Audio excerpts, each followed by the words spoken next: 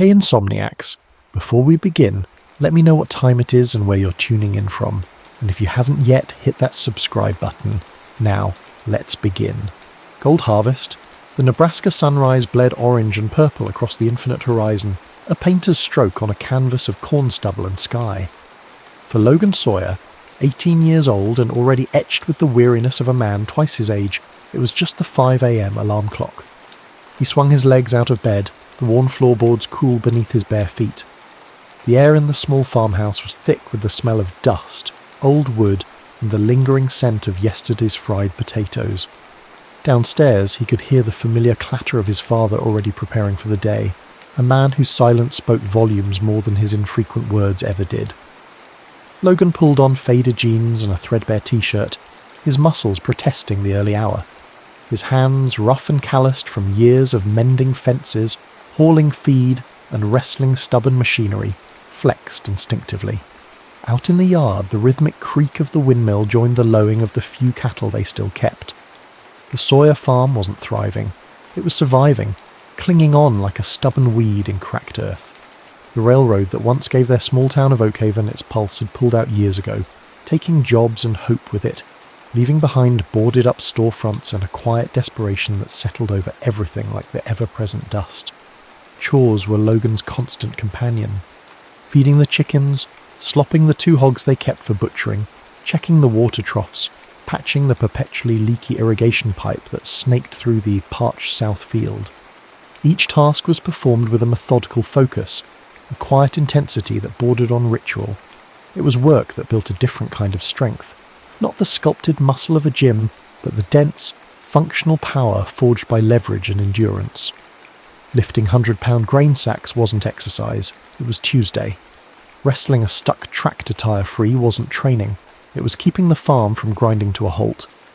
School was a necessary interruption, a place where Logan felt largely invisible. He sat in the back, answered when called upon, and faded into the background noise. He wasn't unpopular, just unnoticed. His world was the farm, the endless fields stretching out under an indifferent sky. Until wrestling.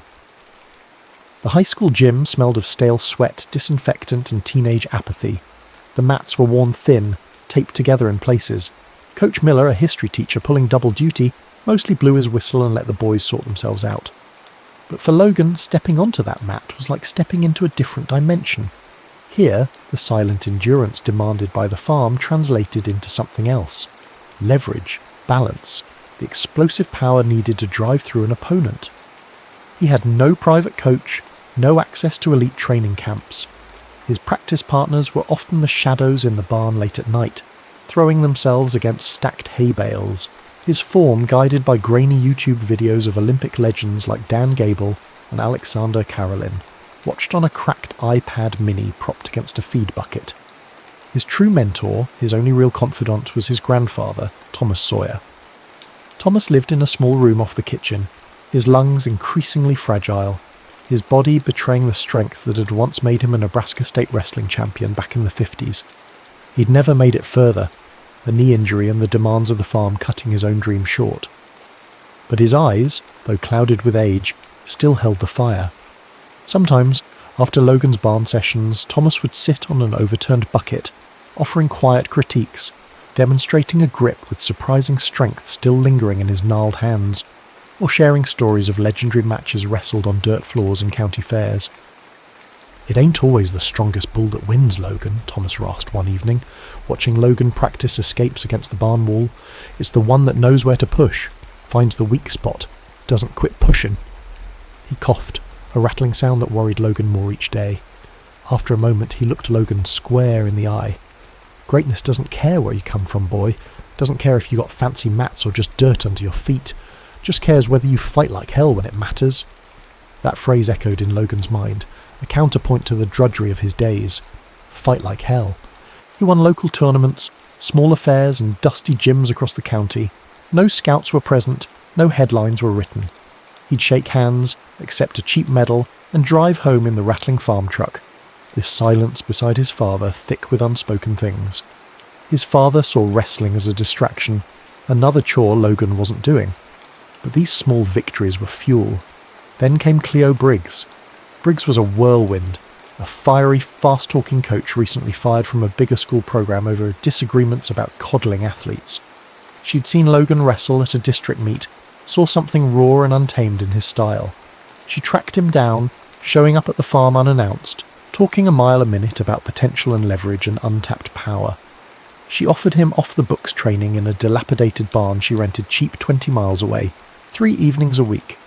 No facilities, no funding, just her yelling instructions while he drilled takedowns on mouldy old mats she'd salvaged. It was unorthodox, almost desperate, but it was something more. It was belief. Then came the state championships. Logan wasn't expected to place, let alone contend. He was an unseeded wildcard from a forgotten corner of the state. His opponent in the quarterfinals was Marcus Thorne, the reigning state champion, a polished powerhouse already committed to a Division I program, trailed by recruiters and whispers of future stardom.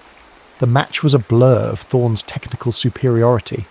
Logan was defensive, outmaneuvered, trailing significantly on points. In the final 30 seconds, desperation kicked in. Thorne shot for a takedown, confident, almost arrogant.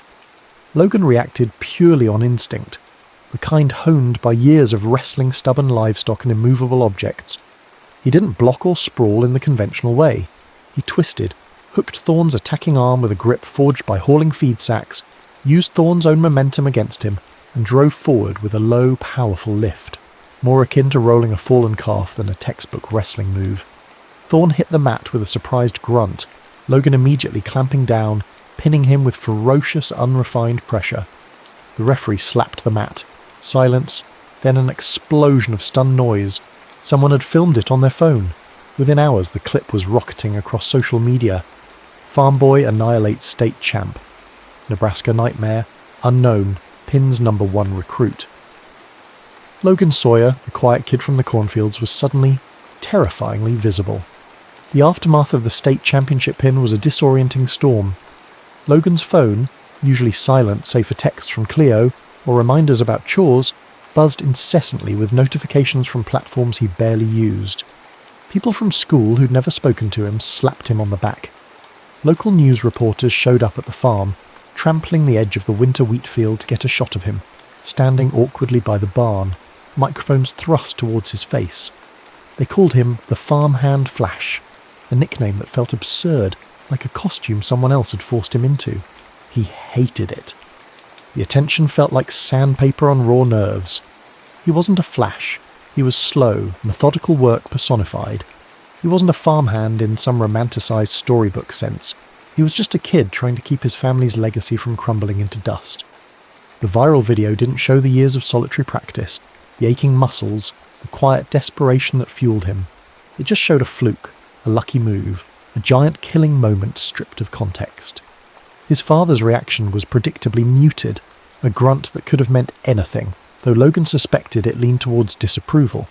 Time wasted, chores neglected. Cleo Briggs, however, was ecstatic, fielding calls, fanning the flames, seeing an opportunity she hadn't dared to dream of. Then the biggest call came, USA Wrestling. Due to the sheer viral impact and the unexpected nature of his win against a top recruit, they were offering Logan Sawyer a last-minute wildcard spot in the upcoming Olympic trials training camp and qualifying tournament.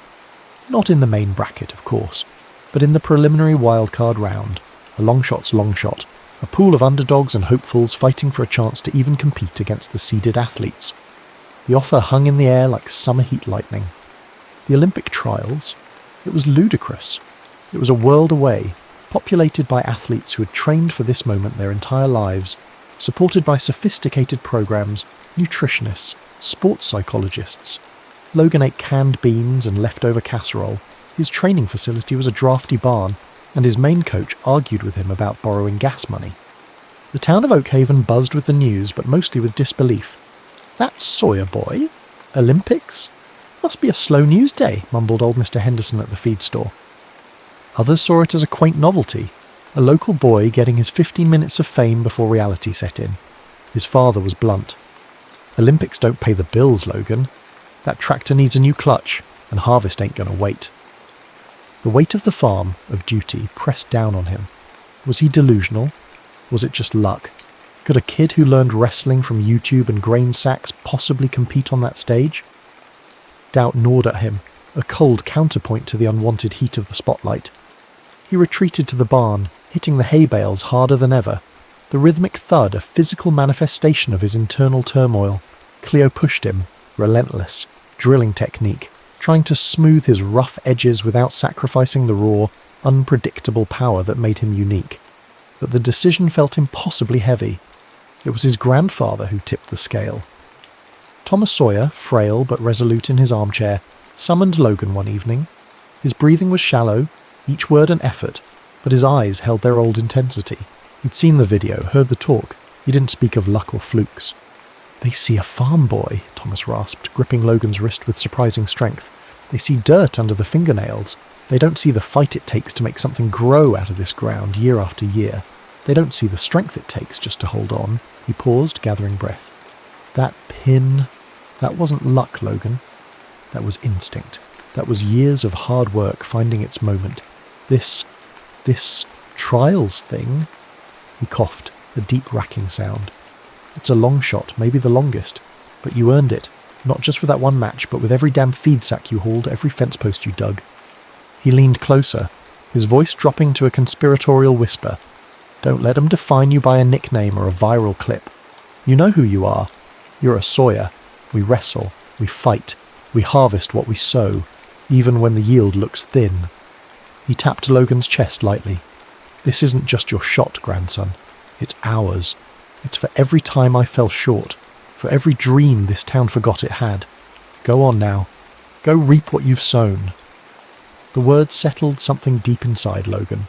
It wasn't about proving the doubters wrong or chasing the fleeting glare of the media. It was about honouring the legacy, the quiet strength passed down through generations, the fight his grandfather embodied. It was about finishing something that had started long before him. He looked at his calloused hands. Maybe his father was right. Maybe the Olympics didn't pay the bills. But maybe, just maybe, they paid a different kind of debt. 2 days later, Logan Sawyer stood at the Greyhound station in Grand Island, a worn duffel bag at his feet. Inside were 2 pairs of wrestling shoes, one nearly falling apart, the other Cleo had bought him, a few changes of clothes, and a crumpled, handwritten letter from his grandfather, slipped into his bag just before he left. He climbed the steps onto the bus, the door hissing shut behind him, leaving the familiar flatness of Nebraska behind. Ahead lay Colorado Springs, the Olympic Training Center, and a world filled with sharks circling waters he couldn't yet fathom. He was terrified. He was determined. He was on his way. The Olympic Training Center in Colorado Springs was less a facility and more a self-contained universe dedicated to the pursuit of physical perfection. Gleaming buildings housed state-of-the-art gyms, nutrition centers, recovery suites, and dormitories filled with athletes whose bodies looked like they were sculpted from granite. Logan, stepping off the dusty Greyhound with his single duffel bag and the lingering scent of diesel fumes clinging to his clothes, felt like he'd landed on an alien planet. He was assigned a small, sterile room shared with another wildcard hopeful, a chatterbox wrestler from Florida who seemed unfazed by the surroundings. Logan barely spoke, overwhelmed by the scale of it all. The cafeteria offered scientifically balanced meals charted by nutritionists. Logan stared blankly at the array of lean proteins, complex carbohydrates, and vitamin-optimized vegetable medleys, longing for his mum's meatloaf and the simple predictability of canned beans. The wrestling room itself was intimidating. Acres of pristine mats lay under bright lights, surrounded by banners of past champions. Dozens of wrestlers drilled with ferocious intensity, their movements sharp, efficient, honed by years of elite coaching. Logan watched, feeling clumsy, raw, out of place. The coaches, experienced and discerning, observed the wildcard arrivals with critical eyes, looking for sparks of potential amidst the unpolished hopefuls. His first few practices were brutal. The pace was relentless, the technique clinics filled with terminology he'd only vaguely heard on YouTube. He was strong, undeniably so. His farm-forged power surprised sparring partners, his grip strength like a vice, his endurance seemingly bottomless. But his technique was unorthodox, filled with habits born of necessity and isolation rather than formal instruction. He relied on instinct, leverage learned from wrestling machinery, and explosive bursts of power that often caught opponents off guard, but left him vulnerable in other ways. The coaches were initially dismissive. "Raw power, zero finesse," one muttered after Logan used sheer brute force to escape a hold. "He telegraphs everything." But Cleo, who had somehow scraped together enough money to follow him out, renting a room in a cheap motel off base, was his constant advocate, arguing with the assistant coaches, reminding them of the thorn pin, pushing Logan relentlessly in extra sessions held discreetly in a corner of the vast wrestling room late at night. Then came the wild card mini-tournament, a grueling round-robin designed to weed out the hopefuls. Logan wrestled like a cornered animal. He lost his first match on points, out-techniqued by a slick wrestler from Pennsylvania. Doubt surged, but in the second match, facing a bigger, stronger opponent, something clicked. He weathered the initial storm, felt his opponent's rhythm, and then, in a flash of instinct, executed a modified version of the move he'd used on Thorn. A powerful, unexpected lift and throw that drew gasps from the few coaches watching. He won by fall. He won his next match too, grinding down his opponent with relentless pressure. He didn't win the wildcard tournament outright, but he won enough matches, showed enough raw potential and sheer grit to secure one of the final coveted spots in the main Olympic trials bracket. He hadn't just survived, he'd earned his place among the nation's best. And that's when the Farm and Flash narrative exploded. Regional reporters who had picked up the story after the state championships were now joined by national sports media outlets. Logan Sawyer, the Nebraska farm boy who trained by lifting hay bales and learned wrestling from YouTube, was the ultimate underdog story. Cameras followed him. Reporters shouted questions about life on the farm, about his grandfather, about his impossible journey. He became a viral sensation, his matches drawing unexpected crowds and online viewership. Sponsors, sensing a marketable folk hero, started calling Cleo, offering deals for shoes, supplements, even pickup trucks. Logan ignored them all, uncomfortable with the commodification of his life. Interviews were excruciating. He mumbled short answers, shifted awkwardly, his quiet nature clashing painfully with the myth being constructed around him. Amidst this whirlwind, he found an unlikely ally. Maria Reyes was a young sports therapist assigned to the wrestling team, a former Greco-Roman wrestler herself whose own Olympic dreams had been cut short by injury, leaving her with a silver medal and a deep understanding of the physical and mental toll of the sport. She saw past the farmhand Flash hype. She saw the exhaustion in Logan's eyes, the tension in his shoulders, the way he isolated himself. She wasn't starstruck, she was pragmatic. She started working with him on injury prevention, flexibility and recovery, her approach grounded in her own experience. But more than that, she started talking to him, not as a media sensation, but as an athlete under immense pressure. She challenged his self-doubt, questioned his tendency to rely solely on brute strength, and pushed him to think tactically. "Power is good, Logan," she said one afternoon, stretching his tight hamstring, "but power without purpose is just noise. Why are you really here?" Her quiet intensity pierced through his defences in a way the shouting coaches couldn't. She was becoming his anchor in the storm, someone who saw him, not the caricature. Training became a relentless cycle. Grueling practices, physiotherapy with Maria, awkward media sessions, late-night calls home where he tried to sound upbeat for his grandfather, whose health seemed increasingly fragile. He advanced through the early rounds of the trials, each match a war. He wasn't winning elegantly. He was winning ugly, through sheer willpower, conditioning, and those unpredictable bursts of farm-honed instinct. He took down a seasoned college champion with a desperate scramble in the final seconds. He outlasted a technical wizard by simply refusing to break, his relentless forward pressure wearing the other man down. With each victory, the pressure mounted, the spotlight grew brighter, and the weight of expectation heavier. He was no longer just a novelty, he was a contender. The crescendo of the Olympic trials arrived with the force of a summer thunderstorm. Logan found himself in the final match, wrestling for a spot on Team USA, a scenario that had seemed utterly fantastical just weeks before. His opponent was Ryan Davison, a technically brilliant wrestler from a powerhouse program, the kind of athlete Logan had only watched on grainy videos in the barn. The arena buzzed with anticipation, the media narrative reaching a fever pitch, the farmhand Flash versus the technician. The match was a brutal 6-minute chess game played out with muscle and sweat. Davison scored early, his movements precise, clinical. Logan defended doggedly, looking for an opening, relying on his strength and conditioning to weather the storm. He was down on points entering the final minute. The crowd roared, a chaotic wave of noise.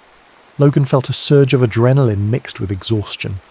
He saw Cleo ringside yelling encouragement. He thought of Maria's words, power with purpose. He thought of his grandfather listening back home in Nebraska. He exploded forward, faking a shot, then transitioning into a powerful clinch. Davison fought it off, but Logan persisted, driving relentless pressure. In the final seconds, he secured a takedown, tying the score but winning on criteria, the last point scored. The buzzer sounded, disbelief, then jubilation. Logan Sawyer, the kid from the cornfields, had won the Olympic trials. He was going to Paris. He collapsed onto the mat, chest heaving, the roar of the crowd washing over him. Cleo engulfed him in a hug, screaming. He found his borrowed phone, hands shaking, dialing the familiar number back home. He needed to tell his grandfather. Thomas had been his rock, his inspiration. This victory was as much his as Logan's. The phone rang once, twice. A woman answered, her voice unfamiliar, hesitant.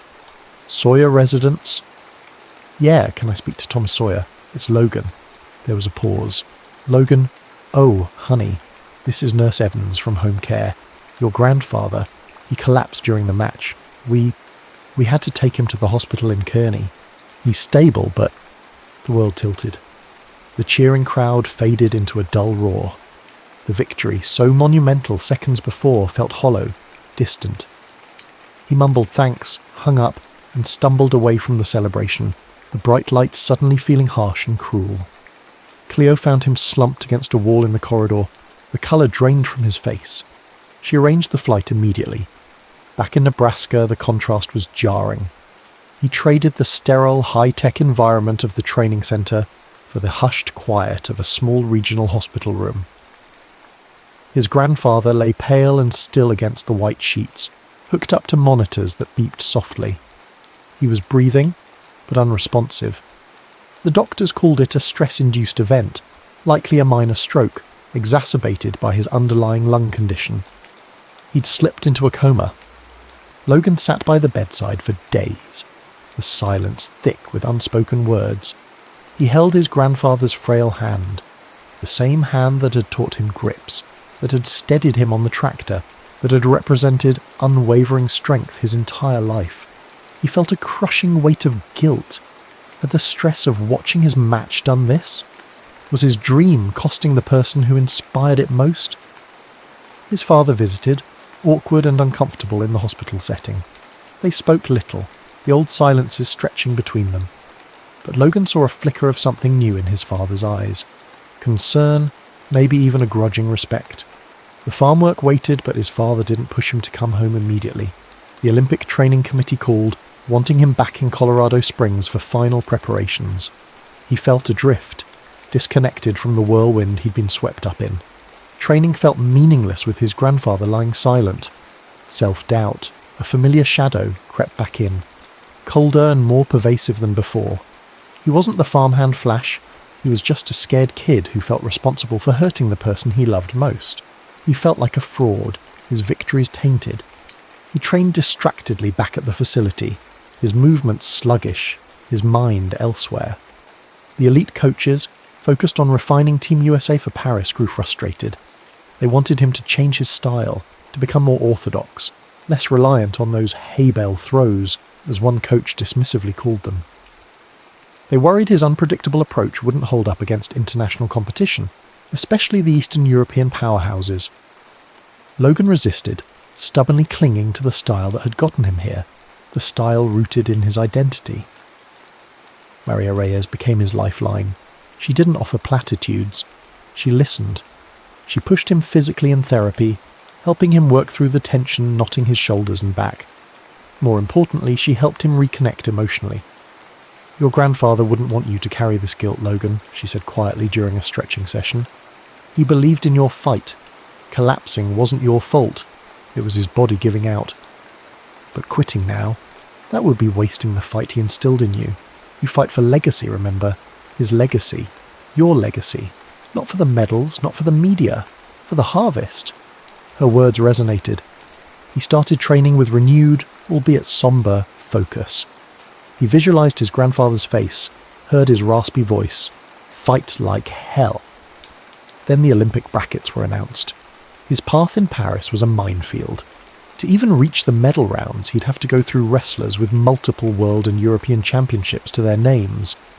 And looming in the potential final, Magomed Ibragimov, the undefeated Dagestani titan, a silent, relentless wrestling machine who hadn't lost a match in 3 years. The odds felt insurmountable. Just days before the team was scheduled to fly to Paris, the call Logan had been dreading finally came.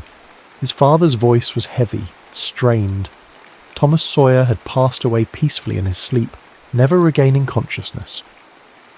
Logan felt a profound, shattering emptiness. The anchor was gone. The reason he fought, the person he wanted to make proud, was gone. He packed his bags, numb. He told Cleo he couldn't go. He was done. Wrestling felt insignificant, painful. Cleo didn't argue. She just sat with him, silent. Later that evening, as he was emptying his training bag, intending to leave it behind, his fingers brushed against a worn, folded envelope tucked deep in a side pocket. It was the letter his grandfather had slipped into his bag before he'd left for the trials, the one Logan had forgotten about in the chaos. His hands trembling, he opened it. The handwriting was shaky but clear. Logan, if you're reading this, things are probably tough. Maybe you lost. Maybe you won and feel lost anyway. Doesn't matter. Remember Oakhaven? Remember that stubborn patch of ground behind the barn where nothing wanted to grow? We worked it, didn't we? Broke up the clay, hauled manure, kept the weeds out. Took years. Most folks said give it up, but we kept at it. And then one year, best damn tomatoes you ever tasted. Life's like that patch, son. Wrestling's like that. You work, you bleed, you doubt. But you don't stop fighting for the harvest. Winning medals? That's gravy. Getting in the fight, giving it everything you got when the world tells you to quit. That's the real prize. You already made it, Logan, just by getting in the ring. You made an old man proud. But if you still have fight left in you, go finish the harvest. Love, Grandpa Thomas. Tears blurred the words. He clutched the letter, the thin paper a tangible link to the man who had shaped him. Go finish the harvest. It wasn't about winning gold anymore. It wasn't about proving anyone wrong or living up to a nickname. It was about honouring a legacy of quiet persistence, of fighting through hardship, of reaping what you sow, even through grief. He wiped his eyes, took a deep breath, and zipped up his bag. He had a flight to catch. Paris was a sensory overload. The cacophony of languages, the grandeur of the architecture, the electric buzz of the Olympic Games. Logan moved through it like a ghost, insulated by his grief but anchored by a quiet resolve forged in loss. He wasn't here for the spectacle or the glory. He was here to finish the harvest. The crushing weight of expectation had lifted, replaced by a simpler, more profound purpose, to fight with everything he had left, for himself, for his grandfather. He kept to himself in the Olympic Village, skipping the social events, focusing on training, therapy with Maria, who was there with the team, and rereading his grandfather's letter. The media still clamoured for the farmhand flash, but Logan gave them little, his terse responses and sombre demeanour, confusing those expecting a triumphant underdog narrative. Cleo ran interference, shielding him as much as possible. The preliminary rounds began. Logan wrestled with a cold, brutal efficiency he hadn't possessed before. The grief hadn't broken him. It had focused him. Gone was the nervous energy, the desperate need to prove himself. He stepped onto the mat each time with the grim determination of a man with nothing left to lose. Round 1, his opponent, a skilled Iranian, tried to control the pace with technical setups. Logan absorbed the pressure, then exploded with a devastating body lock, driving the Iranian straight to his back for a quick pin. No wasted energy, just raw, focused power. Quarterfinals. He faced a seasoned veteran from Turkey, known for his suffocating defence and grinding style. The match was a war of attrition. Logan suffered a bloody nose early on, then felt a sharp pain in his shoulder after an awkward scramble. Blood streamed down his face, mat officials cleaning him up during injury time. He ignored the pain, ignored the blood dripping onto the mat, He dug deep, pulling strength from memories of endless farm chores, of pushing through exhaustion when quitting wasn't an option. In the final period, sensing an opening, he executed a wild, high-amplitude suplex, a move Cleo had drilled with him, harnessing his raw lifting power. It wasn't textbook, it was pure instinct. He scored big, securing the victory on points, walking off the mat, battered but advancing. Semi-final. The opponent was Jackson the Hammer Cole, a cocky, heavily favoured American teammate from the main bracket, who had openly dismissed Logan's chances throughout the trials process. The tension was thick. Cole tried to intimidate Logan, pushing the boundaries of the rules, talking trash under his breath. Logan remained impassive, his face a stony mask. It wasn't about Cole, it was about the fight itself. The match was a grueling back-and-forth battle of wills. Cole was technically superior, but Logan's relentless pressure, his sheer refusal to yield ground, began to wear Cole down.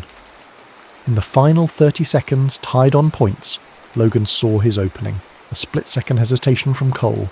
He shot in, low and powerful, securing the winning takedown just before the buzzer. Pure grit. He had silenced the doubter, not with words, but with action. He was in the Olympic gold medal match. His opponent was the man whispered about in hushed tones throughout the tournament, Magomed Ibragimov, the undefeated Dagestani champion. Ibragimov wrestled with the chilling efficiency of a predator, technically flawless, incredibly strong, seemingly impervious to pressure or pain. He hadn't surrendered a single point in the entire Olympics. The final was billed as David versus Goliath, the farmhand Flash versus the Dagestani machine. Logan walked out into the blinding lights of the finals arena, the roar of the crowd a physical force. He felt strangely calm. He saw Cleo pacing nervously. He saw Maria in the stands, giving him a small, encouraging nod. He thought of the barn, the scent of hay and dust, the feel of grain sacks heavy in his arms. He thought of his grandfather's words, "Fight like hell." The first period was a tense, scoreless stalemate. Ibragimov controlled the centre of the mat, probing Logan's defences with surgical precision. Logan met force with force, his strength surprising the champion, refusing to give ground, blocking every takedown attempt. The intensity was palpable. In the second period, Ibragimov shifted gears. He secured a quick takedown, then transitioned immediately to a gut wrench, turning Logan twice for exposure points. 4-0, Ibragimov. The Dagestani seemed impenetrable, his technique suffocating. Doubt flickered, cold and sharp. Logan felt the energy draining from his limbs, the shoulder injury screaming in protest. The clock ticked down. Less than 30 seconds remained. He looked up, catching a glimpse of the clock. He saw the score, 4-0, insurmountable against a wrestler like Ibragimov. He felt the familiar weight, not of grain sacks this time, but of exhaustion, of impossibility. Then, another image flashed. His grandfather, sitting on the overturned bucket in the barn, demonstrating a leverage technique using a fence post. Find the weak spot. Keep pushing. Ibragimov engaged again, looking to control to run out the clock. Logan felt the pressure, the position. It was almost checkmate. But in that clinch, Logan felt something. A subtle shift in Ibragimov's weight. A slight overcommitment. An opening. Not one a classically trained wrestler might recognise, but one instinct, honed over years of wrestling inanimate, stubborn objects on the farm, screamed at him to take. He didn't think. He reacted. With a surge of adrenaline fueled by desperation and memory, Logan exploded upwards. It wasn't a standard wrestling lift. He dropped his hips, dug his hands deep around Ibragimov's waist in a grip perfected by hauling 100-pound sacks, and lifted, a raw, powerful upward drive, using leverage learned from prying rocks out of fields. He twisted, arching his back, putting every ounce of his farm-forged strength into it. He launched the seemingly immovable Ibragimov through the air in a high arcing throw, a modified farm lift born of Nebraska soil.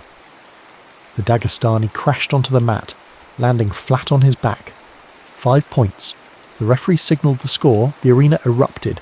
The buzzer sounded seconds later. Logan Sawyer, 5. Magomed Ibragimov, 4. Silence. Shock.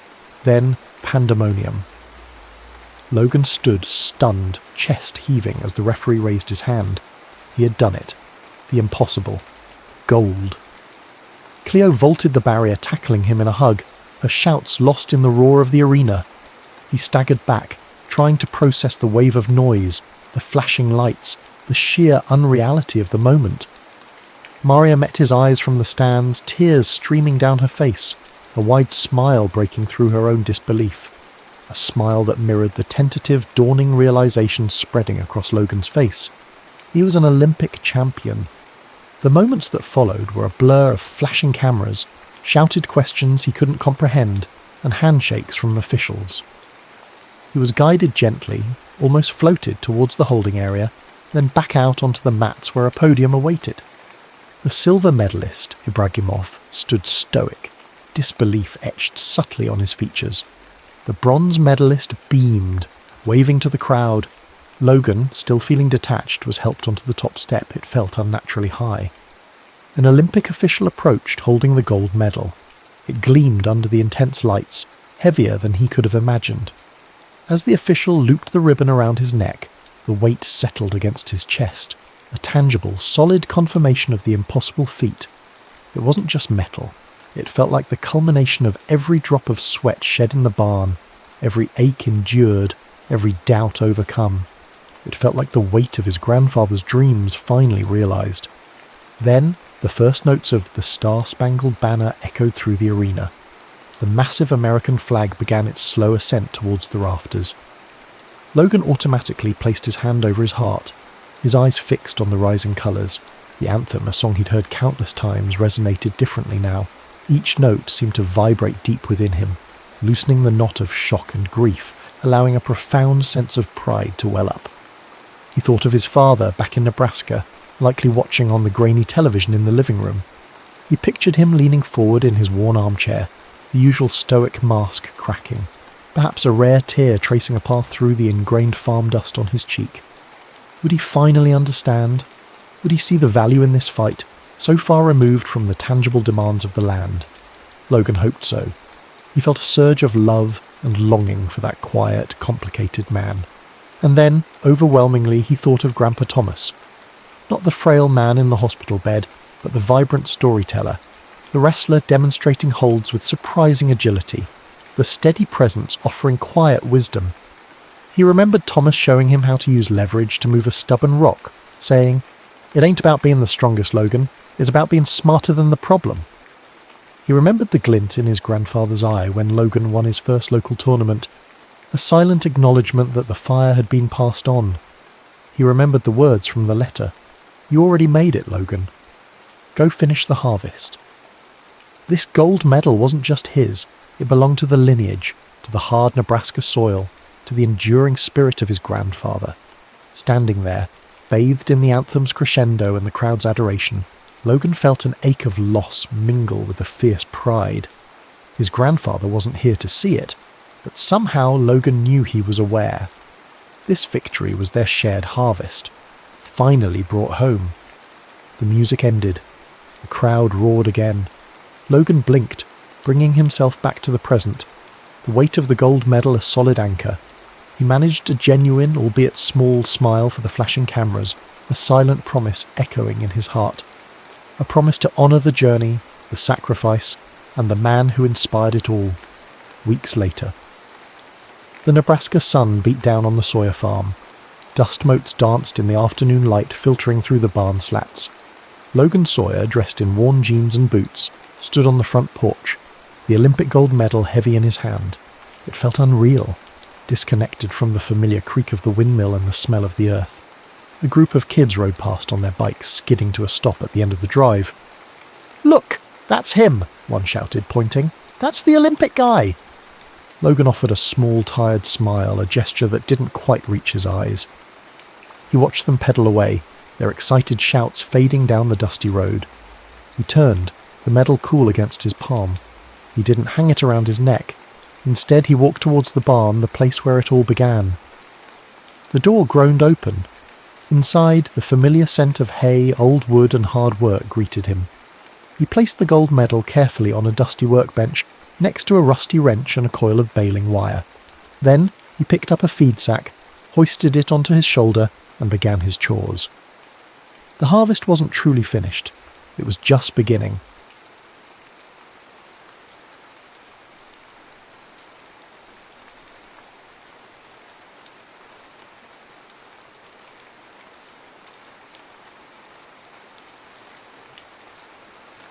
The Wildflower Diaries.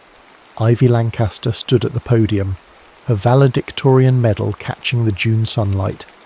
The audience, parents dabbing proud tears, teachers nodding approvingly, and fellow graduates shifting impatiently in their polyester gowns, waited for wisdom that an 18-year-old girl wasn't sure she possessed. When I was asked to speak today about the journey ahead, Ivy began, her voice steady despite the tremor in her hands, I thought about maps. She gestured to the projection behind her, an antique map her grandmother had left her, with handwritten notes in the margins and coffee stains on the corners. Maps are comforting. They tell us where to go, what to expect. But my grandmother, who travelled to 47 countries with nothing but this map and a typewriter, once told me something I've been thinking about lately. Ivy paused, feeling her mother's gaze boring into her from the third row. She said, "The most interesting journeys happen when you step off the map." A murmur rippled through the crowd. This wasn't the speech Ivy had submitted for approval. This wasn't the script. "I've been on a map my entire life," she continued. "Kindergarten to Westfield Academy, Westfield to Yale, Yale to law school to firm, firm to partnership, marriage at 28, first child at 30. It's a beautiful map drawn with love and expectation by people who want the best for me." Ivy felt the familiar tightness in her chest, the same pressure that had sent her to the nurse's office 3 times during finals week. But here's what I've learned. You can be brilliant and still be lost. In the audience, Miss Teller, her English teacher who'd encouraged her secret poetry journal, sat up straighter. Monica Lancaster, Ivy's mother and the youngest female partner at her Boston law firm, stopped filming with her phone. "Tomorrow I'm supposed to begin my internship at Lancaster, Weiss and Mitchell. In August, I'm supposed to move into my Yale dormitory." Ivy took a deep breath. "But I've realised that reading someone else's map means never discovering your own territory."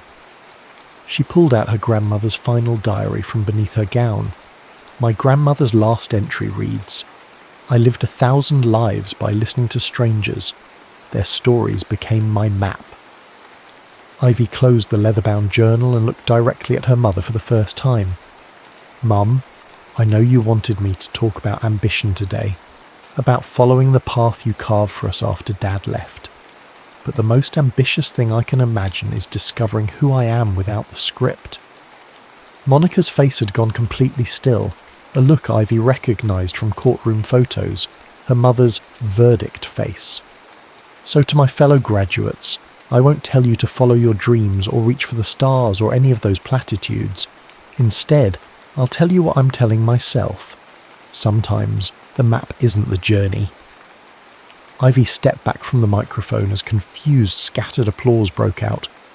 Principal Hargrove quickly stepped forward, adding some comment about the unpredictability of youth that Ivy didn't hear because she was already walking off stage, away from the carefully plotted coordinates of her life. That night, after declining 17 congratulatory texts and ignoring her mother's closed bedroom door, Ivy sat cross-legged on her bedroom floor. Around her lay her grandmother's weathered diaries, Polaroid photos of strangers with stories written on the back, and a creased map of America with no highlighted route. She pulled out her phone and declined her spot at Yale with 3 taps. Then she opened her banking app and transferred her graduation money and inheritance, $22,453, to her personal account. From under her bed, she retrieved the keys to her grandmother's 1978 Volkswagen van, which had sat unused in the garage since Fleur Lancaster's death 3 years prior. Monica had wanted to sell it, but Ivy had begged to keep it, promising to restore it someday. Someday had arrived. By dawn, Ivy had packed 6 journals, her grandmother's Polaroid camera, 3 changes of clothes, and enough courage to last until Nebraska at least. She left a note on the kitchen counter. "I need to find my voice.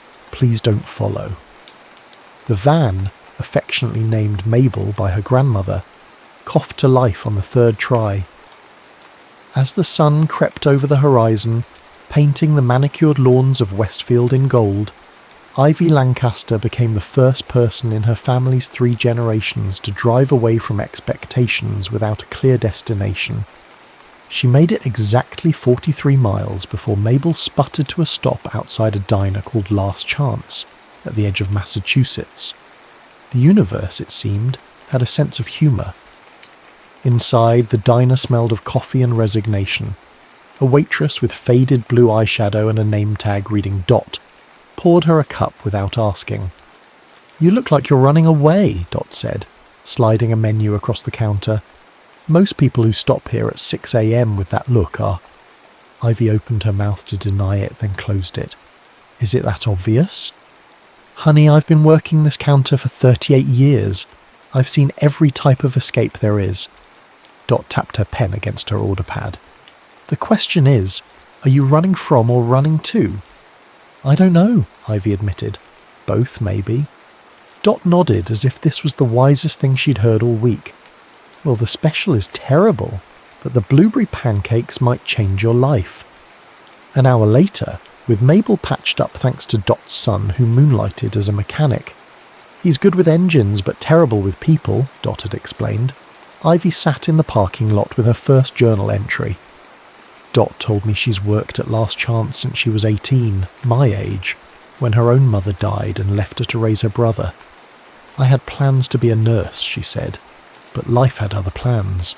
Sometimes your journey chooses you."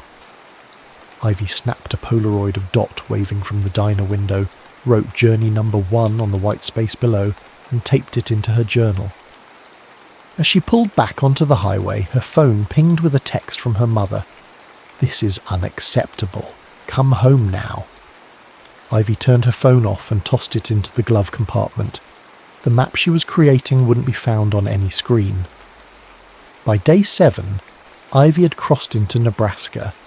She'd collected 11 stories, from a retired postal worker who delivered mail on the same route for 42 years, a former ballet dancer who now taught physics, and a truck driver who read poetry at every rest stop. But it was in Valentine, Nebraska, population 2,737, that Mabel decided she'd gone far enough. The van made a sound like metal tearing into metal, then rolled silently to the shoulder of Highway 83, smoke curling from beneath the deck lid. Ivy's knowledge of car mechanics extended to knowing where the gas went in. She popped the deck lid anyway and stared helplessly at Mabel's innards. "That's not a pretty sight," said a voice behind her. Ivy turned to find a man in his 70s, white-bearded and weathered like an old leather baseball mitt. He wore overalls and a conductor's cap. "Are you a mechanic?" Ivy asked hopefully.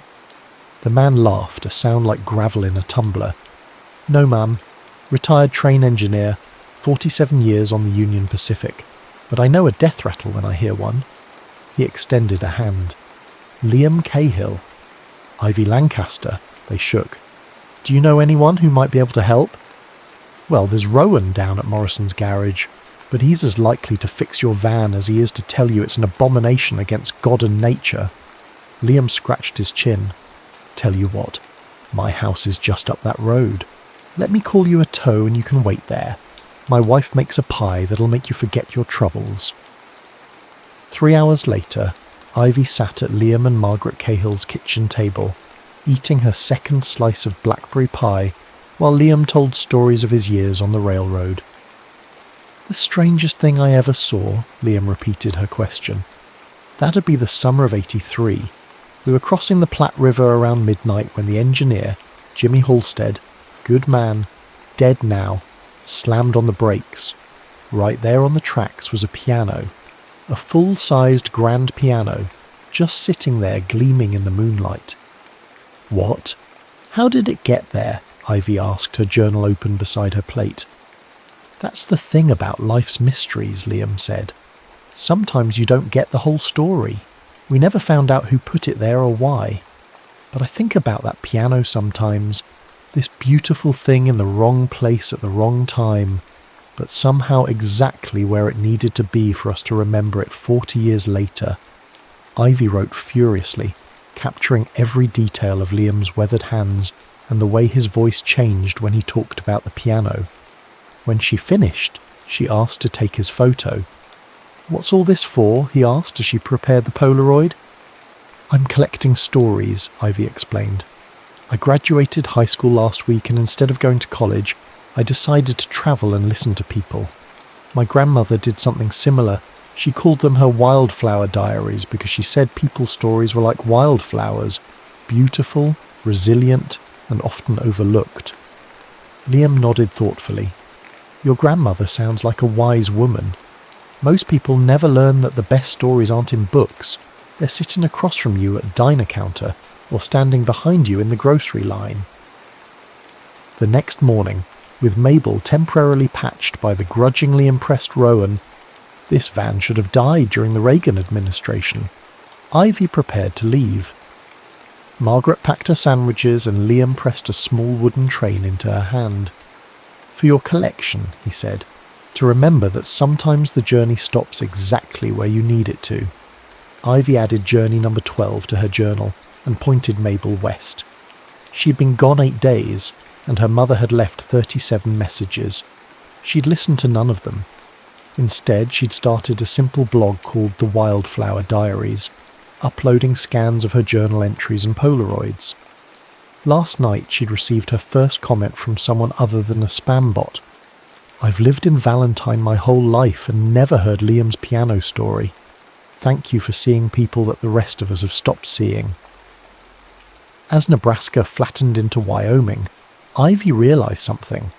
For the first time in her life, she wasn't following anyone's expectations but her own.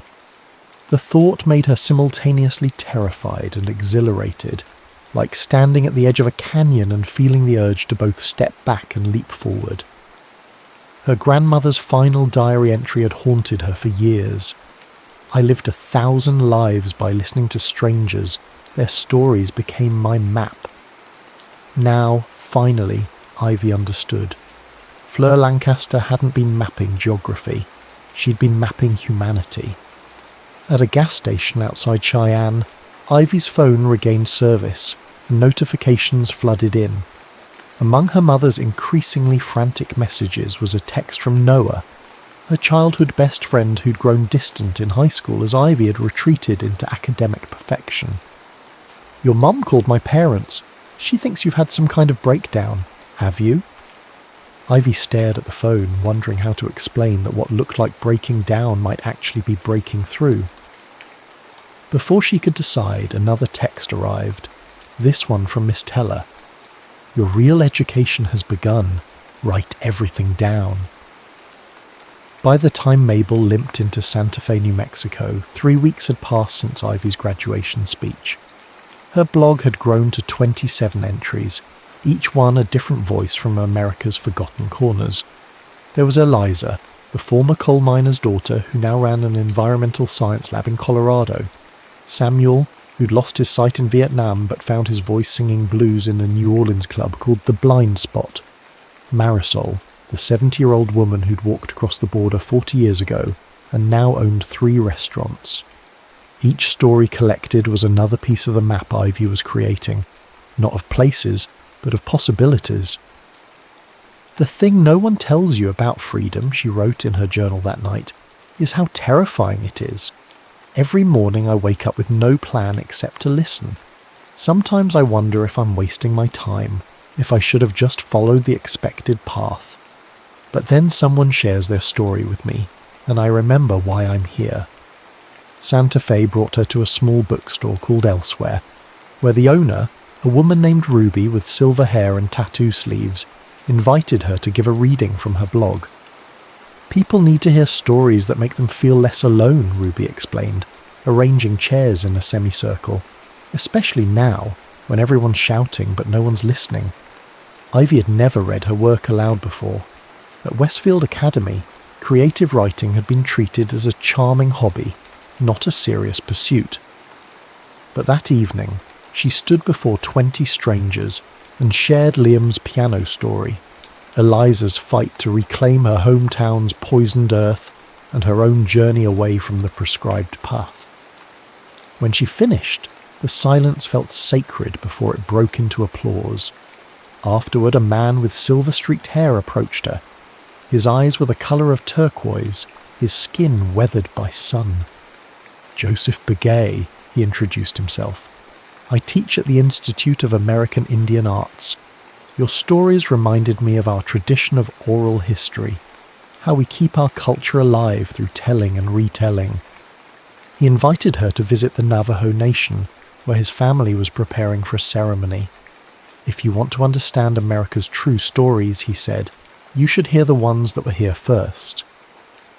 3 days later, Ivy found herself sitting around a campfire under stars so bright they seemed almost artificial to her New England-raised eyes. Joseph's extended family shared stories that stretched back generations, tales of creation and survival, humour and heartbreak. "Our stories aren't just entertainment," Joseph explained as the fire burned low. "They're medicine. They heal us by connecting us to each other and to those who came before." Ivy wrote until her hand cramped, filling pages with voices she'd never heard in her advanced placement history classes. She took a Polaroid of the family by firelight and titled it Journey Number 31, The First Storytellers. That night, sleeping in Mabel, parked beside Joseph's sister's home, Ivy had a dream about her grandmother. They sat together in the van, maps spread across their laps. "Am I doing this right?" Ivy asked. Her grandmother, looking younger than in any photos Ivy had seen, smiled. "There is no right way to find your voice. There's only listening deeply enough to hear it." Ivy woke with tears on her cheeks and a clarity she hadn't felt since leaving Massachusetts. She wasn't just collecting others' stories, she was learning how to tell her own. The next morning she checked her blog and gasped. Overnight, the Wildflower Diaries had been shared by a popular travel writer, and her subscriber count had jumped from 53 to over 1,000. Comments poured in, people thanking her for the stories, asking where she would go next, sharing their own wildflower moments. Among them was a message that made her heart stop. "Your grandmother would be proud. When you're ready to come home, I'll be here. Mom." For the first time in weeks, Ivy called her mother. "I thought you'd had some kind of nervous breakdown," Monica said, her voice tight with emotion. "Your speech, leaving without warning, it wasn't like you." "That's the thing," Ivy replied, watching the sunrise paint the desert in impossible colours. "I don't think I knew who Mom was. I've been trying to be you for so long." The silence stretched between them like the miles of highway Ivy had travelled. "I found your grandmother's diaries after you left," Monica finally said. "I never read them when she was alive. I was too busy trying to prove that I could succeed without her bohemian values." She paused. "I think I understand what you're doing now. It wasn't forgiveness exactly, or even approval, but it was acknowledgement, and that was enough for now." After hanging up, Ivy wrote in her journal, "Sometimes the stories we tell ourselves about who we are become prisons. My mother's story was about success through control. My story was about meeting expectations, but the beauty of stories is that we can revise them." As she prepared to leave for California, Joseph's niece, a teenager named Nikki, asked shyly if Ivy would read her poetry. "I want to be a writer," Nikki confessed, "but nobody here takes it seriously." Ivy recognized herself in Nikki's uncertainty, the part of her that had hidden her writing as if it were shameful instead of sacred. She spent the afternoon reading Nikki's work, offering the kind of encouragement Miss Teller had once given her. Before leaving, she gave Nikki her second Polaroid camera. "Document everything," she advised. "Every voice matters, especially the ones that aren't being heard." Driving west toward the Pacific, Ivy realized she was no longer running away. She was running toward something, a self she was discovering one story at a time. San Francisco emerged from the fog like a mirage, the last stop on her grandmother's final journey before Fleur Lancaster had returned to Massachusetts, married Ivy's grandfather, and set aside her wandering ways. Ivy parked Mabel near Golden Gate Park and walked to the address listed in her grandmother's diary, 1542 Hayes Street, a Victorian painted the colour of plums. According to the journal, Fleur had stayed here with a woman named Beatrice Holloway, a poet and activist she'd met in Paris years earlier. Heart-pounding, Ivy knocked on the door. After a long moment, it opened to reveal a small woman with cropped white hair and bright red glasses. "Can I help you?" she asked. "My name is Ivy Lancaster. My grandmother was Fleur Lancaster. She stayed with you in 1979. The woman's eyes widened. For a moment, Ivy thought she might close the door. Instead, she opened it wider. "You have her eyes," Beatrice said. "Come in. I've been expecting you for years." Inside, the house was a temple to words. Books lined every wall, manuscripts covered the dining table, and poetry quotes were painted directly onto the ceiling beams. Beatrice moved through the space with the confidence of someone who had arranged her world exactly as she wanted it. "Your grandmother wrote to me every year until she died," Beatrice explained, making tea in a kitchen cluttered with pottery. "She always said her granddaughter would find me someday. I assumed she was being metaphorical." Ivy pulled out Fleur's diary. "She wrote about you. She said you taught her that stories are how we survive our lives." Beatrice laughed, a startling youthful sound. "That sounds like Fleur, turning my cynicism into wisdom. What I actually said was that stories are how I survived my life. The difference matters." Over tea and almond cookies, Beatrice shared the Fleur that Ivy had never known. The young woman who'd travelled through Franco's Spain with a typewriter strapped to her back, who'd helped smuggle banned books into Prague, who'd once spent a night in a Moroccan jail for photographing the wrong building. "Why did she stop?" Ivy asked. "Why go back to Massachusetts and become conventional?" Beatrice's expression softened.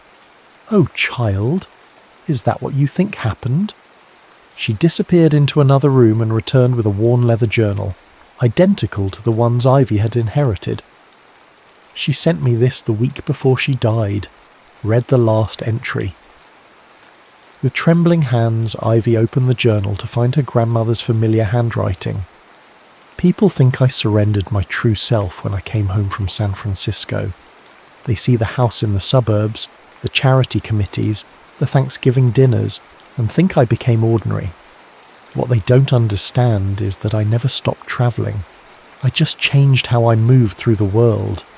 Every conversation with the grocery clerk, every story from my patients at the hospital where I volunteered, every late-night talk with my brilliant, serious daughter who thinks I'm frivolous. These were my continuing journeys. I mapped the human heart from my own kitchen table. If my granddaughter ever reads this, I hope she understands. There is no single way to live an extraordinary life." Ivy closed the journal, tears blurring her vision. "I didn't know," she whispered. "Most of us don't know the whole story of the people we love," Beatrice replied. "That's why we need to listen while we can." That evening, Beatrice took Ivy to a poetry reading at a cafe near City College. When the host learned of Ivy's blog, she insisted Ivy share one of her entries. Terrified but determined, Ivy read the story of Samuel, the blind blues singer from New Orleans, her voice growing stronger with each word. Afterward, a young man approached, tall and angular, with dark eyes and a camera around his neck. "Theo Carson," he introduced himself. "I'm a photojournalist. I've been following your blog since Wyoming.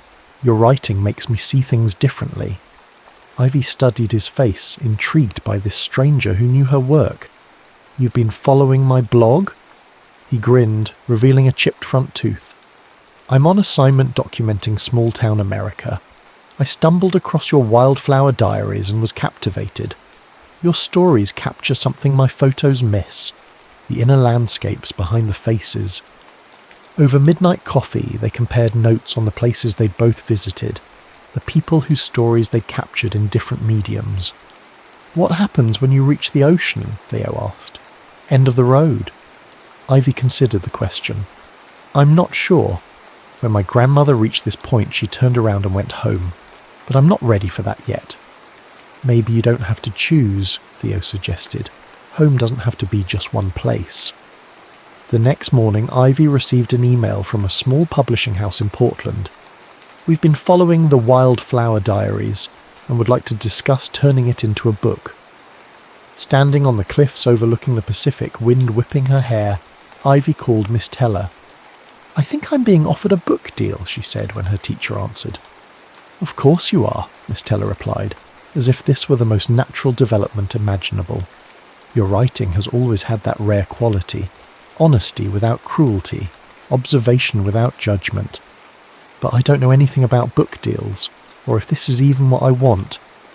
What would happen if you treated this decision like any other story you've encountered? Listen, observe, then decide." After hanging up, Ivy sat on the cliff edge and opened her journal. She had filled 4 of them now, each page a different voice, a different perspective on what made a life worth living. She wrote, "I came looking for other people's stories, but somewhere along the way I started writing my own. Maybe that's what Grandma meant all along, that by truly hearing others, we finally hear ourselves." The publisher wanted her in Portland next week. Her mother had invited her home for her birthday the week after. Yale had sent an email saying her spot was still available if she wanted to defer for a year. For the first time since leaving Massachusetts, the road ahead split into multiple possibilities, each with its own story. 1 year later, Ivy stood in a crowded bookstore in Boston, not as a patron, but as an author. The Wildflower Diaries, stories from America's unmarked roads, sat in stacks on the display table, its cover featuring her grandmother's van against a sunset backdrop. "And as I travelled across 38 states," she read to the audience, "I discovered that the most extraordinary stories often belong to people we're taught to overlook.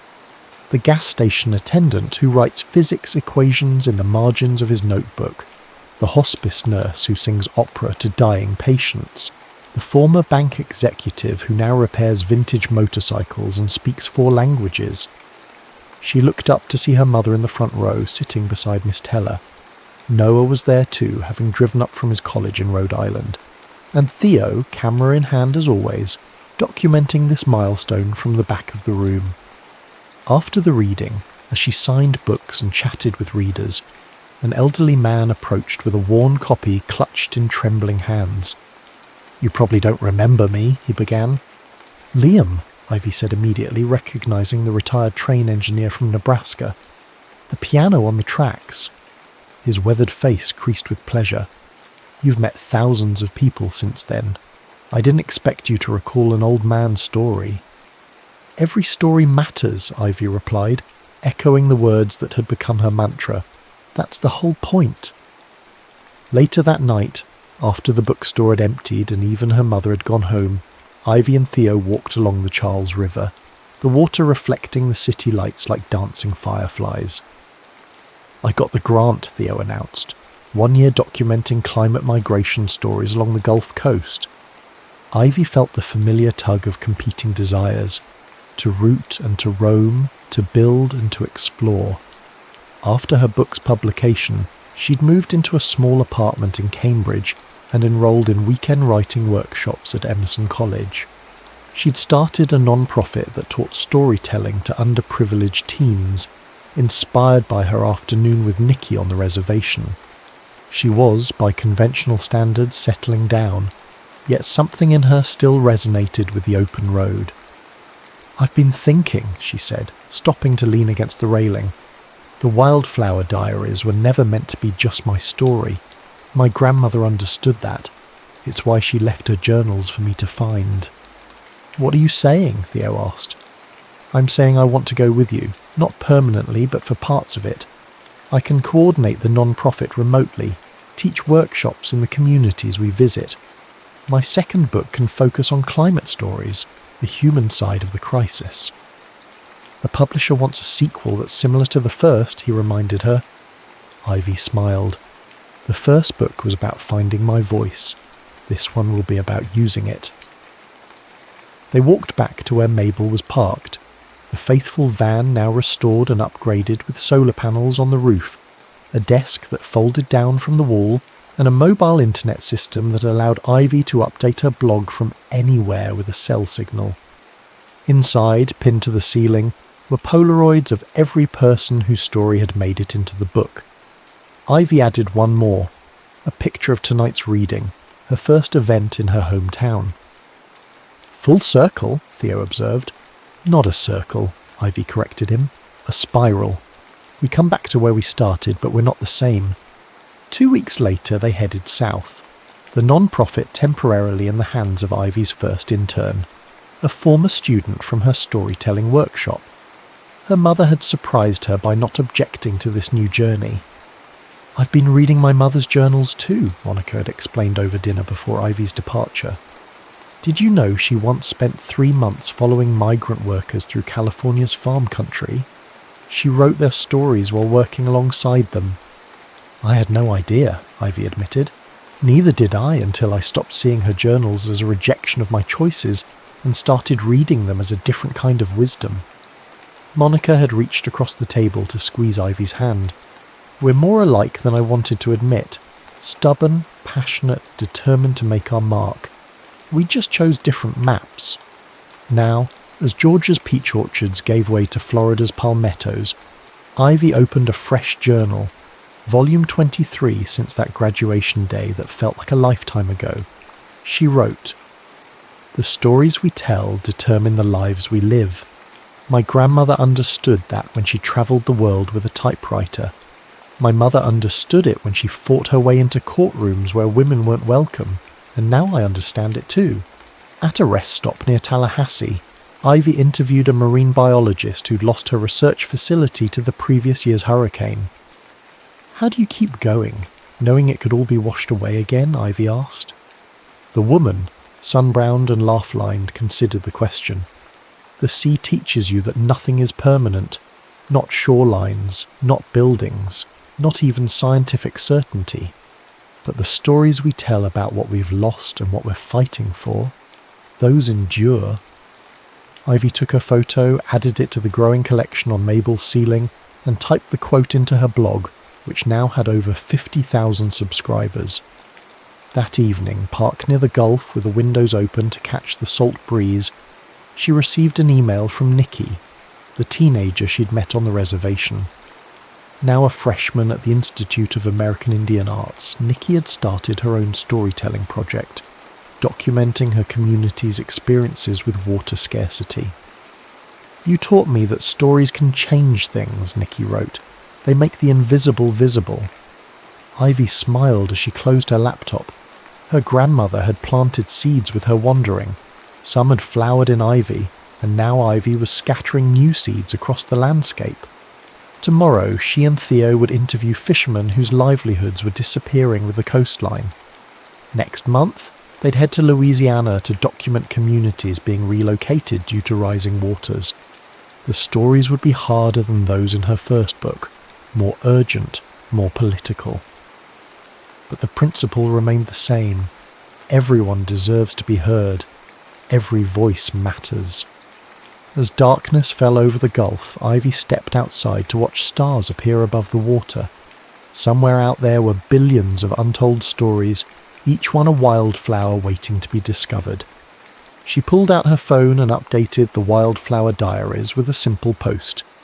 "The journey continues. Where should we listen next?" Within minutes, the suggestions began pouring in, each one a possible path on a map she was still creating, one story at a time.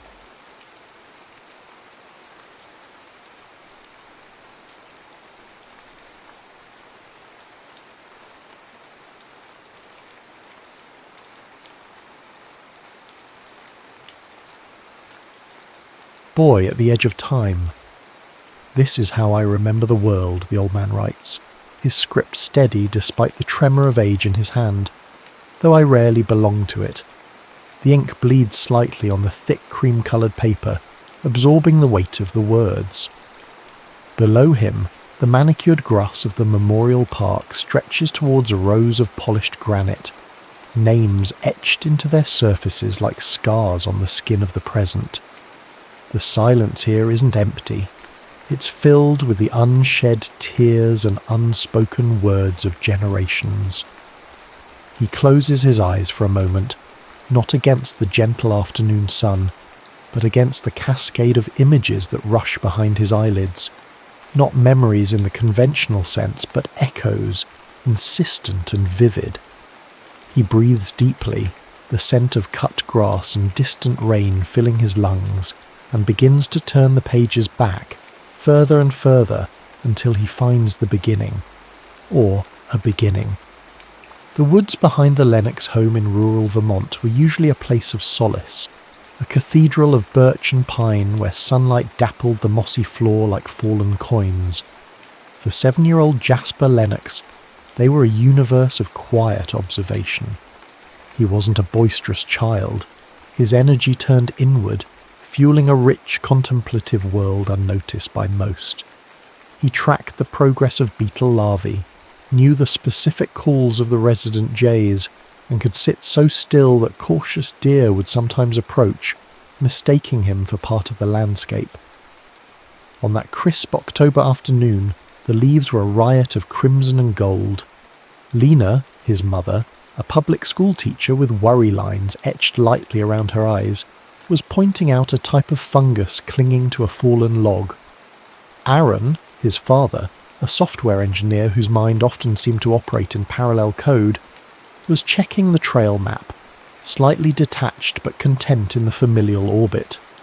Jasper, a few yards ahead, had paused, his head tilted as if listening to something beyond the rustle of leaves and the chatter of squirrels.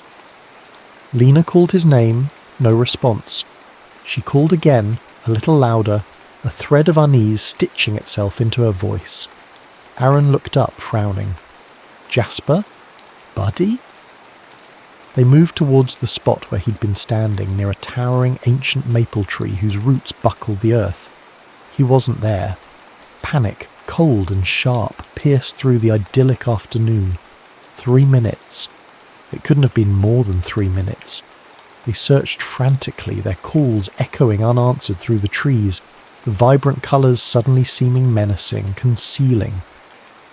And then, just as Lena felt the first sob tear at her throat, Aaron spotted him. He was standing exactly where they'd last seen him, by the maple tree, his back to them. He wasn't crying or frightened. He was gazing up through the canopy at the slice of blue sky, his expression serene, almost rapturous. A soft sound escaped his lips. A murmur. "Jasper!" "Oh, thank God!" Lena rushed forward, kneeling to hug him fiercely.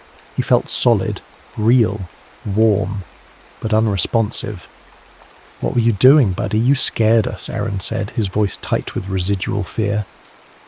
Jasper slowly lowered his gaze. His eyes, usually a clear, inquisitive blue, seemed clouded, distant. He looked at his mother, then his father, as if seeing them from a great distance. He whispered, his voice thin and reedy, "The fire has begun in Rome." Lena and Aaron exchanged bewildered glances. Rome? Fire? It sounded like something from a history documentary, not the woods of Vermont. They chalked it up to shock, perhaps a strange game born of momentary fear. But the incident was a pebble dropped into the placid pool of their lives, and the ripples spread outward, warping the reflection of the boy they thought they knew. In the following weeks, Jasper changed. Not dramatically, not outwardly, but in subtle, unsettling ways. He started humming melodies, complex melancholic tunes that sounded ancient, like forgotten folk songs or funereal dirges. He'd sit for hours with crayons and paper, not drawing superheroes or monsters, but sketching intricate scenes, men in strange armour clashing on a battlefield, immense stone structures under construction, ships with tall masts navigating stormy seas, peculiar cylindrical objects soaring towards the moon, crowds gathered around stone tablets or flickering screens.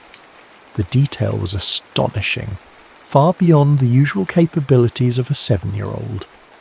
He began waking in the night, not crying, but whispering. Lena, drawn to his room by the soft sounds, would stand in the doorway, listening with a growing sense of dread. The words weren't English.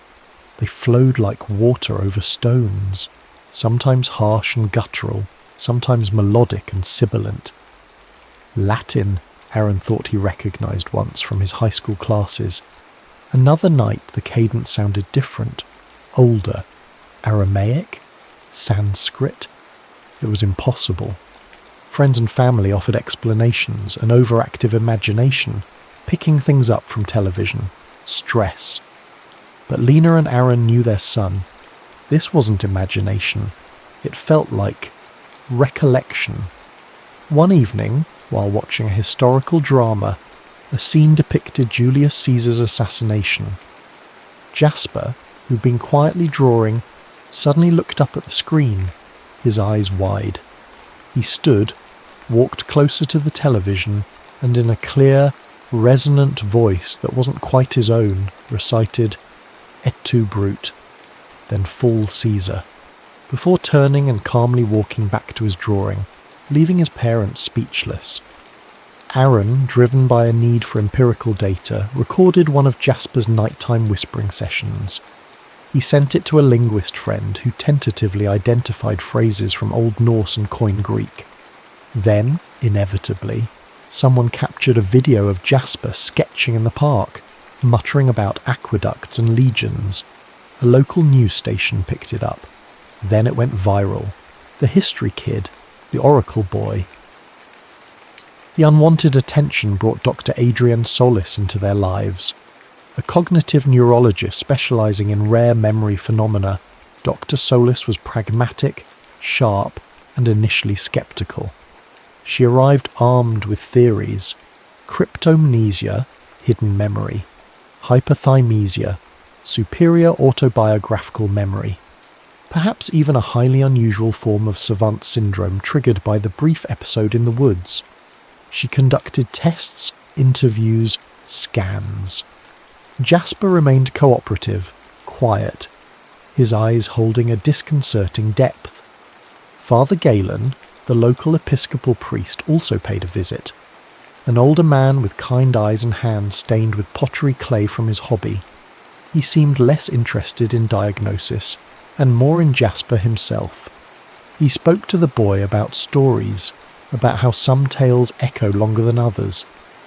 Lena noticed he held a small worn silver cross, rubbing it thoughtfully as he observed Jasper. There was an air about him, a quiet understanding that hinted at experiences beyond the parish. Dr. Solis remained focused on scientific explanations, meticulously documenting Jasper's utterances and drawings. Then came the night Jasper woke screaming, not whispering.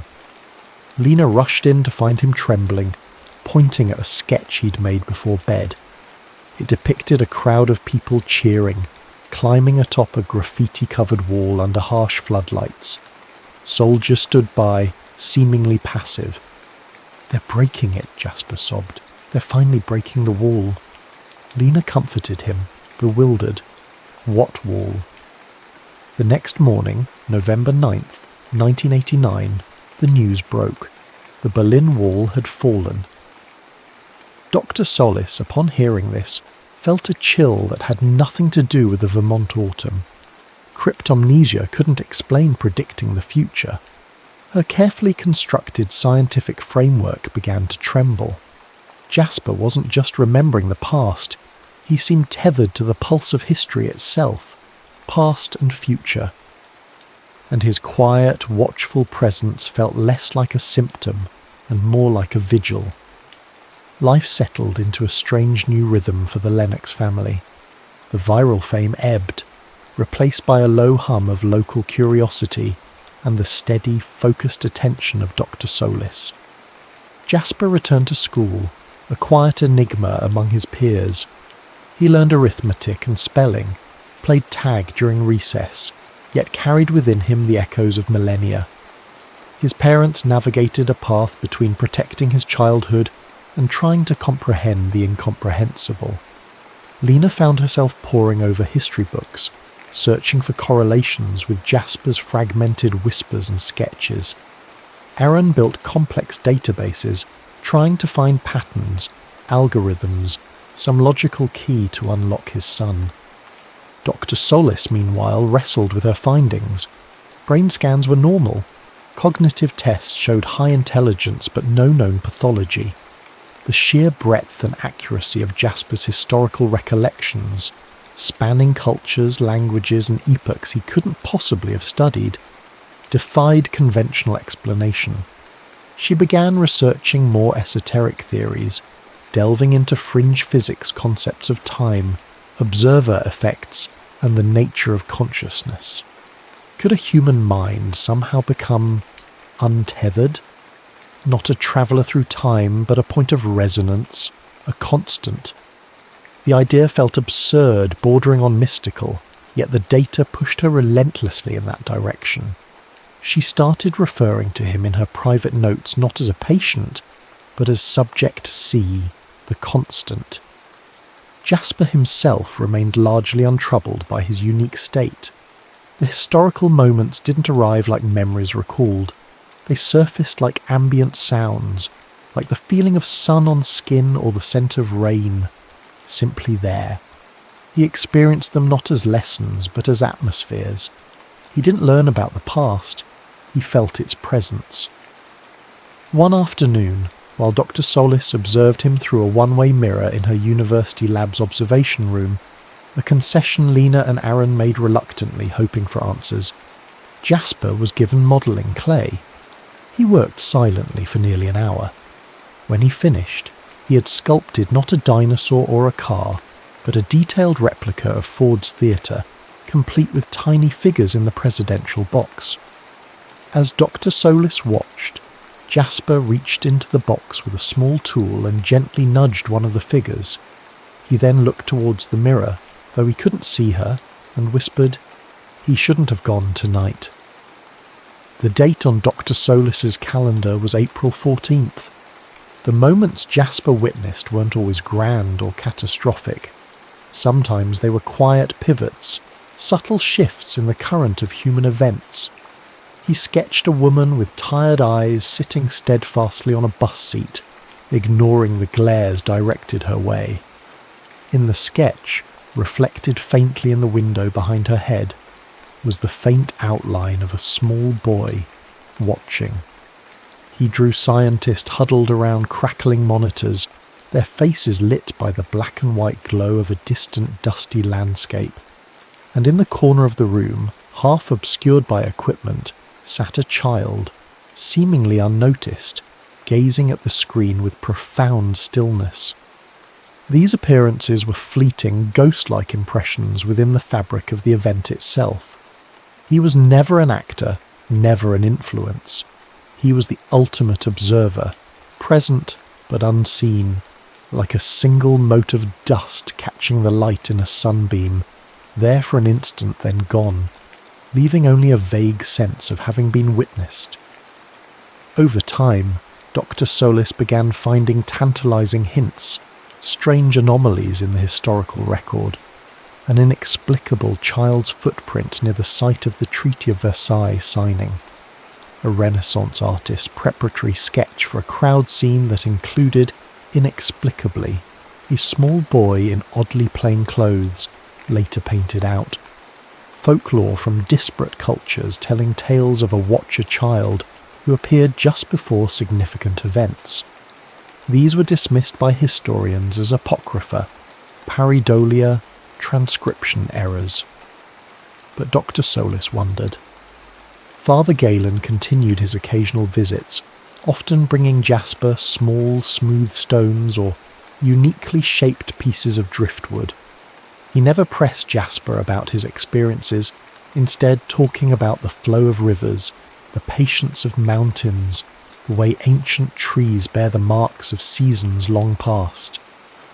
"Some things endure, Jasper," he said once, gently touching a faint crescent-shaped scar above Jasper's left eyebrow. A scar Jasper had seemingly acquired during his 3-minute disappearance. They bear witness simply by being. Lena felt a strange comfort in the priest's presence, a sense that he understood more than he let on, perhaps through faith or some hidden knowledge tied to his own secret past mentioned in hushed town gossip. Something about missionary work in conflict zones, experiences that left their own indelible marks. He seemed to recognise in Jasper not an anomaly, but a manifestation of something ancient and recurring, a different kind of enduring presence.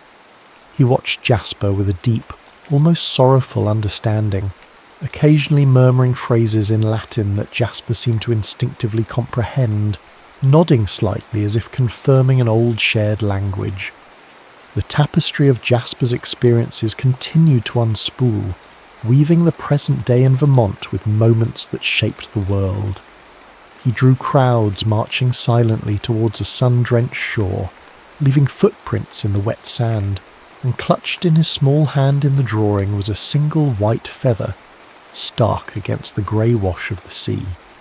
He hummed the revolutionary strains of La Marseillaise while sketching the opulent Hall of Mirrors at Versailles, capturing the tension in the room as ink scratched across parchment, sealing the fate of nations. He recounted with chilling accuracy the final radio transmissions from the Challenger space shuttle, his voice mimicking the slight crackle of the speakers he couldn't possibly have heard.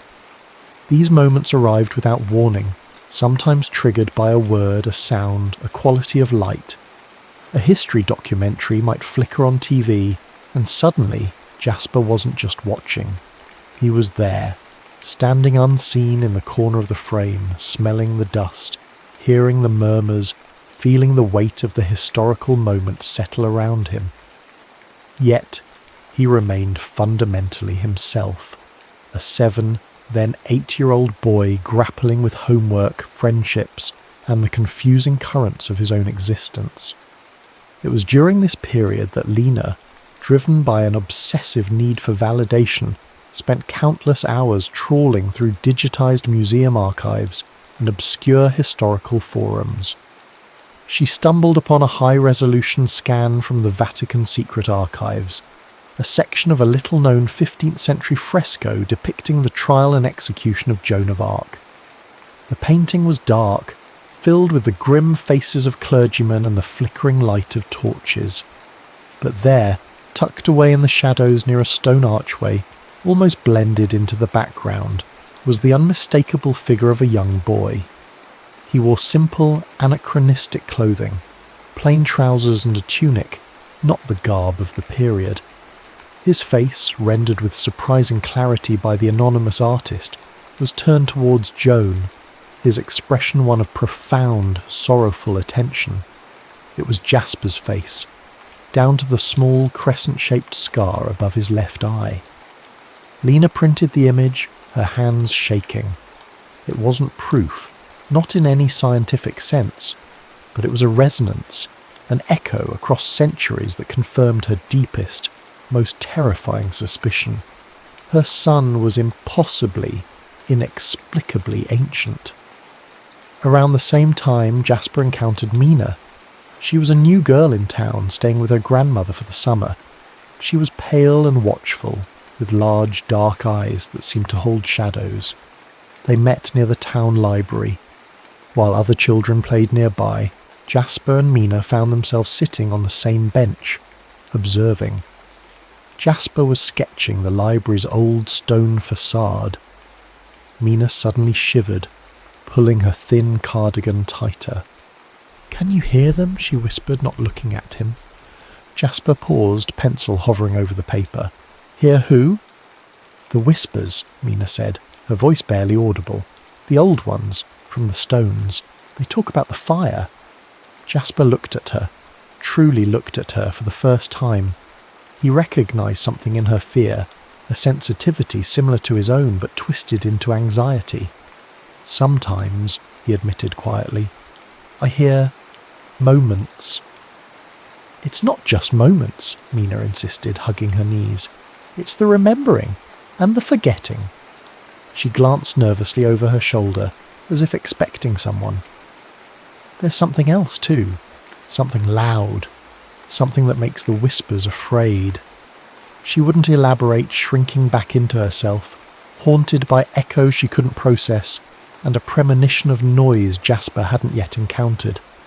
He felt a flicker of unease, the first inkling that his witnessing might not always be a passive atmospheric experience.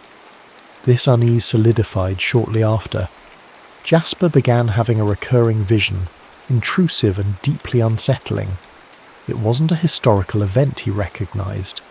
It was an image, a stark black sun hanging in a bruised twilight sky. It radiated not light, but absence, a chilling void that seemed to absorb colour and warmth. It felt profoundly wrong, alien. At first it was just the image. Then his other visions, the familiar historical moments, began to change. They became distorted. He'd be sketching the Roman Forum and suddenly see figures in modern business suits walking among the toga-clad senators. He'd witness the Wright brothers' first flight, but see the faint shimmering outline of a jetliner crossing the sky above them. It was like static interfering with a clear signal, fractures appearing in the smooth surface of time. The clarity of his witnessing was blurring, contaminated by anachronisms that felt like warnings. One night Lena found him awake again, staring not at the ceiling, but seemingly through it, towards that bruised sky only he could see. The black sun was in his eyes. "It's coming again," he whispered, his voice filled with a dread that was new, raw. "The remembering, it gets thin, like old cloth." He turned to her, his small face taut with a terrible certainty. But this time might be different. This time, no one will remember what was lost. The fear Mina had shown him now resonated within him, a cold counterpoint to the awe and wonder that had previously defined his connection to the past. Something was approaching the threshold. The appearance of the black sun marked a distinct shift. The quiet awe that had characterized Jasper's connection to history began to fray, replaced by a growing sense of urgency and a subtle, pervasive dread. The distortions in his visions intensified. He saw samurai warriors carrying smartphones, Viking longships with radar dishes, Renaissance painters using digital tablets. Time felt less like a river flowing predictably from past to future, and more like a shattered mirror, reflecting disjointed fragments back at each other. The black sun hung over these fractured scenes, a constant, silent harbinger. Dr. Solis, confronted with Jasper's escalating distress and the increasingly bizarre nature of his visions, pushed her research into overdrive. Lena's discovery of the Joan of Arc fresco, while anecdotal, spurred her to search for similar patterns. She cross-referenced historical anomalies, folklore, and obscure biographical accounts spanning centuries. A pattern emerged, recurring reports of children, often around Jasper's age, who vanished for short periods, minutes, hours, occasionally days, and returned irrevocably changed. They exhibited inexplicable knowledge, spoke dead languages, or created art depicting events far beyond their experience. These children who witnessed, as Dr. Solis began to call them in her research, often lived quiet, observational lives, seemingly burdened by their knowledge, before fading back into relative obscurity. Few records mentioned what became of them. Were they institutionalized? Did they simply learn to hide their experiences? Or did their purpose eventually consume them? The records were maddeningly incomplete, whispers in the margins of history. Father Galen, too, seemed to sense the shift.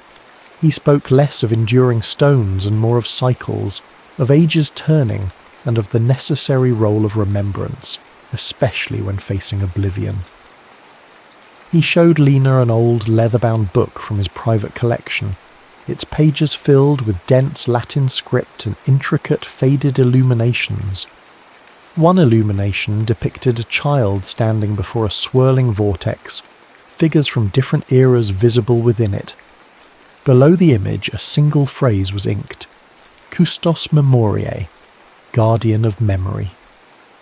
There have always been those called to watch, Father Galen said softly, his eyes fixed on the page, to hold the line against forgetting. His past, Lena suspected, involved witnessing not just conflict, but perhaps confrontations with forces that sought to erase memory, to rewrite history on a more fundamental level. The breaking point came one afternoon. Jasper was listlessly pushing peas around his plate at lunch when he suddenly gasped, his eyes rolling back. He slumped forward, unconscious, before Lena could catch him. When he came to, moments later, he was trembling violently, tears streaming down his face. He described a vision unlike any before, a vast modern library, filled with glowing screens and data servers alongside towering shelves of physical books. He saw sleek architecture, holographic displays, people accessing information seamlessly. Then he saw a figure, indistinct, cloaked in shadow, methodically setting fires. Not just burning books, but corrupting data streams, shattering screens, erasing digital archives. The figure moved with calm, deliberate malice. The black sun pulsed visibly in the sky outside the library's vast windows. The last library, Jasper choked out, sobbing. He was burning. Everything. All the stories. All the remembering. The intensity of the vision, its futuristic setting, and the active destruction within it terrified Lena and Aaron. This wasn't passive witnessing. It felt like a premonition of a targeted attack on knowledge itself, and Jasper's collapse indicated the toll it was taking. He was no longer just an observer. The phenomena were affecting him physically, profoundly. Shortly after, the tangible proof arrived. Aaron had been taking regular photographs of Jasper, documenting his drawings, his moods, anything that might provide a clue. He developed a roll of film, preferring the analog process for archival reasons, taken the week Jasper saw the last library. In one photo, Jasper sat at his small desk, sketching. Behind him, on the wall, where there should have been only painted plaster, a faint, dark symbol seemed to shimmer, burned into the emulsion itself, a perfect circle, utterly black, the black sun. It wasn't just in Jasper's mind anymore. His presence, his connection to whatever force was looming, was beginning to imprint itself onto the physical world. Around this time, Jasper started drawing a specific place, over and over. It was a building, modern yet monumental, set in a serene landscape. It featured clean lines, vast panes of glass, and seemed to incorporate elements of memorials and archives. He labelled it, in his careful child's script, the Hall of the Witnesses. He described feeling drawn to it, a sense of needing to be there. Dr. Solis, using geographical clues from his sketches, mountains, a specific type of tree, tentatively placed its potential location near Geneva, Switzerland. But no such building existed. It was a monument in progress, waiting in the future, or perhaps outside the conventional timeline altogether. It felt like a destination, a focal point for the energy concentrating around Jasper, a place built to house the very memories he embodied, perhaps as a defence against the encroaching darkness represented by the black sun and the burning of the last library. The threshold was near, not just for Jasper, but perhaps for the collective memory he guarded. The tension that had been building around Jasper, like static electricity before a storm, finally broke on a day indistinguishable from any other. He was sitting in the living room, quietly reading a book about constellations, the afternoon sun slanting through the window. Lena was in the kitchen. Aaron was working in his home office. There was no warning, no sound. Lena simply had a sudden, inexplicable feeling of absence. She walked into the living room. The book lay open on the sofa. The indentation where Jasper had been sitting was still visible, but Jasper was gone. Panic, cold and familiar, but deeper this time, seized Lena. Aaron rushed out, his face pale. They searched the house, the yard, the nearby woods where he had first vanished years ago. Nothing. Dr. Solis was called, then Father Galen. The minutes stretched into an agonizing elasticity. 3 minutes had been terrifying. This felt like an eternity. 5 minutes. 10 minutes. The police were notified, a search organized. Neighbors fanned out, their faces grim. 13 minutes after Lena first noticed his absence, the front door opened quietly. Standing in the doorway was Jasper, but not Jasper. He looked older, not physically aged by years, but as if decades of experience had been compressed and imprinted onto his features. The boyish roundness of his face was gone, replaced by sharper angles. His eyes, still blue, held an impossible depth, a weariness that went beyond physical fatigue. He looked like someone who had witnessed the rise and fall of civilizations, not just in visions, but as lived reality. He wasn't 7 anymore. He seemed suspended somewhere between adolescence and adulthood, his posture carrying a new, unfamiliar weight. He was also carrying something, a thick, leather-bound journal, similar in style to the one Father Galen owned, but clearly much older, its cover worn smooth with handling. It felt heavy in his small hands, incongruous with his apparent age. He looked at his parents, at Dr. Solis, at Father Galen, who had arrived moments before, his expression a mixture of profound sorrow and quiet acceptance. "It's all right," he said, his voice deeper, steadier than before. "I understand now." He held out the journal. It was filled, cover to cover, with dense, precise script in multiple languages, interspersed with sketches of breathtaking detail. There were entries describing the construction of Stonehenge from the perspective of a quarry worker, the coronation of Queen Elizabeth III's witnessed from the gallery, the quiet desperation in a field hospital during the American Civil War, the launch of the Voyager probe carrying its golden record, the signing of peace accords yet to happen, the dedication of monuments not yet built, the fall of empires still centuries away. Thousands upon thousands of witnessed moments, documenting the triumphs, tragedies, follies, and kindnesses of humanity, stretching from the dawn of consciousness into a future veiled in uncertainty. The final entries were hurried, fragmented, describing the encroaching influence of the black sun, the thinning of memory, the struggle against the force that sought erasure. The revelation unfolded not through scientific explanation or mystical decree, but through the sheer weight of the journal's contents and the ancient knowledge reflected in Jasper's eyes.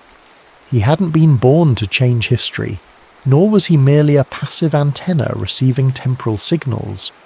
He was, as Father Galen had hinted, a custos memoriae, a guardian of memory.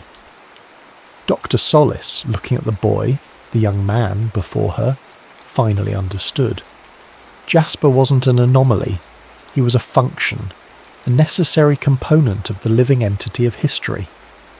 Every few centuries, or perhaps millennia, when the collective memory of the species grew thin, when the emotional truth of human experience risked being lost to apathy, revisionism, or active erasure, the force behind the black sun, the burner of libraries, the earth, or consciousness itself called forth a child open enough, sensitive enough to become a vessel, to vanish briefly from time, plunging into the vast ocean of lived experience, and return tethered, burdened and gifted to remember, to witness, not as a historian recording facts, but as a guardian preserving the feeling, the emotional resonance of what it meant to be human across the ages, lest we forget ourselves entirely. The 13 minutes hadn't been a simple absence. They had been an immersion, an accelerated journey through the very memories he was now tasked with safeguarding. The journal wasn't just a record, it was an anchor. In the years that followed, the change in Jasper solidified. He retained the physical form of a young man, perpetually poised on the cusp of adulthood. The weight of ages settled comfortably on his shoulders. He never truly grew older in the conventional sense. His parents, Lena and Aaron, eventually came to a place of sorrowful peace, understanding their son belonged less to them and more to the continuum he served. Dr. Solis dedicated her life to studying the phenomenon, carefully documenting Jasper's knowledge, advocating for the preservation of memory in all its forms, always aware of the fragility Jasper embodied. Father Galen became a quiet confidant, sharing insights gleaned from ancient texts and his own encounters with the shadows that sought to make the world forget. Eventually, drawn by an irrefutable pull, Jasper travelled to Geneva. There, funded by anonymous patrons, guided perhaps by Dr. Solis's research or older hidden networks, the Hall of the Witnesses began to take shape, built according to the sketches Jasper had drawn years before. It became a place not of dusty relics, but of living memory, a sanctuary where the emotional truth of history, curated and guarded by Jasper, could be accessed, felt, and understood. He became its caretaker, its first guardian, decades later. The man we first met, older now, closes his own journal. It is filled with his own observations, his own attempts to capture the echoes Jasper guarded. He sits in the quiet field overlooking the battlefield monument, the granite names gleaming in the late afternoon sun. The air is still, carrying the scent of rain-washed earth. He looks up. Across the field, near the edge of the woods, a small child stands alone, head tilted, listening to something only they can hear. The child looks towards the monument, then towards the old man, their eyes meeting across the expanse.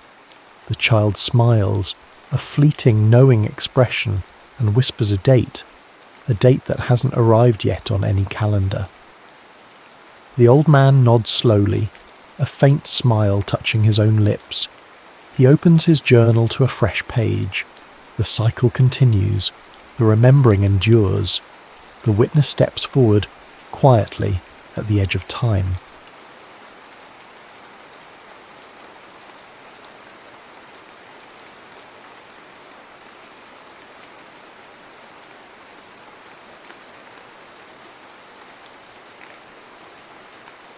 The Courtesan's Waltz. The Venetian fog had a way of transforming truth into doubt. It slipped between stone bridges and clung to iron railings, softening every edge until certainty itself seemed like a child's tale. On nights like these, Serafina Bellini, La Rosa di Notte they called her, preferred the company of shadows to the glittering salons that exhausted her. She had dismissed her usual gondolier that evening with a handful of soldi and a veiled smile. Instead, she had sought a recommendation from Nonna Bianchi, the ancient laundress who seemed to know every proper secret in Venice. Marcello Fontana, the old woman had said, folding linens with arthritic hands. He'll take you where you need without seeing where you're going. Now, as Serafina approached the quiet dock near Campo Santo Stefano, she saw him, broad-shouldered, watchful, standing beside a gondola that looked freshly painted, but bore the unmistakable patina of honest work. Not the gilded showboats her usual clients hired, but something humbler, truer. Signora? His voice was low, respectful, but not fawning. Just, through the smaller canals, anywhere but the Grand Canal tonight. She stepped carefully into the gondola, noting how he didn't offer his hand unless she reached for it. The men of her world always reached first, assuming. The night wrapped around them as they glided beneath moss-covered bridges. Serafina drew her cloak tighter, watching the reflection of lantern light dance on black water. She'd expected silence, paid for it, even, but found herself startled by its quality. This wasn't the calculated quiet of servants waiting to gossip, but something else entirely. Do you ever wonder, she found herself asking, if the fish beneath us tire of carrying our reflections? The gondolier paused in his rowing just slightly. Perhaps they collect them, he answered, like we collect memories. She turned, studying his profile in the dim light. His face was weathered, kind, marked by sun rather than excess. That's quite poetic for a boatman. And that's quite philosophical for... He stopped, clearly reconsidering his words. For a courtesan? She smiled, not unkindly. You may say it. I've been called worse in better company. I was going to say, for a passenger who requested silence. The laugh that escaped her was genuine, surprising them both. It echoed off stone walls, returning to them transformed. For the next 3 nights she requested him specifically. Their conversations remained sparse but gained substance. She learned his name, Marcello, and that he was raising a daughter alone. He learned nothing of her clients or conquests, only that she had once studied music at the conservatory before life rewrote her plans. On the 4th night, as autumn rain pattered against the Welser canopy, she noticed a small book tucked beneath his seat. Petrarch, she asked, recognizing the binding. My Lucetta practices her reading with it, though she prefers fairy tales. How old is she? 7, with the curiosity of 70 scholars and the wisdom of 7 bishops. And her mother? Fever took her 3 summers ago.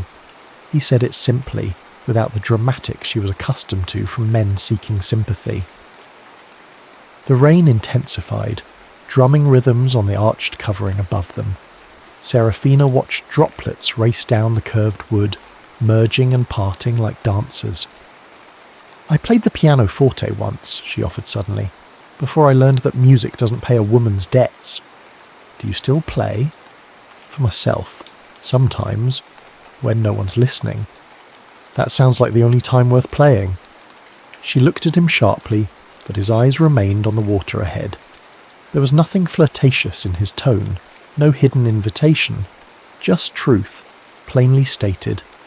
As they approached her usual stopping point near San Marco, she hesitated. Tomorrow, could we perhaps go somewhere different? Somewhere with music? There's a small square near San Giacomo dell'Orio. An old man plays the accordion there some evenings. His fingers are gnarled, but the notes still dance. That sounds perfect. The next evening found them in that hidden square, listening to melodies that spoke of simpler times. The old musician nodded to them, his wheezy accordion painting stories in the air.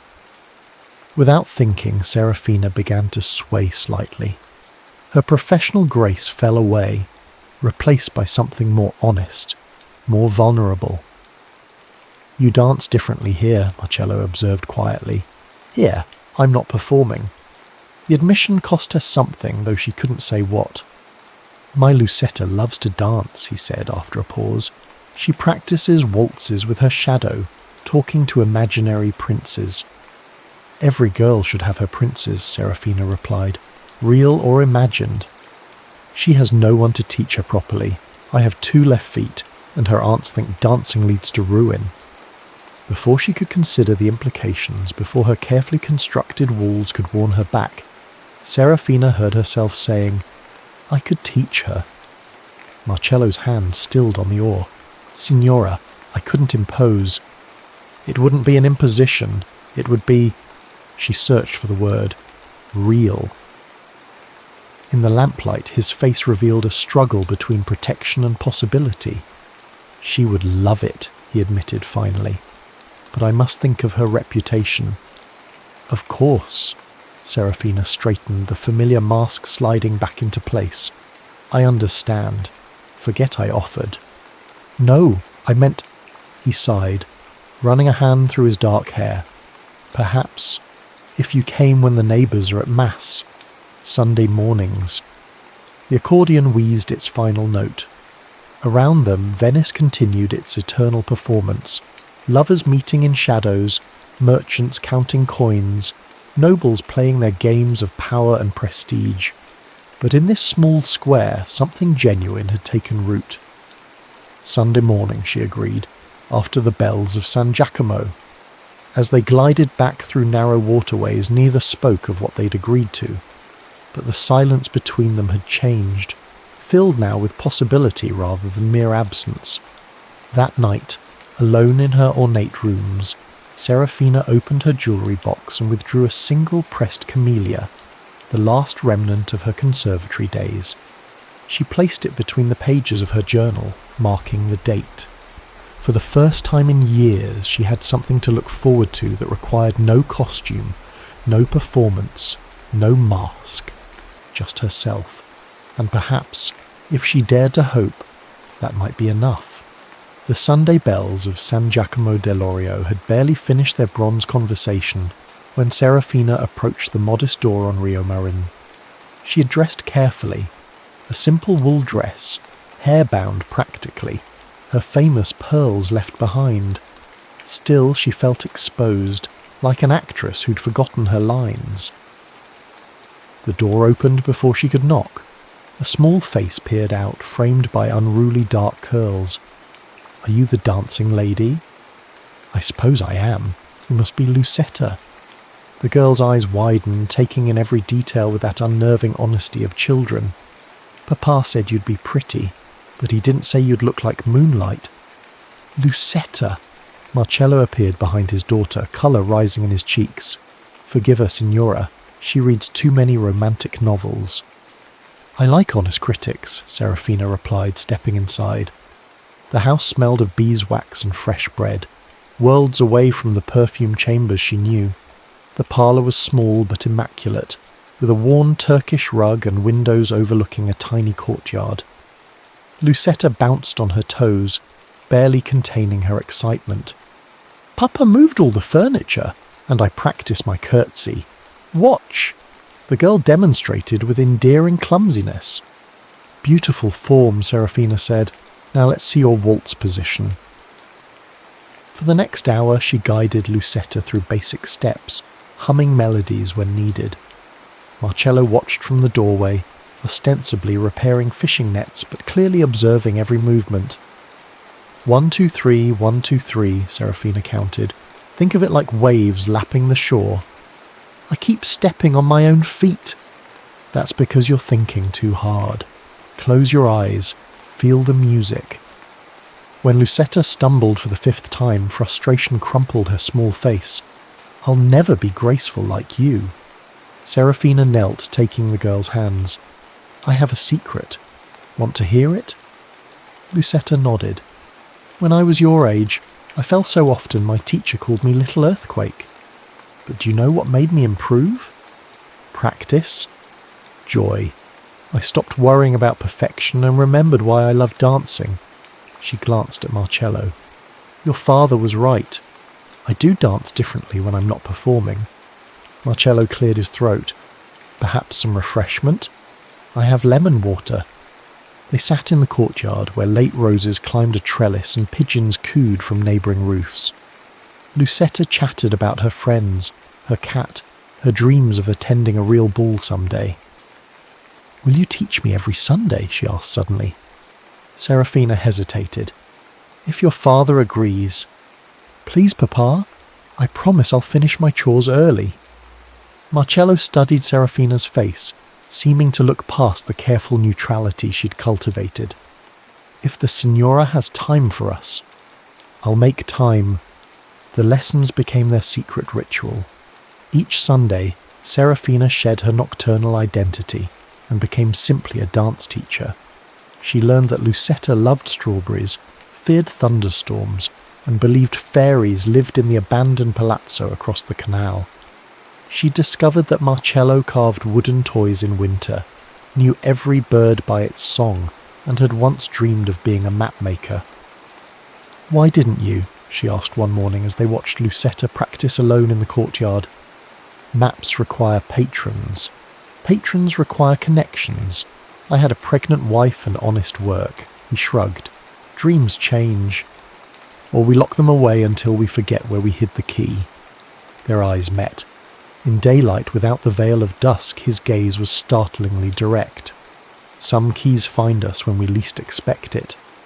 The moment stretched, delicate as blown glass. Lucetta's laughter broke it, sending pigeons scattering. "Papa, Signora, watch me spin!"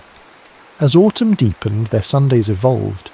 Sometimes they walked along the Zattere, Lucetta skipping ahead while Serafina and Marcello followed at a careful distance. She began bringing small gifts, hair ribbons for Lucetta, a book of maps for Marcello. He reciprocated with fresh figs from his cousin's garden, small repairs to her hidden jewellery box. But the world beyond their Sunday haven was less forgiving. Whispers reached Serafina's ears, servants gossiping about her mysterious absences, clients speculating about a secret lover. And Marcello faced his own scrutiny. "Signora Rossi saw you walking with her," his sister-in-law hissed one evening, cornering him at the fish market. "Have you lost your mind? Think of Lucetta." "I am thinking of her. She's learning grace, manners." From a courtesan, what's next? Sending her to brothel for arithmetic? He walked away, but the words lingered like smoke. The crisis came on a November Sunday. Serafina arrived to find Marcello's door closed, a note tucked beneath. "The neighbours talk. I must think of Lucetta's future. Forgive me." She stood there, rain beginning to fall, the note blurring in her hands. Through the window she glimpsed Lucetta's face, tear-streaked, pressed against the glass. Pride urged her to leave, to armour herself in indifference. Instead, she knocked. Marcello opened the door, his expression torn between relief and anguish. "You shouldn't have come." "Probably not, but I did." She stepped inside, shaking rain from her cloak. "Now, are we going to let gossip dictate our lives, or shall we give Lucetta her lesson?" "The neighbours? We'll talk regardless, they always do." She met his gaze. "The question is, what do you want to teach your daughter about courage?" Lucetta appeared, clutching her father's leg. "Please, Papa, I miss our Sundays." Marcello looked between them, his daughter's pleading eyes, Serafina's quiet determination. Finally he sighed. "One condition. We do this openly. No more hiding." "Agreed." Serafina smiled. "Though I warn you that might scandalise them more." That afternoon they opened every window. Music and laughter spilled into the street as Lucetta twirled, her joy defiant against whispered judgments. When curious faces appeared at neighbouring windows, Marcello simply waved. Later, as Serafina prepared to leave, he caught her arm gently. "Thank you for not letting me be a coward. We're all cowards sometimes. The brave ones are those who open the door anyway." Walking home through sunset-painted streets, Serafina realised something had shifted. She wasn't just teaching Lucetta to dance. She was learning to live without masks, one Sunday at a time. December brought news that shattered Serafina's carefully balanced world. Count Alvise Morosini, a merchant prince with ships in every port and spies in every salon, requested her exclusive companionship. The offer came wrapped in silk and promises, a palazzo in Padua, a generous annuity, freedom from the exhausting rotation of clients. The catch? She would leave Venice immediately. "Consider carefully, cara," her mentor, Madame Loretta, advised over morning chocolate. Morosini's last mistress retired with enough gold to buy a vineyard. And where is she now? Tuscany, I believe. Or was it Umbria? These arrangements rarely permit correspondence. Serafina stirred her chocolate, watching patterns form and dissolve. "He wants an answer by Christmas." "He wants you isolated, dependent." Loretta lit her pipe, eyes shrewd. "The question is, what do you want?" That Sunday, distraction made her clumsy. She missed steps, forgot counts, and finally stopped mid-lesson when Lucetta burst into tears. "I'm ruining everything," the girl wailed. "No, darling, I'm the one who's distracted today." Serafina hugged her. "Shall we try again?" But Marcello intervened. "Perhaps we should rest. Lucetta, go feed the cats in the courtyard." Alone with him, Serafina felt exposed. He had developed an unsettling ability to see through her performances. "What troubles you?" he asked simply.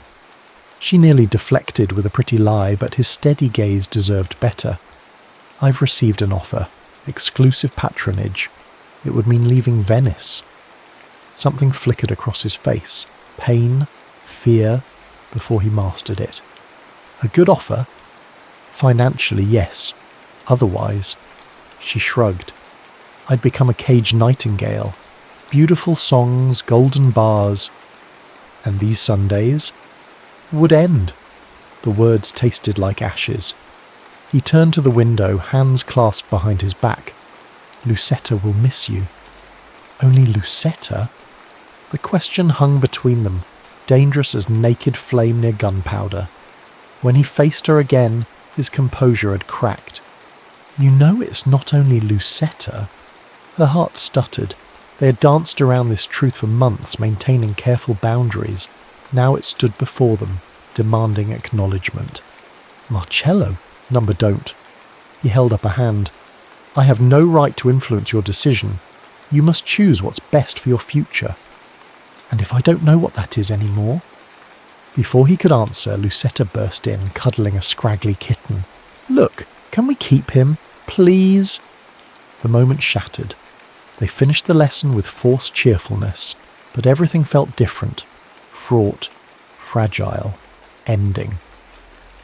That evening, Serafina attended a reception at Courtesan where Morosini waited.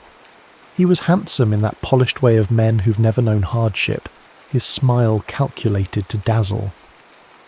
"Have you considered my proposal, Bella?"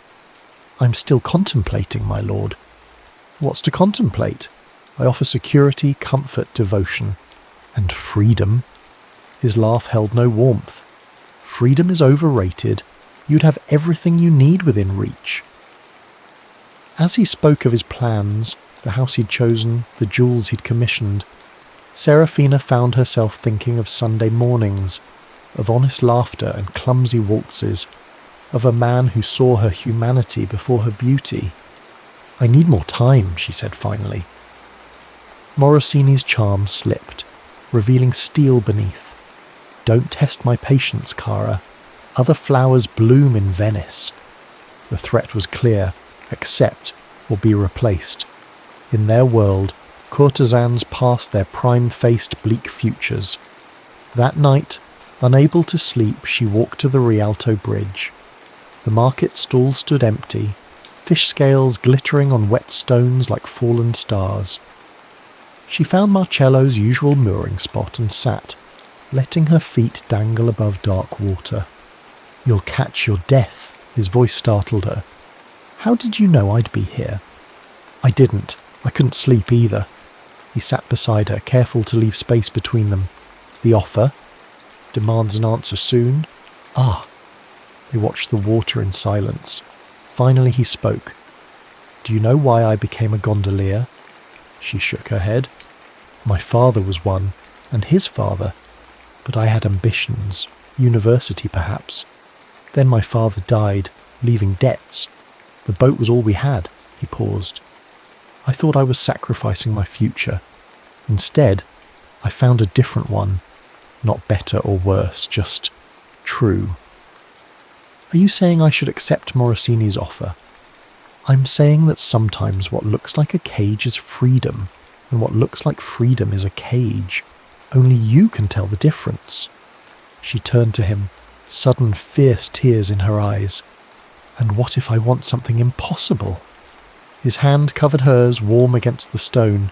"Nothing is impossible, only improbable. A courtesan and a gondolier, society already talks. Let them." His thumb traced her knuckles. "But this isn't about me, or us. It's about you choosing the life you want, not the one others expect." Dawn was painting the sky rose and gold when they finally parted. Serafina walked home through awakening streets, her mind clearer than it had been in weeks. The next day she sent her answer to Morosini, a polite, firm refusal. His response was swift and vicious. Within hours, whispers spread through Venice. La Rosa di Notte had lost her thorn, past her prime, desperate. Clients cancelled, invitations ceased. Even Madame Loretta advised her to reconsider. You've made a powerful enemy, Cara, without protection. I'll survive. On what? Love. Loretta's laugh was bitter. Love doesn't pay the rent. That Sunday, Serafina almost didn't go to Marcello's house. Pride and fear warred within her. But as the bells of San Giacomo rang, her feet carried her there anyway. Lucetta greeted her with unusual solemnity. Papa says you're sad. Is it because of the mean prince? What mean prince, darling? The one who wants to lock you in a tower, like in my storybook. Serafina looked at Marcello, who shrugged. She overheard the neighbours. I may have elaborated. So you're not leaving? Lucetta's eyes were wide with hope. No, Piccola, I'm not leaving. The lesson that day felt different, charged with unspoken possibilities. When Lucetta went to play with her kitten, Marcello approached Serafina. You refused him. Yes. Why? She met his gaze squarely. Because I'd rather have uncertain freedom than certain captivity. Because I'm tired of performing. Because ... She swallowed. Because Sunday mornings have become more precious than Saturday nights. His smile transformed his face. Good. They stood there, the future sprawling before them like an unmapped canal, dangerous, uncertain, but theirs to navigate. January arrived with bitter winds and bitterer truths. Morosini's influence spread like winter frost, touching every aspect of Serafina's life. Her landlord tripled the rent. Merchants who once fawned now demanded payment up front. Even the opera house, where she'd held a permanent box, suddenly found her subscription misplaced. You're being foolish, Madame Loretta declared, finding Serafina selling jewellery at a discreet shop near San Polo. Apologise to Morosini. Beg if you must. I'd rather sell everything I own. And then? You'll end up in some canal-side brothel servicing sailors for bread. Serafina straightened her spine. I have other plans. Those plans, however, remained frustratingly vague. She'd quietly inquired about teaching positions at girls' academies, only to find doors closing before she could knock.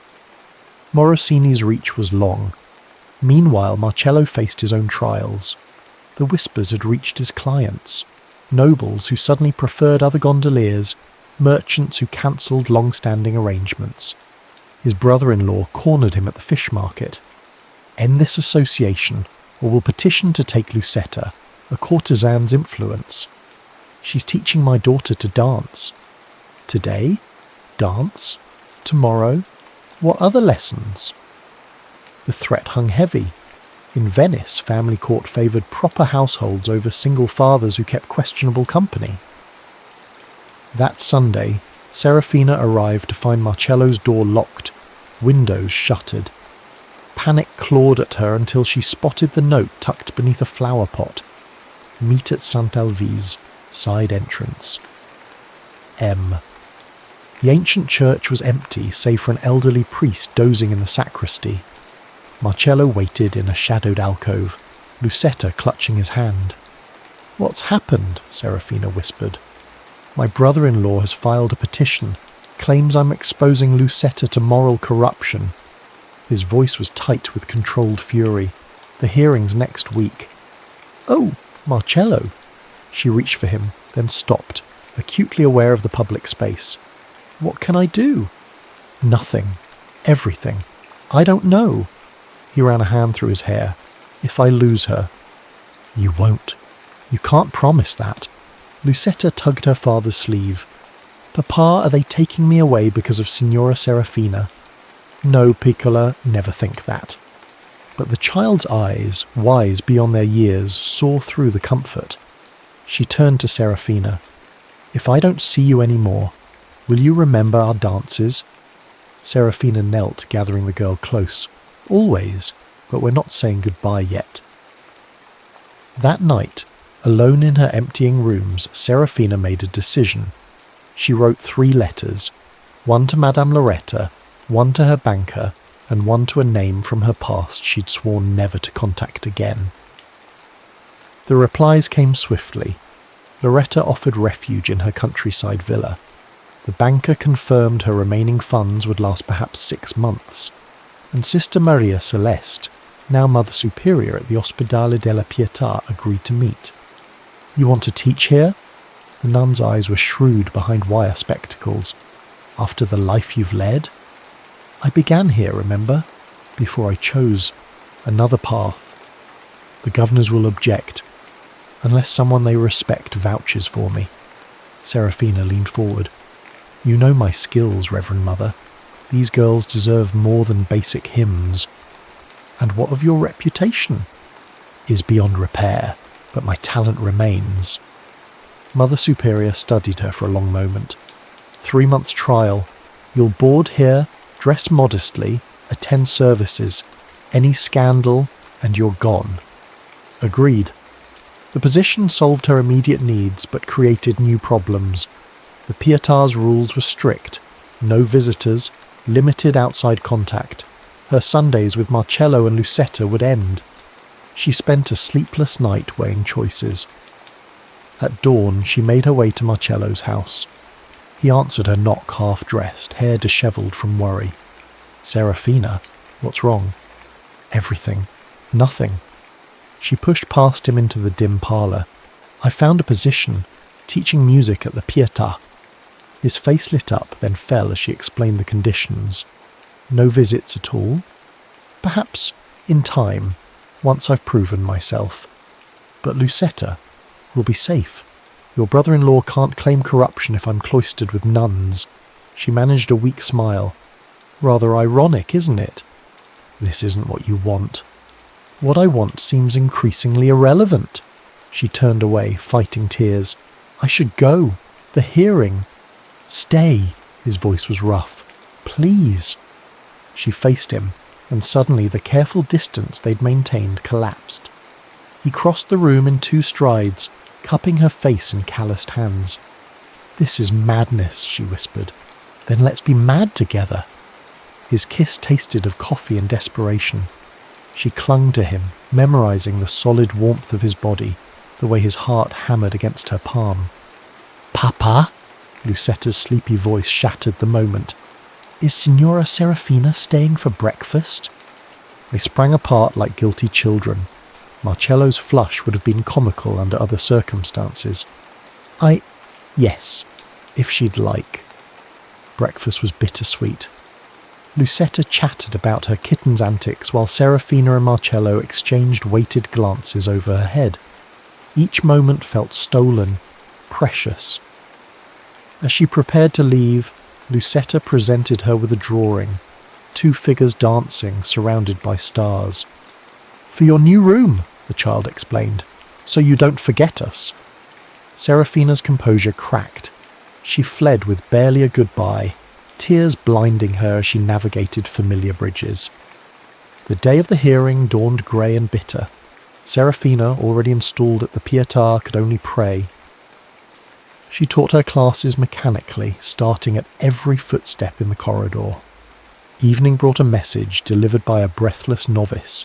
Custody retained, conditions applied, Sunday visits supervised by clergy permitted.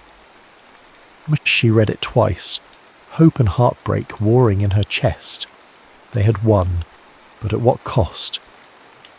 That night, as the orphan girls sang vespers, Serafina listened to young voices rising through ancient stones. Their sweet harmonies spoke of resilience, of beauty born from abandonment. Perhaps, she thought, broken things could still make music. 6 months passed in rhythm of sacred music and secular longing. Serafina's days filled with teaching, not just music, but deportment, literature, the gentle arts that might lift her charges above their circumstances. The orphan girls bloomed under her tutelage, their voices soaring in concerts that drew Venice's elite. Sundays brought carefully chaperoned visits. Sister Margherita, a kind soul who'd taken Serafina under her wing, accompanied her to Marcello's house. They maintained perfect propriety, Serafina teaching Lucetta, Marcello offering refreshments, conversation flowing within acceptable bounds. But beneath the surface, their connection deepened through glances, brief touches, words layered with meaning. "Your pupils performed beautifully last week," Marcello mentioned one April morning. "The Doge himself attended, they say." "You were there?" Serafina looked up from adjusting Lucetta's posture. "In the back. Sister Margherita has keen eyes." Their chaperone coughed delicately from her corner, but her eyes twinkled. Spring surrendered to summer. Serafina's transformation from courtesan to respectable teacher became Venice's favourite tale of redemption. Even Morosini, his pride salved by a new mistress, ceased his vendetta. Her old life faded like watercolours in rain. Yet she felt suspended between worlds, no longer the rose of night, not quite the woman she was becoming. The crisis came in September. Mother Superior summoned her after Vespers. "You've exceeded expectations, my child. The governors wish to offer you a permanent position." "That's wonderful news." "With conditions." The nun's face grew stern. "You must take preliminary vows, not full orders, but a commitment to our community. It would mean severing all worldly attachments." Serafina's throat tightened. "All attachments." "The Sunday visits would cease. We've been lenient given the circumstances, but permanent faculty cannot maintain such connections." That night Serafina walked the Pietar's cloisters till her feet ached. The choice seemed impossible. Security and purpose versus love and freedom. By dawn, she'd made her decision. She found Marcello at his morning mooring preparing for the day's fairs. He took one look at her face and led her to a quiet campo. "They've offered me permanence," she said without preamble, "if I take vows." Understanding dawned in his eyes. No more Sundays. No more anything. I'd be committed to the Pietà. He absorbed this silently, then asked, "What do you want?" "I don't know any more. I thought I wanted respectability, safety. Now ... She gestured helplessly. Now I want impossible things. You, Lucetta. A life that doesn't demand I choose between heart and survival." He caught her hands. "Then choose both." "How?" "Marry me." The world stopped. Around them, Venice continued its morning dance. Merchants opening shops, housewives bargaining for fish, children chasing pigeons. But for Serafina, everything crystallized to this moment, this man, this outrageous proposal. "Marcello, be serious." "I am. Marry me. Not for reputation or convenience, but because I love you. Because Lucetta loves you. Because Sunday mornings aren't enough anymore." A gondolier and a former courtesan, Venice would talk. Let them. They already do. He drew her closer. "I'm not wealthy. I can't offer palazzos or jewels, but I can offer truth. A real home. A family." Tears blurred her vision. "The scandal would ruin you. Lucetta's chances would improve with a mother who teaches at the Pietà. Think, Cara, a respectable marriage, a proper household. Even my brother-in-law couldn't object." The audacity of it stole her breath. It was absurd, impossible, perfect. "You're mad." "Completely. Will you marry me?" She answered with a kiss that tasted of salt and joy. The next week's whirled past in preparations and negotiations. Mother Superior, surprisingly pragmatic, agreed that a married music mistress was preferable to none. Marcello's family, faced with his determination, grudgingly accepted the match. Even Madame Loretta sent congratulations and a generous wedding gift. They married in October, in the small church of San Giacomo dell'Orio, where they'd first danced to accordion music. Lucetta served as flower girl, scattering rose petals with enthusiastic abandon. The wedding party was modest, a few gondolier friends. several Pietà sisters, some of Serafina's former musicians who'd remained loyal. Their wedding night was spent in Marcello's house, now their house. As moonlight silvered the canal outside, Serafina unpacked her belongings, including the pressed camellia she'd saved from their first meeting. "What's that?" Marcello asked, watching her place it reverently on the mantel. "A reminder of who I was, who I am, who I'm becoming."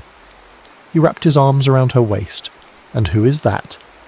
"Serafina Fontana, wife, mother, teacher, myself." The months that followed brought their own challenges. Venice's memory was long, and whispers followed them. But gradually the reality of their life, Serafina's dedication to her pupils, Marcello's steady work, their obvious devotion to Lucetta wore down prejudice. A year after their marriage, as autumn painted the city in amber, Serafina discovered she was pregnant. The news filled their small house with joy and terror. "What if Venice remembers who I was?" she fretted one night. "What legacy am I giving our child?" Marcello smoothed her hair. The legacy of courage, of choosing love over fear. Their son arrived with the spring floods, healthy and squalling. They named him Marco after Marcello's father. Lucetta proclaimed herself the greatest big sister in Venice, and proved it by teaching her brother to dance before he could walk. Years blended into a tapestry of small joys and quiet victories. Serafina's pupils won prestigious competitions. Marcello expanded his business, eventually owning 3 gondolas. Lucetta grew into a poised young woman who played violin in the Pietà orchestra. One evening, as they celebrated their 10th anniversary, Serafina found herself in their courtyard garden. Marcello joined her, bringing wine and comfortable silence. "Do you ever regret it?" she asked softly. "Choosing me?" He kissed her temple. "I didn't choose you. My heart did, long before my mind caught up. But the difficulties made us stronger." He turned her to face him. "Do you know what I see when I look at you? Not La Rosa di Notte, not the Pietà's music mistress. I see the woman who taught our daughter to dance with joy instead of perfection, who showed our son that strength comes from tenderness, who chose love over comfort, truth over performance." She leaned into him, watching stars reflect in the canal. "I used to think my life was a tragedy interrupted by farce. Now I realize it was always a love story. I just needed to find my true partner." "And the waltz continues," he murmured. From inside came the sound of music. Lucetta practicing a new piece while Marco attempted to sing along, hilariously off-key. Serafina smiled. This was her symphony now, imperfect, chaotic, real. She reached into her pocket and drew out a fresh camellia, picked that morning from their garden. "For you," she said, tucking it into his lapel, a promise kept. As church bells marked the hour across Venice, Serafina Fontana, once courtesan, now wife, mother, teacher, waltzed with her husband in their small courtyard. No audience watched, no masks remained. Just 2 hearts moving as one, writing their own ending to a story that began with a silent gondola ride through fog-shrouded canals. In Venice, a city built on water and dreams, they had found their solid ground. The end.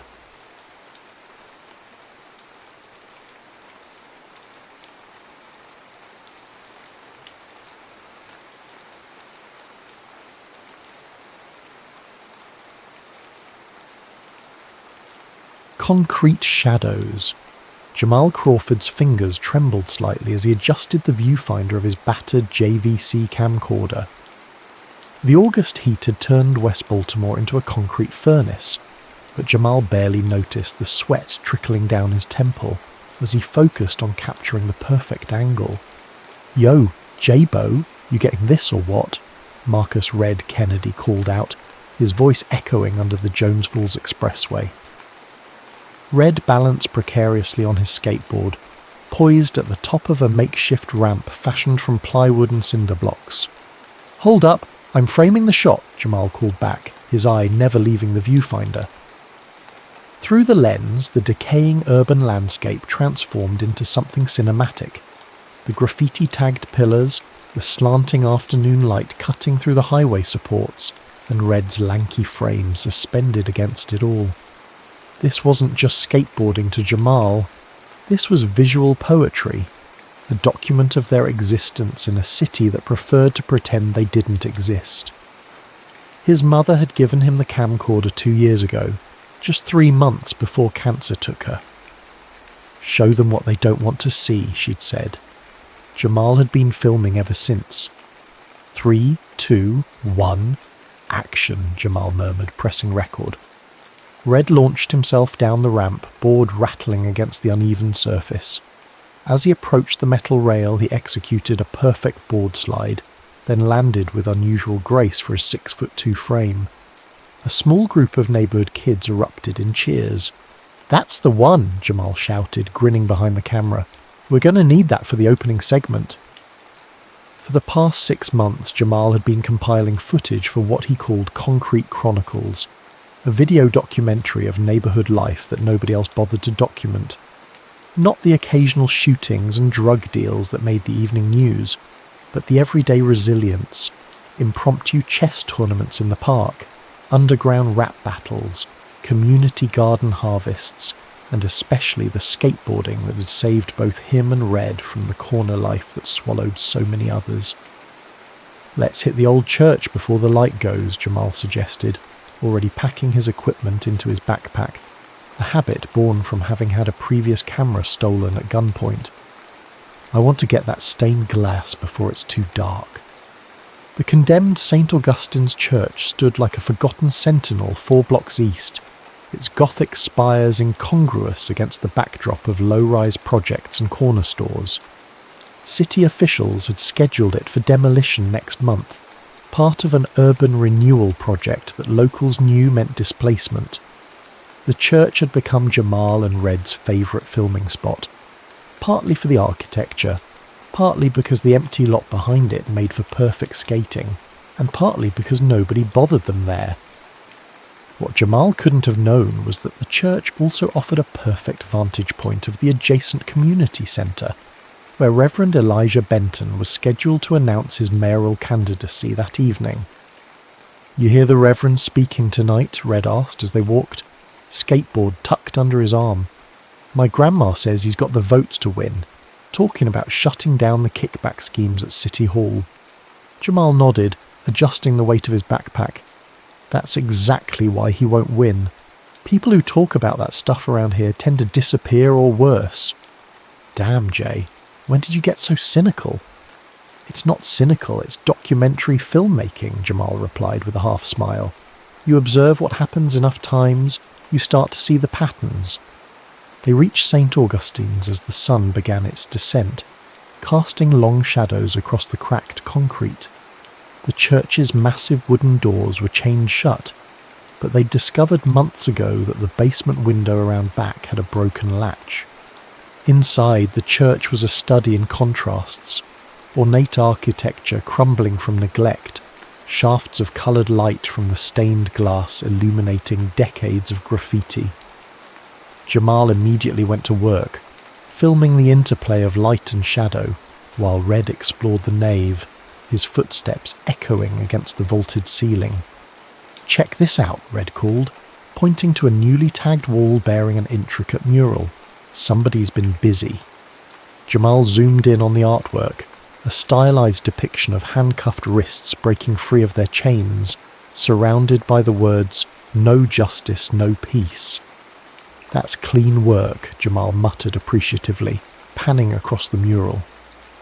As he did, the camera caught a flash of movement through one of the side windows. Curious, he adjusted his position to get a better view of the community centre across the way. Through his viewfinder, Jamal could see a small crowd gathering. At the centre stood Reverend Benton in his signature bow tie, shaking hands and embracing supporters. The man's charisma was evident even from a distance, the way the crowd seemed to orbit around him, the enthusiastic nods as he spoke. Got some B-roll of the Reverend, Jamal called to Red. Might be good context for the neighbourhood segment. That's when he noticed the black sedan pulling up across the street, its windows tinted beyond legal limits. Something about it triggered Jamal's instincts. The same instincts that had kept him alive growing up in a neighbourhood where danger often arrived with subtle cues. "Red," he called, his voice suddenly tight. "Something's not right." Before Red could respond, the sedan's rear window lowered slightly. Jamal kept filming, almost by reflex, as a glint of metal appeared in the gap. The first shot shattered the evening calm like a thunderclap. Through his viewfinder, Jamal watched in horror as Reverend Benton clutched his chest, staggered backward, and collapsed. The crowd scattered in panic as 2 more shots rang out. Jamal's hands were shaking so badly he nearly dropped the camera, but he didn't stop recording. Not when the sedan peeled away, not when he caught a glimpse of the driver's face reflected in a shattered church window. A face he recognized all too well. Sergeant Lionel Ramsey, the most feared cop in West Baltimore. "Jay, we gotta go. Now." Red was pulling at Jamal's arm. "Did you get that on tape?"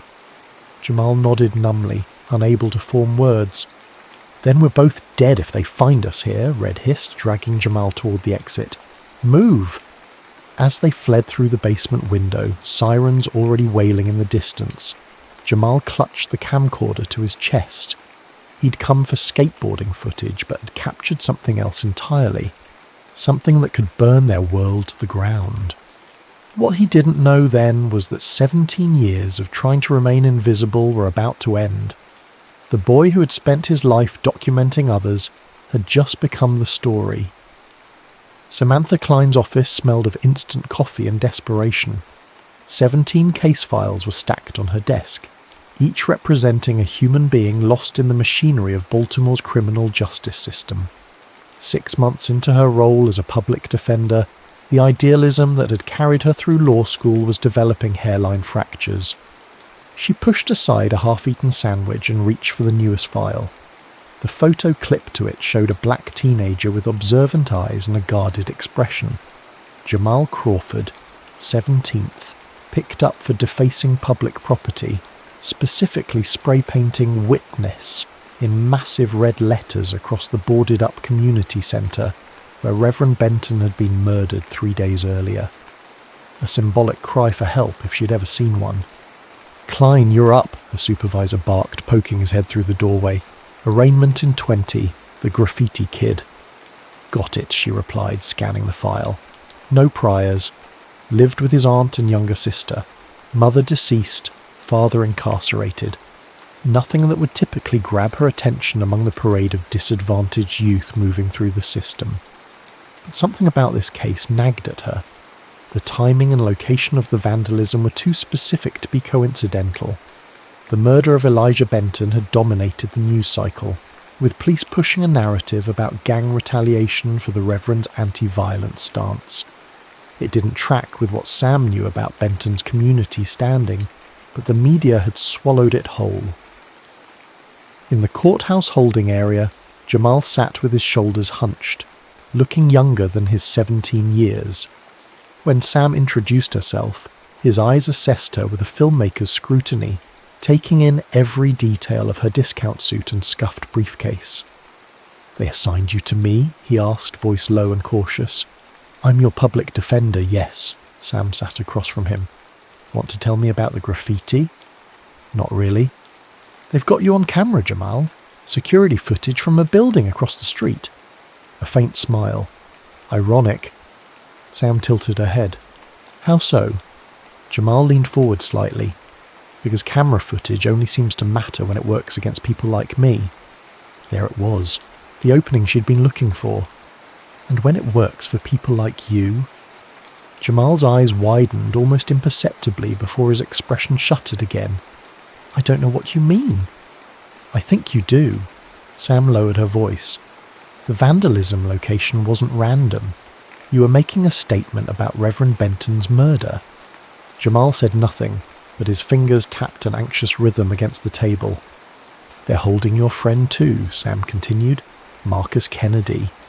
Red, right? Picked him up yesterday on a parole violation. He'd just been released from central booking when suddenly they're bringing him back in, claiming he matches a description from an eyewitness to Benton's shooting. Now she had his full attention. Fear flashed across his face before he could mask it. "That's impossible," Jamal whispered. "Red didn't shoot anyone." "I believe you," Sam replied, "but belief doesn't hold up in court. Evidence does." The room fell silent except for the distant sound of cell doors clanging shut. Sam waited, knowing from experience that silence often extracted more truth than questioning. Finally, Jamal spoke. If someone had evidence, real evidence, what would happen to them? That would depend on the evidence, and on how carefully they navigated the system. "The system," Jamal repeated with quiet derision. "The same system that's framing my best friend for murder while the real killer walks free?" Sam chose her next words carefully. "Not everyone in the system is corrupt, Jamal. Some of us are trying to make it work the way it's supposed to. And how many times have you succeeded?" The question stung because the answer was so rarely. Still, Sam pressed on. Enough to keep trying. Enough to believe that truth matters, even here. Jamal studied her face for a long moment, as if trying to read sincerity in her features. Then he made a decision. "I was filming that day, at the old church across from the community centre. I caught the whole thing on tape." Sam's heart skipped. "The murder? Not just the murder, the killer?" Jamal's voice dropped to a whisper. "It was Sergeant Ramsey. The shot came from his car. I caught his reflection in a window." The implications hit Sam like a physical blow. Lionel Ramsey wasn't just any police officer. He was a 20-year veteran with deep connections throughout the department and City Hall. If what Jamal was saying was true, the case had just expanded from murder to conspiracy at the highest levels. "Where's the tape now?" she asked. "Hidden. If they find it, if they find out I saw anything, they'll kill me. Just like they're setting up Red to take the fall." "They won't find out from me," Sam assured him. "But I need to see that tape, Jamal. It's the only way I can help Red. The only way I can help you." Jamal hesitated, weighing his options. Trust didn't come easily in his world, Sam knew, especially trust in the system that had failed him repeatedly. "My arraignment first," he finally said. "Get me out and I'll show you. But just you. Nobody else." Sam nodded. "I'll argue for release to your aunt's custody. First-time offence, school enrolment, the works. But Jamal, once I see that tape, things will move fast. Are you ready for that?" A complexity of emotions crossed his face. Fear, determination, doubt. Then something else emerged. A fierce, burning sense of purpose. "My whole life, I've been documenting things from the sidelines," he said. "Watching stuff happen to people who look like me and Red. My mum used to say the camera was my weapon against being invisible, against being erased." He straightened his shoulders. "I'm ready." As Sam gathered her notes, preparing to argue for Jamal's release, she felt the weight of what she was stepping into. In law school, they talked about career-defining cases.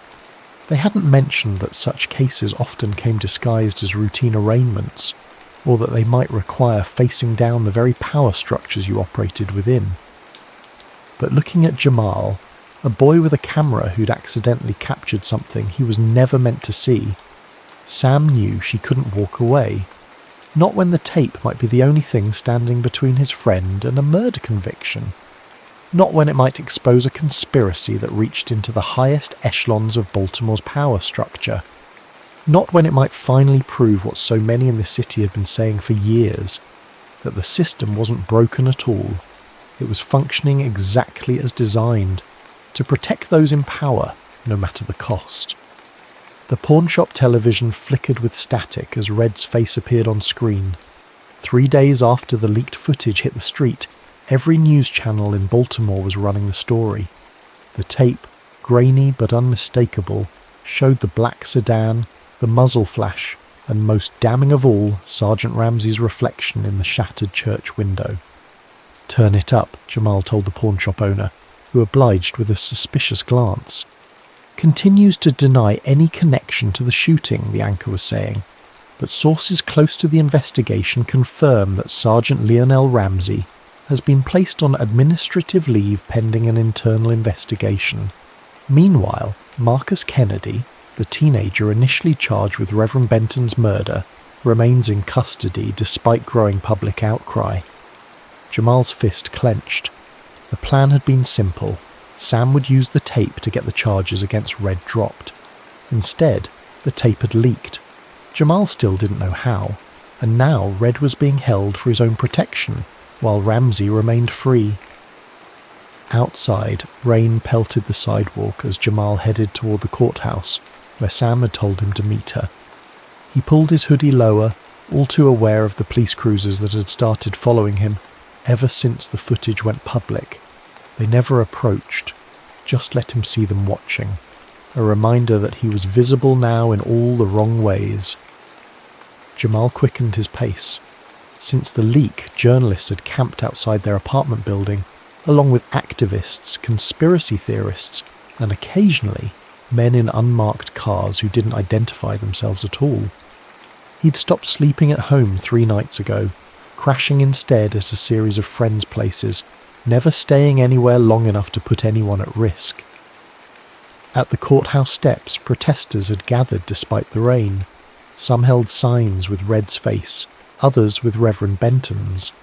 A smaller contingent, mostly police officers' families, carried blue line flags and signs supporting Ramsey.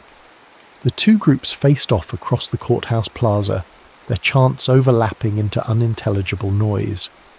Jamal bypassed the main entrance, heading for the service door where Sam had told him to meet her. He found her waiting in the stairwell, her usual neat appearance dishevelled, dark circles under her eyes. "You okay?" he asked. "Better than you, I'd guess." She handed him a cup of coffee. "Your aunt called me, says you haven't been home." "Not safe there." Jamal sipped the coffee, grateful for its warmth. "What's happening with Red?" "That's what I wanted to talk to you about." Sam glanced around to ensure they were alone. "The DA's office is stalling. They're not dropping the charges against Red, but they're also not moving forward with the case." "What does that mean?" "It means they're waiting for the heat to die down, for people to forget about the tape, about Ramsey's face in that window. They're hoping for something to replace it in the news cycle." Jamal kicked the wall in frustration. "So they're just going to keep Red locked up indefinitely?" "Not if we can help it." Sam pulled a manila folder from her bag. "I found something. After the tape leaked, I started digging into Ramsey's history. Disciplinary records, incident reports, anything I could get my hands on. And most of it's sealed tight, but I found this." She opened the folder to reveal a photograph of a younger Ramsey standing next to a group of men in suits. "That's Ramsey 20 years ago. Know who the man next to him is?" Jamal studied the photo. "That's the developer, right? The one trying to buy up the neighbourhood. Whitmore." "Exactly. Calvin Whitmore. Back then he was just getting started in real estate. Now he's one of the biggest developers in the city, and one of the mayor's biggest donors." So Reverend Benton was leading the opposition to Whitmore's latest development project, the one that would demolish 6 blocks of your neighbourhood, including the community centre. Sam pulled out another document. "And guess who authorised over $50 million in city contracts to Whitmore's company last year?" "The mayor," Jamal guessed. "The mayor's office, yes, but specifically the Urban Development Committee, which is chaired by—" "Dear Cheryl Landon," Jamal finished, the connections clicking into place. "The same DA who's prosecuting Red. The same DA who's also running for mayor herself now that Benton's out of the picture." Sam nodded grimly. "It's all connected, Jamal. The development deals, the kickbacks, Benton's opposition, and now his murder." Jamal felt a chill that had nothing to do with the rain. "We need more than just the tape, don't we? We need all of this." "We do, and that's where you come in." Sam lowered her voice further. "The station manager at WBAL agreed to give you 5 minutes on air, live, unedited, tonight." Jamal's eyes widened. Why would they do that? Because the tape made you a minor celebrity, whether you wanted to be or not, and because their ratings will go through the roof. Sam's expression was deadly serious.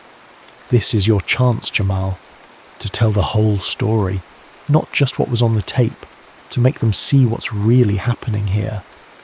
Fear and resolve battled within him. What about Red? What about my aunt and sister? If I do this... I've arranged for them to stay somewhere safe until this blows over, Sam assured him.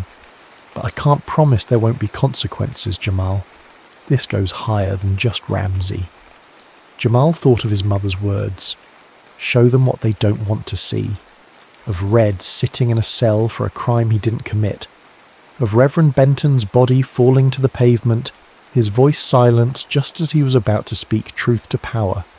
I'll do it, he said finally. But I need something first. Name it. My original tape, not the copy that leaked. There's more on it than people know. Sam frowned. More? Like what? Like license plate numbers.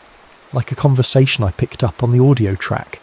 Like proof that this goes even higher than the D.A. Jamal met her gaze steadily. I've watched that tape 100 times since that day. I know exactly what's on it, and exactly how to use it. For the first time since they'd met, Sam looked genuinely startled. You never mentioned any of this. You never asked. Jamal gave her a faint smile. Everyone sees the kid with the camera. Nobody asks what else he sees through that lens. As they finalised the details for the interview, Jamal felt a strange calm settling over him. For years he'd been documenting life from the margins, capturing moments that the wider world ignored or misunderstood. Now, finally, he was stepping into the frame himself, with a story that couldn't be ignored. It was terrifying, it was dangerous, but it was also, in its own way, exactly what his mother had prepared him for. You know, he told Sam as they parted ways, when I was filming Red that day, right before everything happened, I was thinking about how to capture the truth of our lives. Not the truth they show on the news, but the real truth about how we live, how we survive. And now? Now I'm thinking about how to make them see that our lives matter, that Red's life matters, that the truth matters, even when it's inconvenient, especially then. Sam squeezed his shoulder. That's the most important story you could tell. That evening, as a technician clipped a microphone to his shirt in the green room of WBAL's studio, Jamal thought about all the stories that had never been told, all the truths that had been buried beneath convenient narratives. He thought about how a single moment, captured on tape, could change everything. And he thought about Red, sitting in a cell while powerful men scrambled to rewrite reality around him.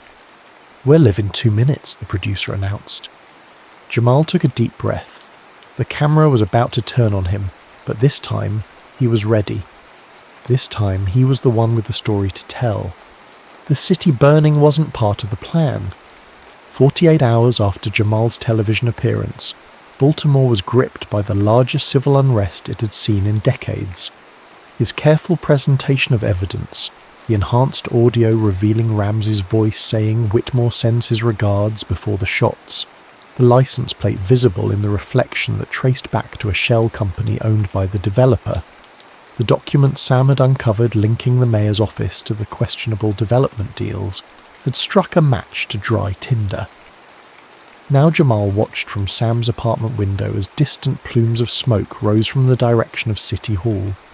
He'd been in protective custody since the broadcast, after the first death threat came in during the live studio feed. His aunt and sister had been moved to a sister's house in Philadelphia.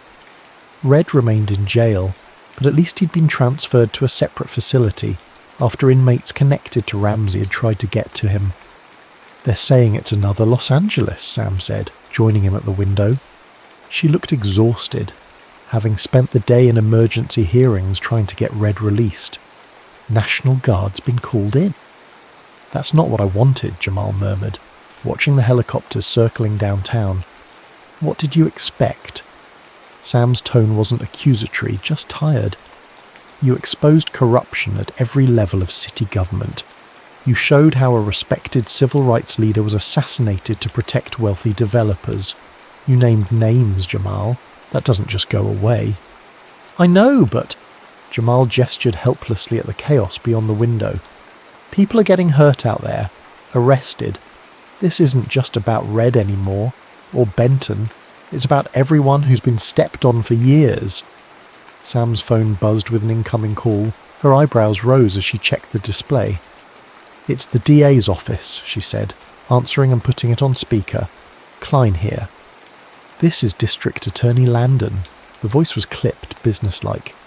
I'm calling regarding your client, Marcus Kennedy.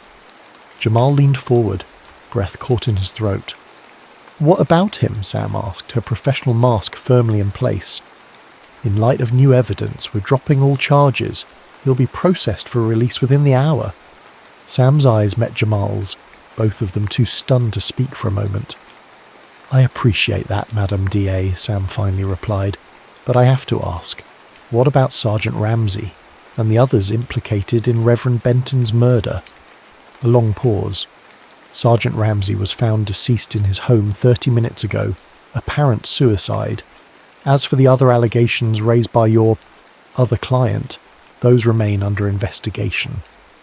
The call ended before Sam could respond. She slowly lowered the phone, her expression a complex mixture of shock, vindication, and something darker. Suicide, she repeated flatly. Convenient.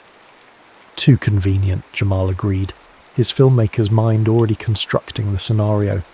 They're cutting their losses. Ramsey takes the fall. Case closed. Maybe.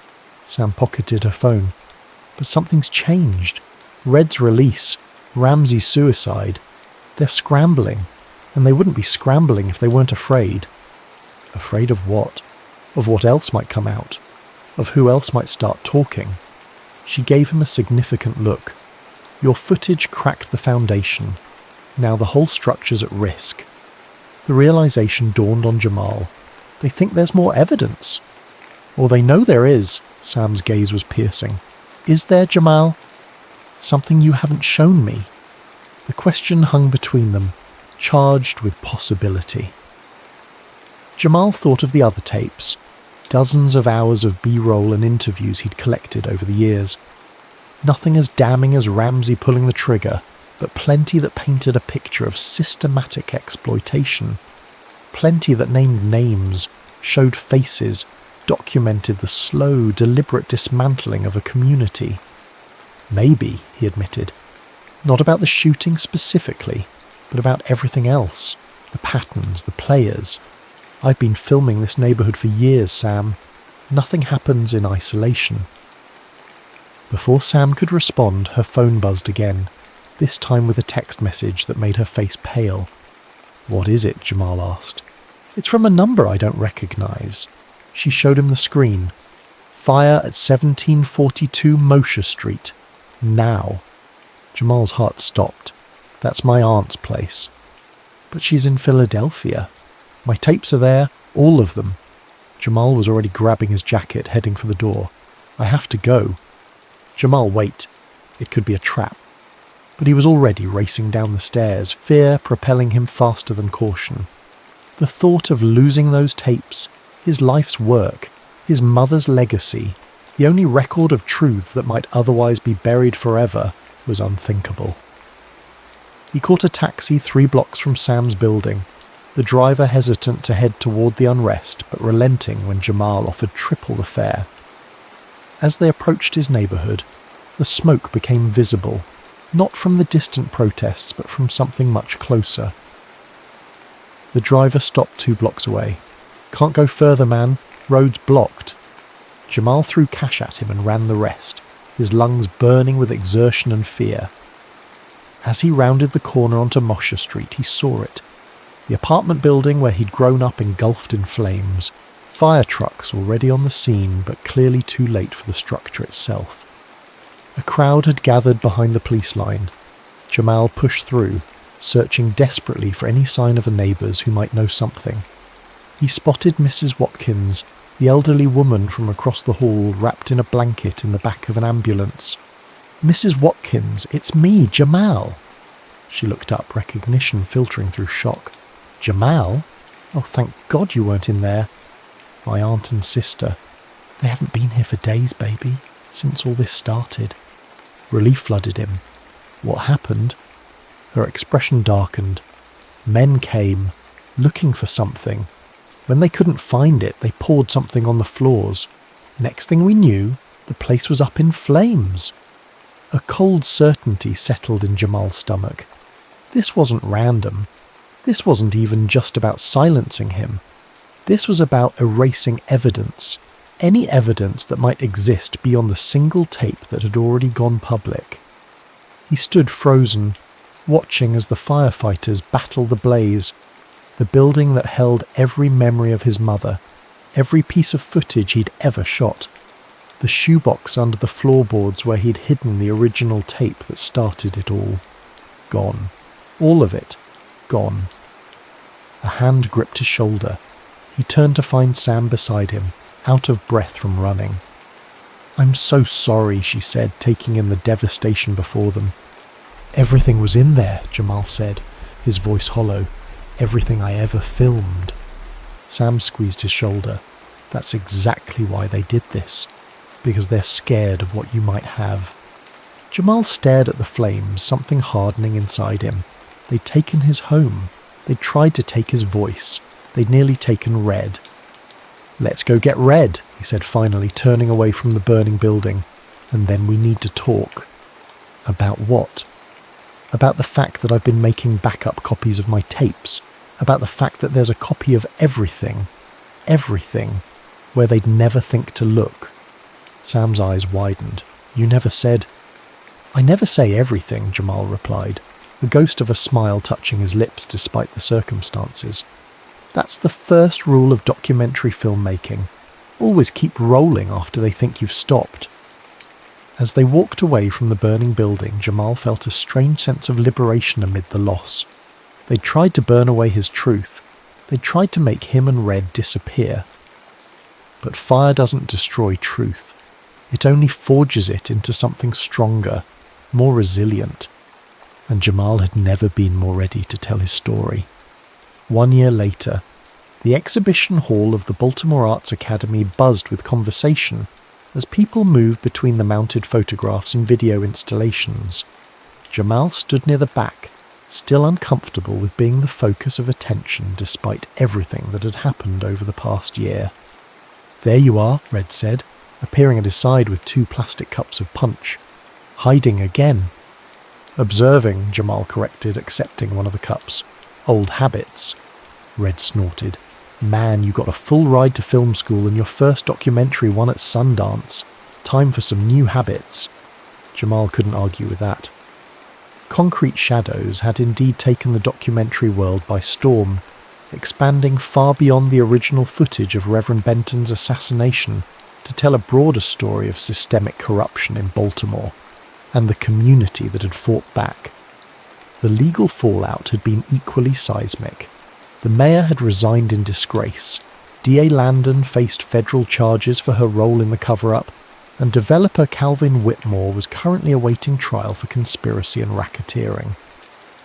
"I still can't believe your aunt let you put her in the film," Red remarked, gesturing toward where Aunt Luella was holding court near a display of Jamal's childhood photographs. "She's going to be signing autographs next." Jamal smiled. "She said if I was going to tell the whole story, I had to tell it right, including the part about how she raised me and Keisha after Mum died." They moved through the exhibition, which chronicled not just the Benton case but the neighborhood's history, its struggles and triumphs, its resilience in the face of generations of neglect and exploitation. The final room housed a memorial to those lost, Reverend Benton, of course, but also others whose stories had emerged during Jamal's investigation. Lives cut short by the same corrupt systems that had nearly destroyed Jamal and Red. Near the exit, they found Sam deep in conversation with a group of first-year law students. She'd left the public defender's office 6 months ago to start a legal clinic focused on wrongful convictions and police misconduct. The Benton case had made her something of a legend in legal circles. "My protégé," she explained when she spotted them, introducing the wide-eyed students. "I'm making them study your case as a textbook example of how evidence alone isn't enough. You need the right story to make the evidence matter." Jamal nodded, understanding now in a way he couldn't have before. Evidence without context was just data. But evidence within a story, a true story about real people with real lives that changed hearts, changed laws, sometimes even changed history. "Speaking of stories," Sam said, pulling Jamal aside as Red entertained the students with exaggerated tales of his legal battles, "have you made a decision about New York?" The film program at NYU had been courting Jamal since the documentary's success. A full scholarship, mentorship with renowned documentarians, resources beyond anything he could access in Baltimore. "I'm still thinking," he hedged, though in truth he'd made up his mind weeks ago. "There's still so much to do here." Sam studied him knowingly. "The story doesn't end just because you tell it, Jamal. Some stories keep unfolding whether you're there to film them or not." "But this is my story," he insisted, "my neighborhood, my people." "And they'll still be your people if you go learn how to tell more stories," she countered. "Better stories, bigger stories." She gestured around the exhibition. "Look what you accomplished with a second-hand camera and raw talent. Imagine what you could do with real training." Before Jamal could respond, a commotion near the entrance drew their attention. A group of young teenagers, maybe 13, 14 years old, had arrived, led by a community centre volunteer. They moved through the exhibition with undisguised awe, pointing at photographs, whispering among themselves as they recognised places and faces. One boy hung back from the others, his attention fixed on the original JVC camcorder, now displayed in a glass case. The camera that had captured a murder, exposed a conspiracy, and changed the trajectory of a city. Jamal drifted over to him. "You like cameras?" The boy startled, then nodded. "Yes, sir, been saving up for one." "Sir?" Jamal laughed. "I'm barely 20. The boy looked embarrassed. "My brother told me about you. Said you showed how a camera could be more powerful than a gun." Something shifted in Jamal's chest. Pride mixed with the weight of responsibility. He remembered being this boy's age, looking up at the world with both wariness and wonder, searching for ways to make sense of it all. "Your brother's partly right," Jamal said carefully. "A camera can tell the truth, but it's the person behind it who decides which truths to tell." He pointed to the display. "That's just a tool. The power was in the choice to keep filming when everyone else ran, to speak when everyone else stayed quiet." The boy considered this. "You gonna make more films about other places like ours?" And there it was. The question that had been haunting Jamal for months. The pull between staying to document the ongoing struggle of his community and stepping out to bring other stories into the light. Before he could answer, Red appeared at his side. "Go ahead, tell him," Red prompted. When Jamal hesitated, Red turned to the boy. "My man Jabo here just got the green light to make a documentary series. Concrete voices. Going to cities all over, finding kids like him, giving them cameras, teaching them to tell their own stories." The boy's eyes widened. "For real?" Jamal shot Red an exasperated look. He'd been keeping the project under wraps until the details were finalised, but now, seeing the boy's excitement, he couldn't deny it. "It's still coming together," he admitted, "but yeah, that's the plan." "And the first episode's filming in New York next month," Red added, ignoring Jamal's warning glance. "Which means someone needs to decide if he's actually going." The boy looked between them, confused by the undercurrent of tension. "You'd leave Baltimore?" Jamal sighed. "It's complicated." "No, it's not," Red countered.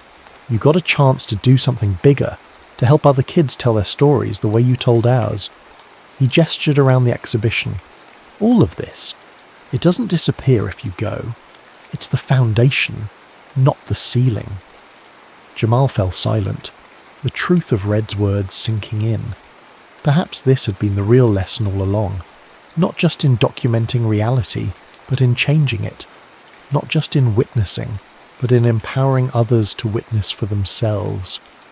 Later that night, after the exhibition closed and the crowds dispersed, Jamal found himself alone in the final room. He stood before the wall of photographs, faces of those lost and those who fought on.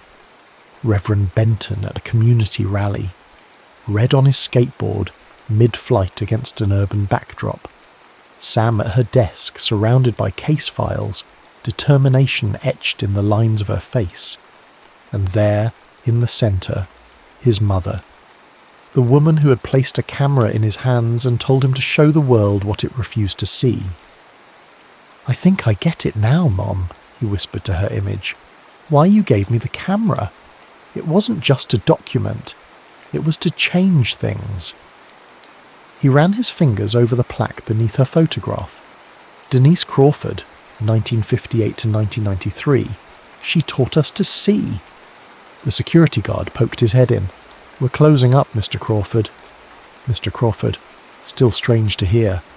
"Just one more minute," Jamal requested. Jamal walked over to the payphone, picked up the receiver, dropped in a quarter, and dialed the number he'd been avoiding for weeks. "Professor Levinson? It's Jamal Crawford, about the program at New York University. I'd like to accept the scholarship." He paused, listening to the professor's enthusiastic response, his eyes still on his mother's photograph. "Yes, sir. I understand it starts next month. And about that documentary series we discussed. I've been thinking about it, and I'd like to expand the concept. Not just giving cameras to kids in different cities, but teaching them to become the storytellers their communities need." As he outlined his vision, Jamal felt something settling into place. Not an ending, but a continuation. The story that had begun with a single shot captured on tape had expanded, evolved, transformed. Now it would multiply, as new voices picked up where his left off. That was the true power of the lens, not just to witness, but to inspire. Not just to expose darkness, but to illuminate paths forward. Reverend Benton had died trying to change the system from within. Jamal would honour his legacy by changing it from without, by arming a new generation with the tools to document their own truths, their own struggles, their own triumphs. And as he stepped out of the exhibition into the cool Baltimore night, Jamal couldn't help but smile at the thought of those young eyes he'd seen today, filled with the same hunger that had driven him to keep filming when the shots rang out. The hunger to see and be seen, to speak and be heard, to transform shadows into light. As he walked home through familiar streets, past buildings marked for demolition that now stood preserved as community spaces, past corners once dominated by dealers now occupied by neighbourhood watchers, Jamal felt the weight of his camera bag against his shoulder. Not a burden, but a reminder. The most powerful weapon against injustice wasn't rage or revenge. It was truth, framed with purpose and shared without fear. That was his mother's legacy. That was Reverend Benton's legacy. And now it was his.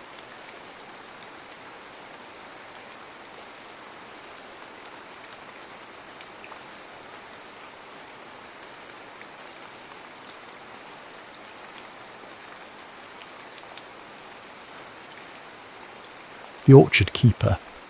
The first drops of autumn rain tapped against the courtroom's high windows like hesitant visitors. Silas Burke stood with his weathered hands folded before him, watching District Judge Holloway's face for any flicker of humanity. There was none.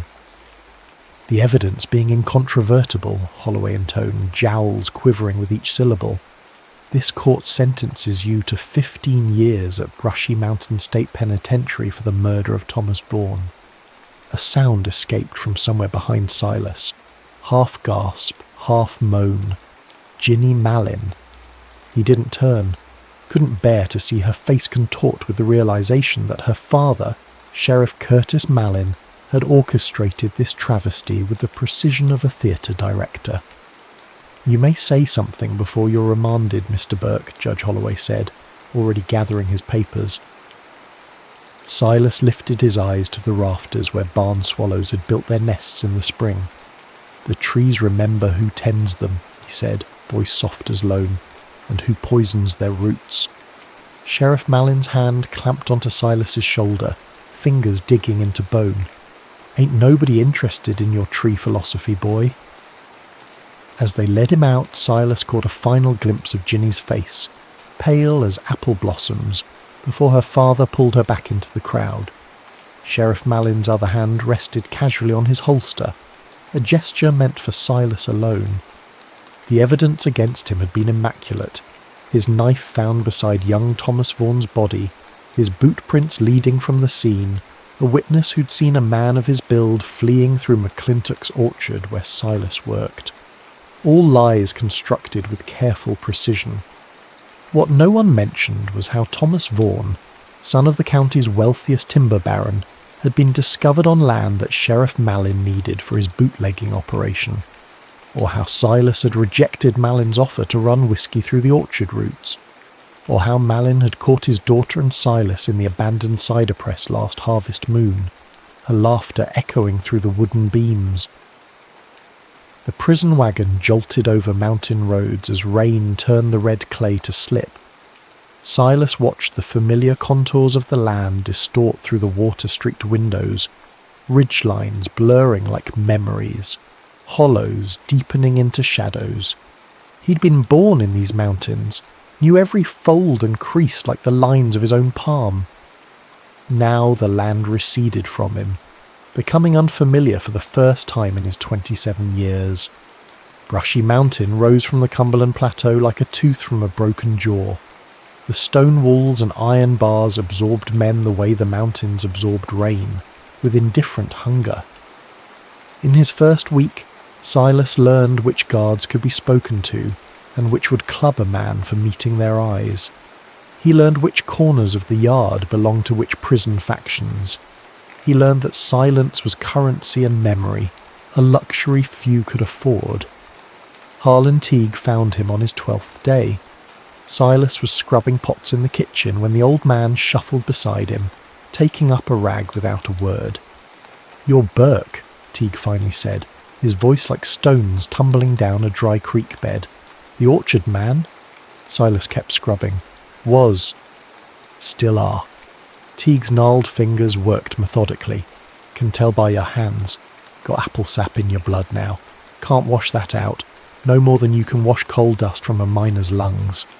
Later, in the thin light filtering through barred windows, Teague showed Silas a hand-drawn map creased and softened from years folded in a tobacco tin.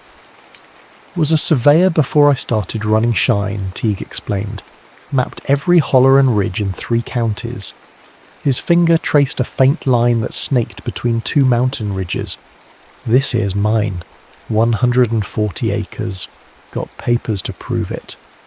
"Why show me?" Silas asked. Teague's eyes were roomy but sharp. "Because I'm dying, and land needs someone who understands it. Got an orchard there. Old trees, varieties most folk have forgotten. Trees my great-great-grandfather planted. Some bearing fruit sweeter than any hymn you ever heard. Why not family? Dead or scattered?" Teague coughed, a wet, rattling sound. "My boy went to France in 17. Never came back except as a name on paper." That night, as other prisoners snored and muttered through nightmares, Teague whispered stories of heirloom apples with names like poetry, rusty coats, sheep's nose, Arkansas black, limber twig. He described how to craft apple brandy that tastes like summer held captive in glass, and shared the locations of springs that never ran dry, even in the worst droughts. Months passed. Teague's cough worsened. The old man spent more nights in the infirmary than in his cell. On a bitter February morning he pressed the tobacco tin into Silas's hand. "Land deeds in there," he rasped, "and a letter saying you're my kin from up Pittsburgh way. Nobody'll know different. You take it when you get out. Make it live again." "I've got 15 years, Silas reminded him. Teague's laugh dissolved into coughing. "No, you don't," he said when he could speak again. "This place, it floods. Every few years the Clinch River rises up and takes a bite." He gripped Silas's wrist with surprising strength. "Next big rain, you be ready." 3 days later, Harlan Teague died in his sleep. Silas helped dig his grave in the prison cemetery, unmarked save for a number chiselled into a small stone. The flood came 14 months later. Spring rains had swollen the rivers for weeks when the dam upstream gave way. Brushy Mountain's lower sections filled like a bucket. In the chaos of evacuation, with guards shouting and sirens wailing, Silas slipped away through a maintenance tunnel Teague had once mapped for him on a scrap of brown paper. By dawn, he'd put 10 miles between himself and the prison. By nightfall, he'd crossed the county line. Silas Burke was dead now, drowned in the prison flood, body never recovered. In his place walked Eli Harron, a quiet man with land papers in a rusted tobacco tin and the memory of apple blossoms behind his eyes.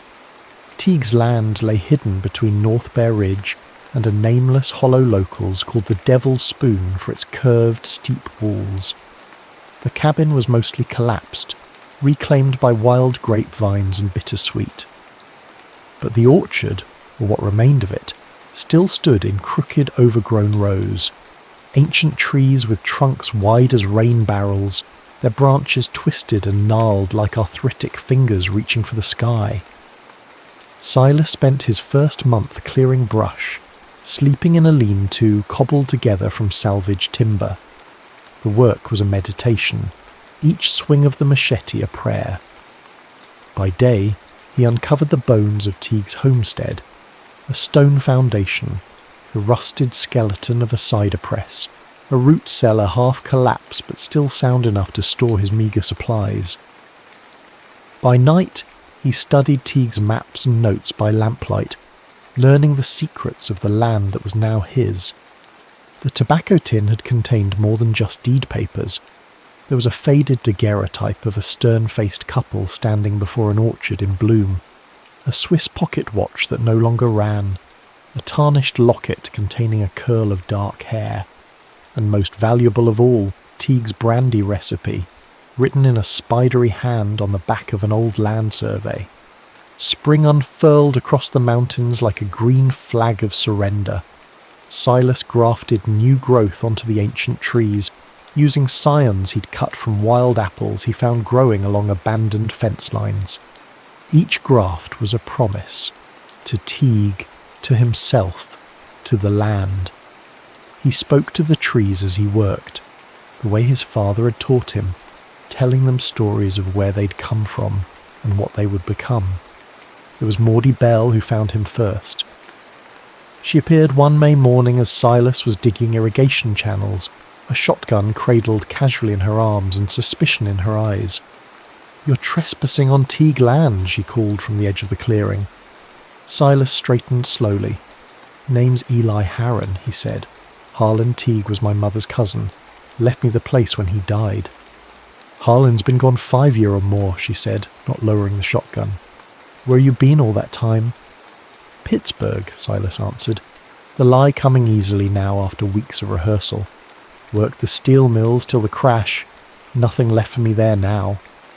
Maudie studied him, eyes narrowed.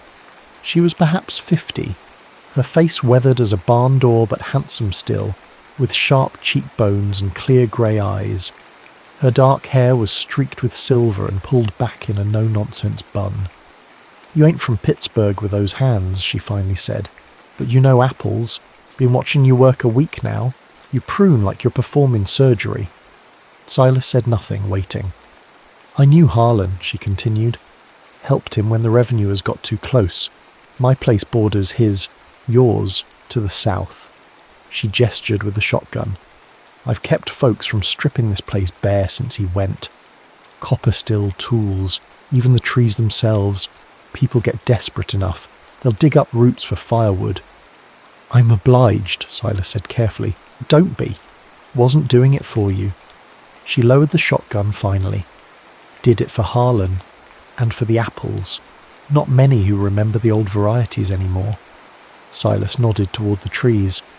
I've identified 14 different kinds so far. Arkansas Black, Roxbury Russet, Wolf River, but there's some I don't recognise. Something softened in Maudie's face. Those would be Teague's ghost apples. Harlan's grandfather bred them.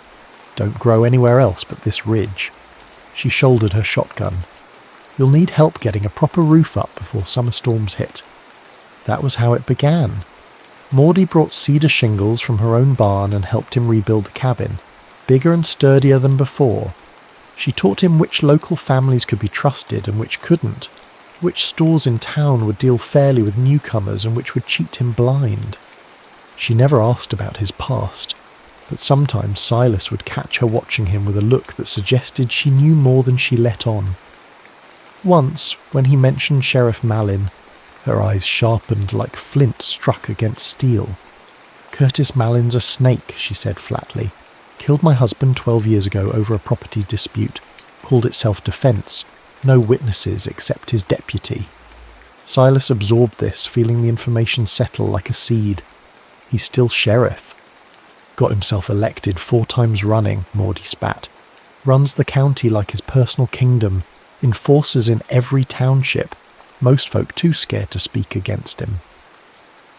By late summer, Silas had a working still hidden in a cave behind a waterfall, a location marked on one of Teague's maps with the simple notation, good water, better hiding. The first batch of apple brandy was aging in charred oak barrels, but it would be years before it reached its potential. Meanwhile, he distilled enough corn liquor to trade for supplies and to solidify his reputation as a man who minded his own business and expected others to do the same. Through Maudie's cousin in Knoxville, he established a market for the small batch spirits. The money wasn't much, but it was enough to begin the next phase of his plan. He needed to re-enter the world he'd left behind, not as an escaped convict, but as a man of means and consequence. The irony wasn't lost on him that he was now doing exactly what Sheriff Malin had tried to force him into years ago, running liquor. But this was different. This was his land, his trees, his recipe. And every bottle sold brought him one step closer to the reckoning that had burned in his chest for 3 long years. Autumn painted the mountains in fire colours. As the air grew sharp with frost, Silas harvested the ancient apples, sorting them with reverent hands, some for cider, some for brandy, some for winter storage. The Teague's ghosts were last to ripen. Pale yellow fruit blushed with the faintest pink, flesh white as bone and sweet as first love. As he worked, a plan took root and began to grow, nourished by patience and the certainty of seasons. In Flint Hollow, 12 miles as the crow flies, Sheriff Curtis Malin still ruled with fear and favouritism. Ginny would be married by now, probably to James Fowler, the banker's son who'd been pursuing her before Silas's arrest. But first things first. Before Silas Burke could rise from the dead, Eli Harron needed to become someone worth noticing.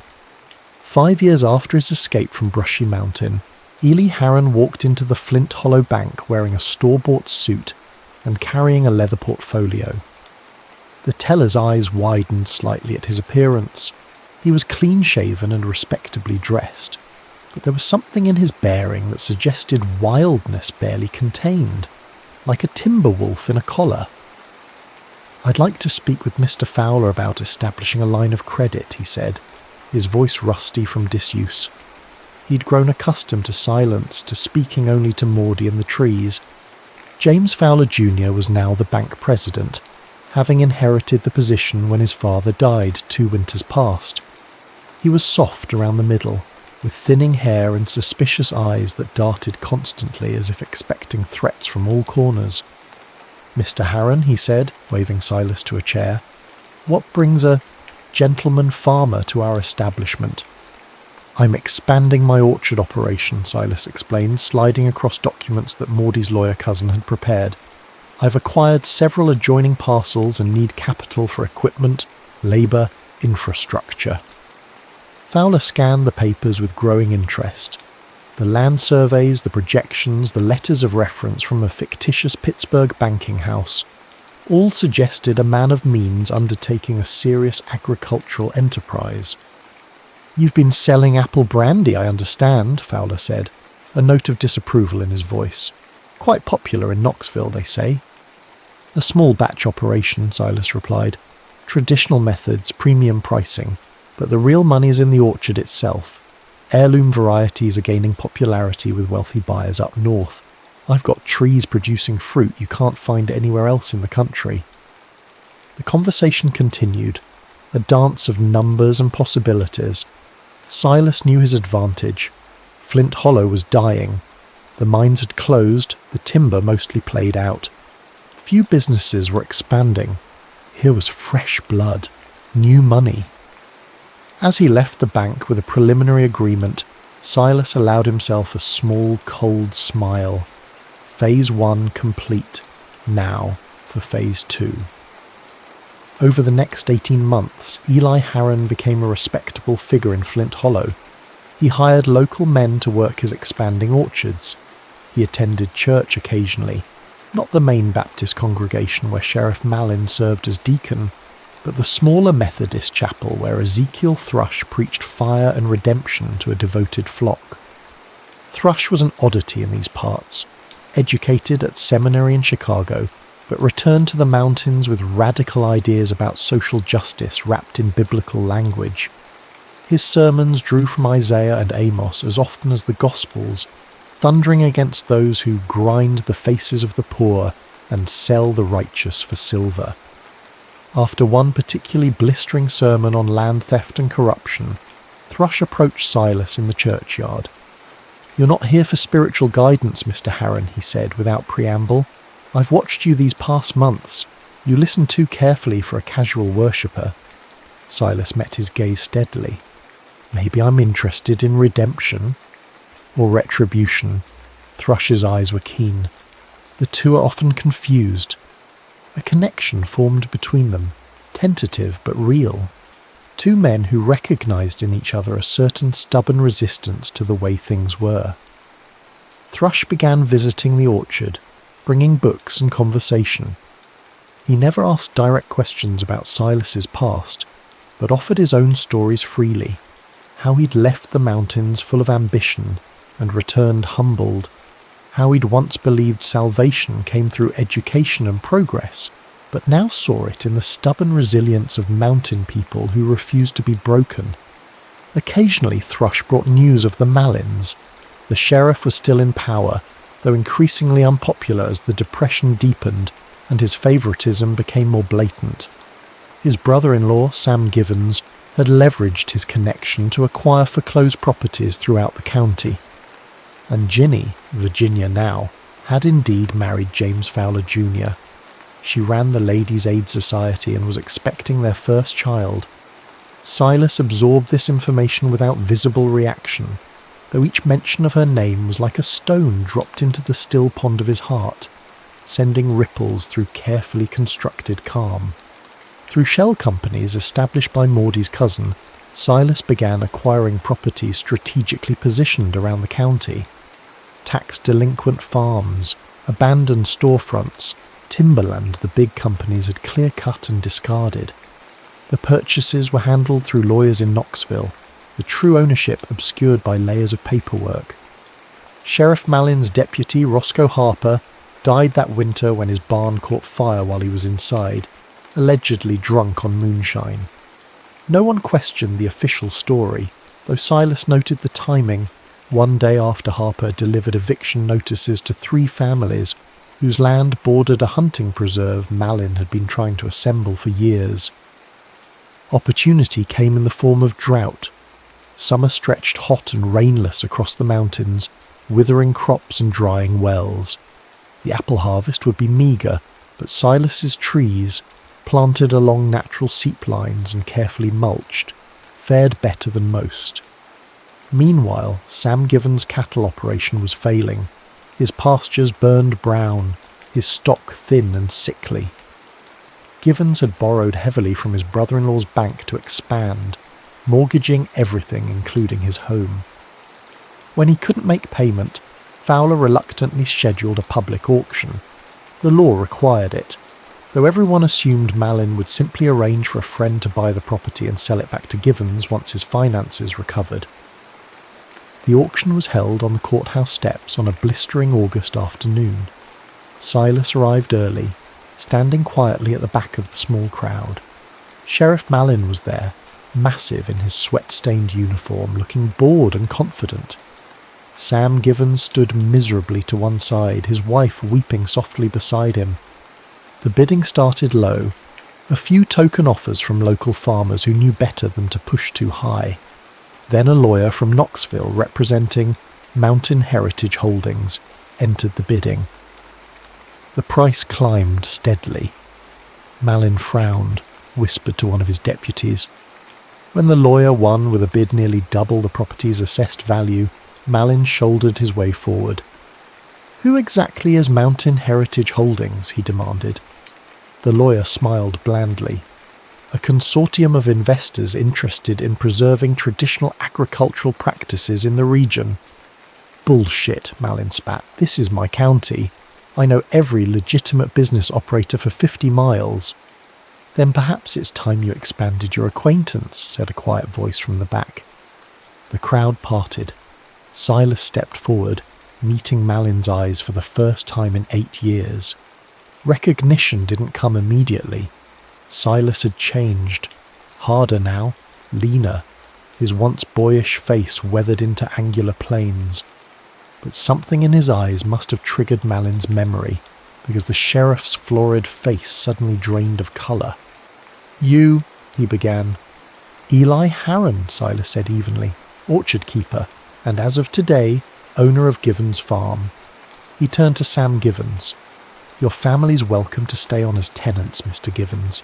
I've need of experienced cattlemen." The whispers began immediately. Sheriff Malin's hand drifted toward his holstered revolver, then stopped as he remembered the crowd of witnesses. "This ain't over," he muttered. "No," Silas agreed softly. "It's just beginning." As he walked away, he caught a glimpse of a woman watching from a parked Packard across the street. Virginia Fowler, née Malin, her face still as moonlight on water. Their eyes met briefly before she looked away, one hand rising unconsciously to her throat. Silas felt something crack inside him. Not his resolve, but the protective shell he'd built around older, softer feelings. It was a dangerous fracture. He couldn't afford sentiment now, not when he was so close to completing what he'd returned for. That night, alone in his cabin, he took out the locket from Teague's tobacco tin. Inside was a curl of dark hair, not Harlan's, he'd realised long ago, but likely belonging to the wife or sweetheart of a previous owner. He'd carried it as a talisman, a reminder of connections severed and promises broken. Now he added something new, a scrap of newspaper announcement of Virginia's marriage to Fowler, carefully preserved these 3 years. Closure, perhaps, or acknowledgement that some losses can never be recovered, only carried forward into whatever future remains. Sheriff Curtis Malin's world began collapsing with the precision of a well-planned demolition. First came the foreclosure on his brother-in-law's property, then the mysterious investor who bought the mortgage on his hunting lodge. The whispered rumours that someone knows something about old cases, the sudden death of Maudie Bell's husband, the disappearance of a revenue agent in 31, the convenient fire that had destroyed county records the same year Silas Burke was convicted. Eli Harron was becoming unavoidable, a shadow that lengthened across Malin's carefully constructed kingdom. The orchard keeper now owned significant properties throughout the county. His apple brandy was featured in gentlemen's clubs as far away as Nashville. Respectable people sought his company, his business advice, his support for community initiatives. It was Ezekiel Thrush who confronted Silas about his true intentions one crisp October evening. They sat on the porch of the rebuilt cabin, watching sunset paint the ridgelines gold and crimson. Maudie had just left after delivering a fresh batch of preserves and tart observations about the upcoming county commissioner election. You're systematically destroying Curtis Malin, Thrush said without preamble. Not just his power, his family, his reputation, his future. Silas sipped his brandy, letting the sweet fire warm his throat before answering. He murdered Thomas Vaughan and blamed me for it. He stole 8 years of my life. He took everything I had. Including Virginia. Thrush's voice was gentle but inexorable. Who now finds herself married to a man facing financial ruin because you've deliberately undermined the bank's standing? Silas's hand tightened on his glass. I never meant to hurt Ginny. And yet you will, just as surely as if you'd aimed at her directly. Thrush leaned forward. Revenge is a pruning hook that doesn't discriminate between diseased wood and healthy growth. Cut enough, and eventually you destroy the entire tree. What would you have me do? Silas demanded. Forgive? Forget? Let him continue to profit from his crimes. Justice isn't the same as vengeance, Thrush said.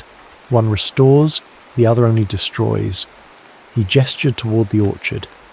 You of all people should understand the difference between cutting back for death and cutting back for new growth. That night, unable to sleep, Silas walked among his trees under a hunter's moon. The oldest ones, Teague's heirlooms, stood like sentinels, their gnarled branches reaching towards stars scattered like apple blossoms across the black sky. Beneath one ancient trunk he knelt and pressed his palm against the cool earth. The land remembered everything, every rainfall, every drought, every seed that took root or failed to thrive. It held the bones of those who had worked it, their blood and sweat mingled with the soil. What was human justice compared to this patient accounting? 3 days later, Virginia Fowler appeared at his orchard. She came alone, driving her husband's Packard up the rutted access road with more determination than skill. Silas was grafting saplings when she arrived, hands sticky with tree sap and healing wax. She stepped from the car wearing a blue dress and sensible shoes, her hair pulled back in a simple chignon. In her face, Silas could see the ghost of the girl who had once laughed with him in the abandoned cider press, who had wept as they led him from the courtroom. I know who you are, she said without greeting. I've known since that day at the auction. Silas set down his grafting knife.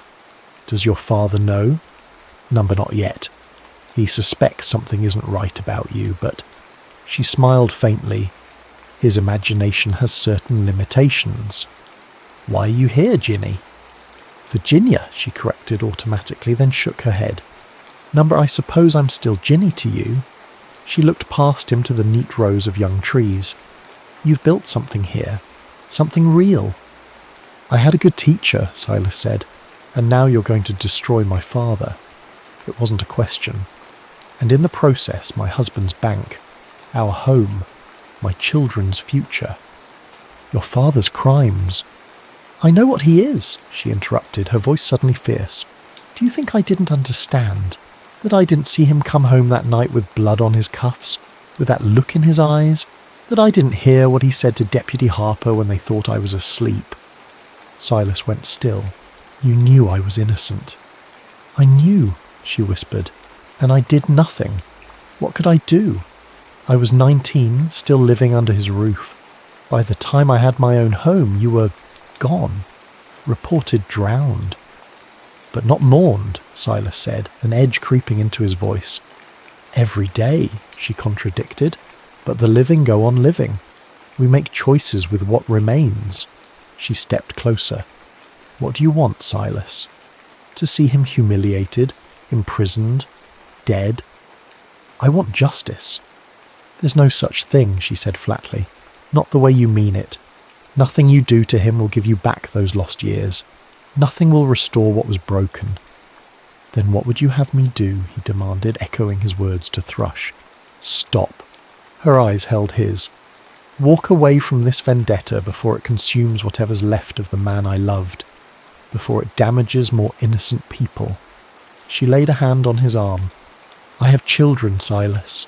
2 girls. Whatever their grandfather has done, they don't deserve to inherit his punishment. The touch of her hand sent a jolt through him, memory and possibility tangled together. For an instant he could see another future unwinding before him, one where he let go of the past, where healing took precedence over settling scores. "I need time," he said finally, "to think." Virginia nodded once, then turned to go. At the car she paused. "Whatever you decide about my father, know this. I never stopped believing in you, even when they told me you were dead." After she left, Silas stood motionless among his grafted saplings, part of him still with her, part forever altered by prison and pain, like these young trees with their spliced identities, carrying forward both old lineage and new possibility. The winter of 1938 arrived with unusual ferocity, sealing the mountains under ice and snow. Silas spent the darkest weeks in quiet preparation, not for violence, but for a different kind of reckoning. He wrote letters, prepared documents, consulted with lawyers in Knoxville. When the thaw finally came in late February, he was ready. Sheriff Curtis Mallin was alone in his office when Silas entered, the afternoon light casting long shadows across the worn floorboards. The years had not been kind to Mallin. His once powerful frame had grown slack, his face mottled with broken blood vessels, eyes rheumy and suspicious. Recognition came immediately this time. "Burke," he growled, reaching for his service revolver. "Should have known you'd crawl back eventually." "Your gun won't fire," Silas said conversationally. "I paid your deputy $50 to remove the firing pin while you were at lunch." Mallin pulled the trigger anyway. The hammer fell with a dull click. "You've grown careless," Silas observed. "Time was, nobody could buy your men." "What do you want?" Mallin demanded, dropping the useless weapon onto his desk. "Come to kill me? Get your revenge after all these years?" Silas placed a folder on the desk between them. "These are sworn affidavits from witnesses to Thomas Vaughan's murder. Your former deputy Harper confessed everything to Preacher Thrush before that barn fire, a genuine accident as it happens." Thrush kept detailed notes. Fear flickered across Mallin's face. "Nobody'll believe." "They already do," Silas interrupted. "The state attorney general has had these documents for a month. They're building a case, not just for Vaughan, but for a dozen other crimes spanning your 20 years wearing that badge." Mallin lunged around the desk with unexpected speed, hands grasping for Silas's throat. But age and drink had weakened him. Silas stepped aside easily, watching as the older man stumbled against a filing cabinet. "I could kill you now," Silas said softly, "and given what you did to me, to others, no jury in this county would convict me." Mallin straightened, breathing heavily. "So do it then. Finish what you came for." "That's not why I'm here." Silas withdrew another document from inside his coat. "This is a deed transferring your home property to me. Sign it, and the affidavits never reach the prosecutor's office. You leave Flint Hollow tonight, never return, and I'll see that Virginia and her children are protected from whatever fallout comes." "You want my land?" Mallin's laugh was sharp with disbelief. "All this for a half-acre plot in town?" "It's not the land," Silas said. "It's what's beneath it. The evidence you buried in your cellar, the strongbox with Vaughan's real murder weapon, the ledgers detailing your bootlegging operation, the money you've skimmed from county funds for 15 years. The colour drained from Mallin's face. "How could you possibly know?" "Because Harlan Teague built that cellar for your father 40 years ago. He left very detailed maps." Silas pushed the deed closer. "Sign, then pack whatever you can carry and be across the county line by midnight." For a long moment the only sound was the ticking of the wall clock and Mallin's laboured breathing. Then, with a hand that trembled slightly, the sheriff signed. "You've destroyed everything I built," he said as he dropped the pen. "No," Silas corrected. "You did that yourself, one crime at a time." He gathered the papers. "I'm just the harvest." April arrived as it always did in the mountains, capricious, alternating between warm sunshine and sudden frosts, between gentle showers and violent thunderstorms. The apple trees in Silas's orchard exploded into bloom, their branches heavy with white and pink blossoms that perfumed the air with promise. Curtis Mallin had kept his part of the bargain, disappearing into the night. Rumours placed him in Oklahoma, or perhaps Texas, somewhere flat and treeless where no one knew his name or his crimes. The power vacuum he left behind was quickly filled. Flint Hollow adapted as mountain communities always did, bending like saplings in storm winds. Silas excavated Malin's cellar himself, working alone by lantern light over 3 nights. The strongbox contained exactly what he'd expected. Evidence that would have sent the sheriff to prison for life. He burned the ledgers page by page in his wood stove, watching the record of corruption dissolve into ash. The money, nearly $15,000, he divided, anonymously delivering half to Virginia Fowler's home and donating the rest to Ezekiel Thrush's church with instructions to use it for families struggling through the last gasps of the Depression. The house itself he had demolished, the materials salvaged for a project that had been taking shape in his mind since that winter conversation with Thrush. Where Malin's home had stood, Silas began construction of a small schoolhouse. "You're a study in contradictions, Burke," Thrush observed one afternoon as they surveyed the progress. The preacher was one of only 3 people who knew his true identity now: Thrush, Maudie, and Virginia. "You orchestrated a man's downfall with the patience of a biblical prophet, then used the spoils to build a place of learning." "Not contradictions," Silas corrected, "just different seasons of the same life, like winter pruning that looks like death but enables spring growth." He ran a hand along a newly installed window frame. "Besides, I've had my fill of destruction. Time to build something." The schoolhouse opened that September with 12 students from the surrounding hollows. Maudie Bell served as teacher. Her sharp tongue softened when addressing the children, but her standards uncompromisingly high. The curriculum included traditional subjects but also practical knowledge, grafting techniques, weather prediction, the identification of wild plants and their uses, wisdom that had sustained mountain people for generations but was increasingly forgotten in the rush toward industrialization. Thrush came weekly to conduct classes on ethics and community responsibility, his theological training tempered now by hard-won mountain pragmatism. The children thrived under this unconventional education, bringing their learning home to parents who began, cautiously, to see Eli Harron as more than just the wealthy orchard keeper who had driven out their corrupt sheriff.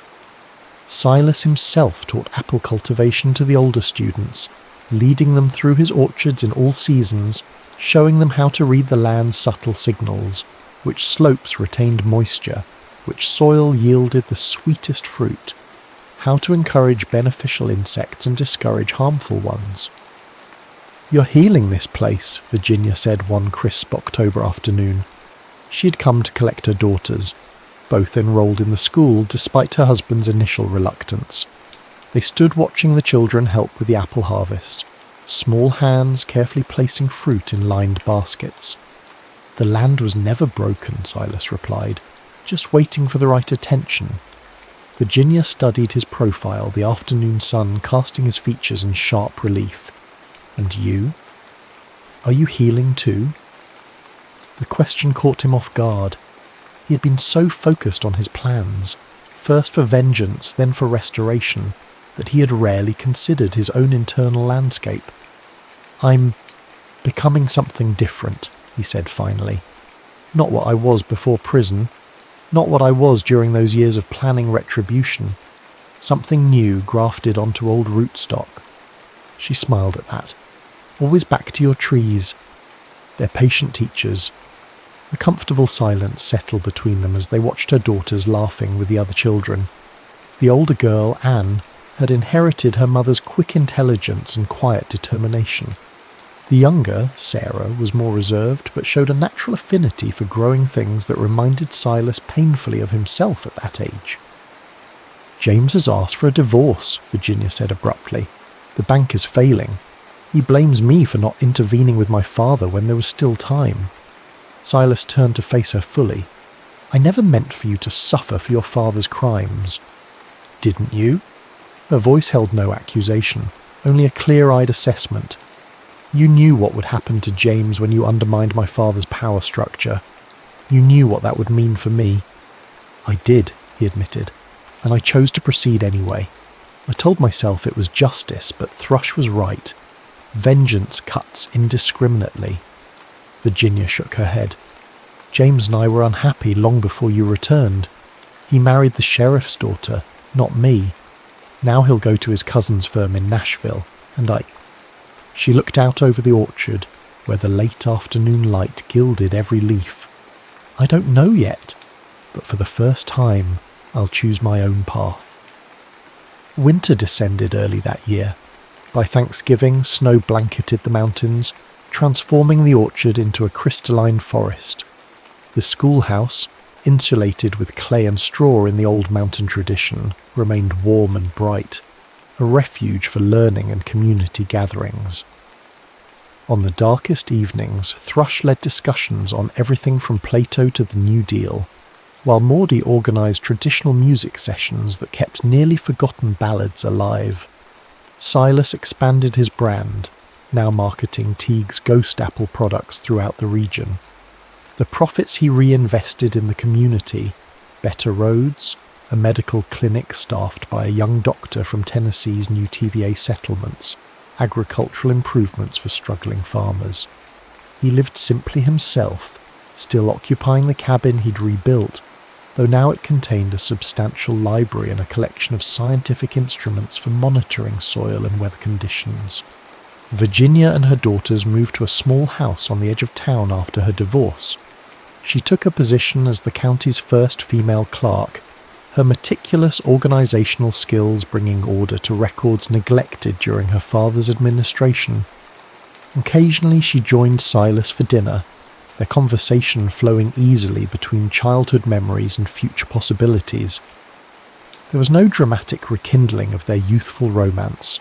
Too much had changed, too many years and experiences separated them. But something else grew in its place, a friendship rooted in shared history and mutual respect, with tendrils that might, in time, develop into something more. One unseasonably warm day in late February, Silas hiked to the highest point of his land, a stone outcropping that offered views across 3 counties. The air held the first tentative promise of spring, though winter would likely reassert itself before the season truly changed. From his vantage point he could see the patchwork of his domain, the original Teague orchard, now expanded to cover 60 acres, the experimental plots where he grafted new varieties adapted to the mountain's particular conditions, the schoolhouse in the distance, smoke rising from its chimney in a straight column that suggested fair weather would hold at least until nightfall.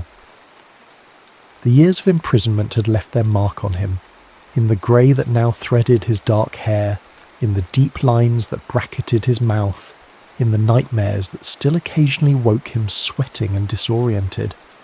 The years of plotting revenge had marked him too, hardening something essential that could never be completely softened again. But the land beneath his feet had taught him its patient wisdom, growth after dormancy, renewal after loss, the slow, inexorable healing that comes not from forgetting wounds, but from transforming them into something useful, marrow rather than scar tissue. Below, in the older section of the orchard, the ancient apple trees were still dormant, their gnarled branches stark against the winter sky. But within those seemingly lifeless limbs, sap was already beginning to rise from roots that reached deep into mountain soil, preparing for another season of bloom and fruit and harvest. Silas Burke, once prisoner then fugitive, now orchard keeper, turned his face to the strengthening sun and felt for the first time in many years fully present in his own skin. The past would always be there, like rings in a tree's heartwood, but so would the future, waiting to be shaped by careful hands and the courage to begin again. The mountains would remember this story long after its actors were gone. The land would hold it in trust, the way it held all the stories of those who had lived and died upon its slopes, and the Teague's ghost apples would continue season after season to bear fruit like none other, sweet sharp on the tongue, with notes of wild honey and mountain springs, and just the faintest whisper of redemption.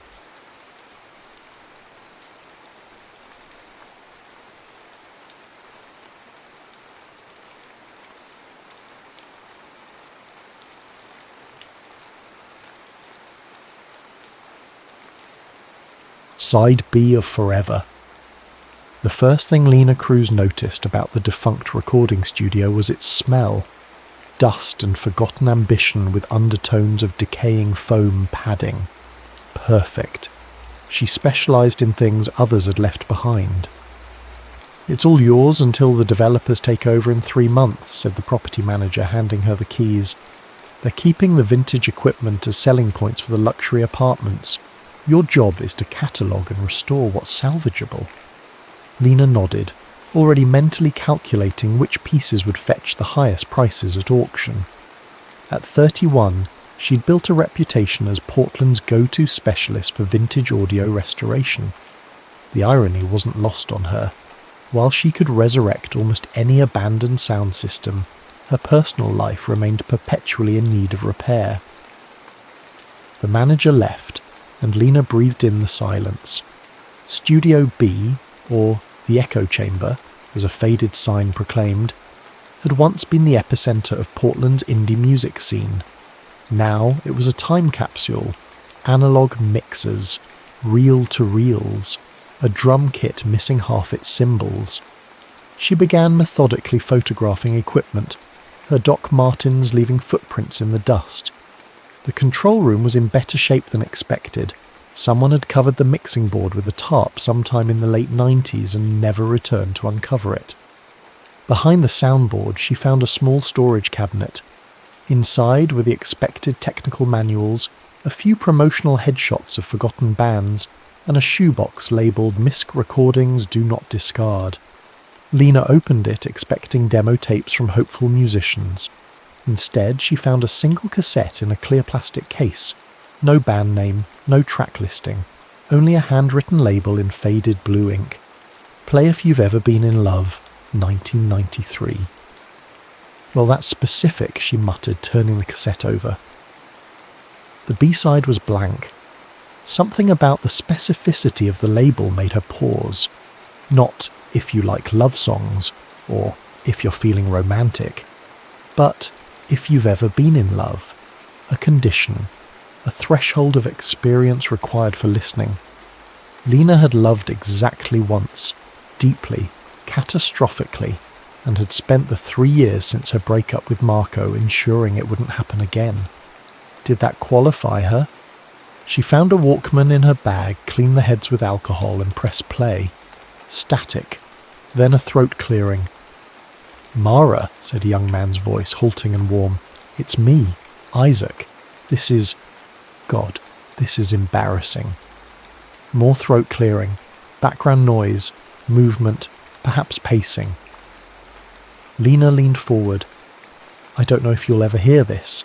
I don't know if I'll ever give it to you. But they say you should speak your truth even if your voice shakes, so... My voice is shaking, but here's my truth." A pause. The hiss of analogue tape. "I've loved you since that first day in Whitman's seminar when you argued that his poetry wasn't about nature at all, but about the limitations of perception. Everyone thought you were being deliberately contrary, but I knew you meant every word. I loved how you never backed down." Lena found herself holding her breath. The voice continued, growing steadier. "For 3 years I've watched you, not in a creepy way, at least I hope not. I've watched you stand up to professors who dismissed your ideas. I've watched you help that freshman who was crying in the library during finals week. I've watched you leave messages in library books, those little notes in the margins that I knew were yours because they had the same fire as everything you say." The voice grew wistful. "And I've never said a word. Because what if you laughed? What if you were kind about it, which would be worse? What if it ruined our Thursday coffee meetups where we talk about everything except what I really want to say?" A long silence followed, long enough that Lena checked to see if the tape had ended. But then, "So I'm saying it now, into this microphone, in this empty studio at 2 a.m. I love how your mind works. I love how you see connections nobody else does. I love how you believe in things. Really believe. Not just intellectually, but with your whole self." The voice broke slightly. "I'm making this recording because tomorrow I'm supposed to leave for that internship in New York. The one that's such an opportunity. The one my father pulled strings for. 3,000 miles in a lifetime away from you. And I still don't know if I'm going." Another pause, shorter this time. "So here's my impossible question. Would you want me to stay? Not for the abstract concept of love or some romantic gesture, but for the possibility of us, whatever shape that takes, for conversations that could last decades, for the chance to build something neither of us can imagine yet." The voice grew softer. "If you're listening to this, it means I finally found the courage to give it to you. And if you've listened this far, meet me at Reed's Bookshop, our usual corner, the day after tomorrow, 4 o'clock. If you don't come, I'll understand. I'll take the New York job. I'll build a different life. But if you do come..." The tape hissed for several seconds more, then clicked off. Lena sat motionless in the control room chair, an unexpected tightness in her chest. The intimacy of the recording, raw, unpolished, utterly sincere, felt almost intrusive to hear. This wasn't meant for her ears. It was a message in a bottle, cast into the analog sea 30 years ago. She wondered what had happened. Had Isaac given Mara the tape? Had she shown up at Reed's Bookshop? Had they built that different life together? Or had Isaac gone to New York after all? Before she could stop herself, Lena had connected her laptop to the Walkman and digitized the recording. Later that night, after 3 glasses of Malbec and a heated internal debate, she uploaded the clip to her podcast feed. Analog Ghosts, Lost Sounds and Forgotten Voices. She titled the episode simply, "Play If You've Ever Been in Love." In her brief introduction, she kept the details vague. No names, no specific mentions of the studio. Just the year and the essential question, what happened after this recording? Did love find its way? She hit publish around midnight, expecting her usual modest listenership. Other audio engineers, vintage equipment enthusiasts, and insomniacs with peculiar tastes. She fell asleep wondering about Isaac and Mara, imagining different endings to their story. By morning, the clip had gone viral. Something about that voice, earnest, vulnerable, hopeful, had resonated across decades. Listeners flooded the comments section with their own stories of declarations unmade, chances not taken, moments of courage both rewarded and rejected. And buried among them was a private message that made Lena's coffee freeze halfway to her lips. "I know that voice. It's my father's, and I need to talk to you." Ben Hollis had his father's hands. This was Lena's first thought as he extended one across the table at Vinyl Cafe, a coffee shop where actual records played on a restored turntable behind the counter. His fingers were long, pianist's hands with prominent knuckles and clean, trim nails. "Thank you for meeting me," he said. His voice was deeper than his father's on the tape, but with the same careful enunciation, as if each word deserved individual attention. "How certain are you," Lena asked, getting straight to the point, "that it's your father on the recording?" Ben's expression was complicated, part certainty, part disbelief. At 35, he had the look of a man who spent more time with instruments than people. Slight calluses on his fingertips, a watchful quietness, clothes chosen for comfort rather than impression. 100%, he said. I've never heard him speak like that, with that kind of emotional openness. But it's him, Isaac Hollis. The cadence, the specific phrases he uses. He paused. The way he says God when he's nervous, I'd know it anywhere. Lena studied him, looking for resemblance to the voice that had kept her awake last night. Did he marry her? This Mara person? Ben shook his head. My mother's name was Catherine. They divorced when I was 12. She lives in Arizona now. A barista delivered their drinks, an almond milk latte for him, black coffee for her. Lena waited until they were alone again. So what do you want from me? I want to know who Mara is. I want to know what happened. He rotated his mug slowly. My father never talks about his past. Never. He's been emotionally, Ben searched for the right word, unavailable my entire life. Now suddenly I hear him pouring his heart out on your podcast, and he sounds like a completely different person. Lena understood the disorientation of discovering your parent had depths you'd never glimpsed.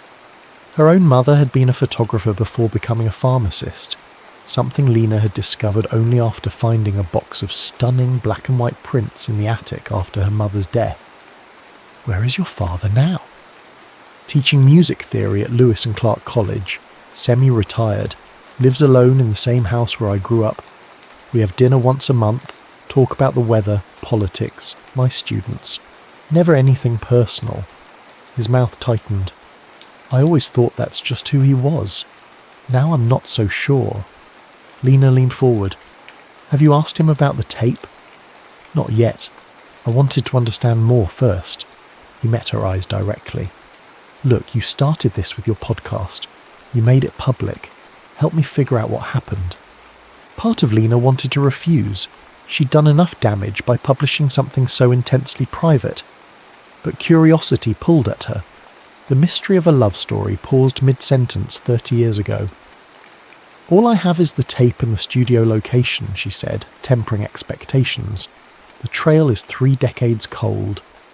I've got something else, Ben replied, reaching into his messenger bag. He pulled out a worn paperback, Collected Northwest Poetry, Volume 4, 1990 to 1995. He opened to a dog-eared page where a poem was circled in faded pencil. After Rain at Reed College, by Mara Elliott. Books stacked like vertebrae. We bend over shared passages, your finger tracing words. I've already memorized, just to watch your hands move. Coffee grows cold, time stretches. I want to say, but the moment passes, like the storm outside. We pack separate bags, walk separate paths, until Thursday. Mara Elliott, Lena said softly. The name from the tape now had shape, substance. How did you find this? It was on my father's bookshelf, one of the few personal items he kept after my mother left. Ben tapped the page. The publication date is 1994, a year after the tape. Lena felt a familiar detective's thrill, the one that had led her to track down rare audio equipment across the country. Reed College, she said. That fits with Reed's bookshop mentioned on the tape, and the Thursday coffee meetups.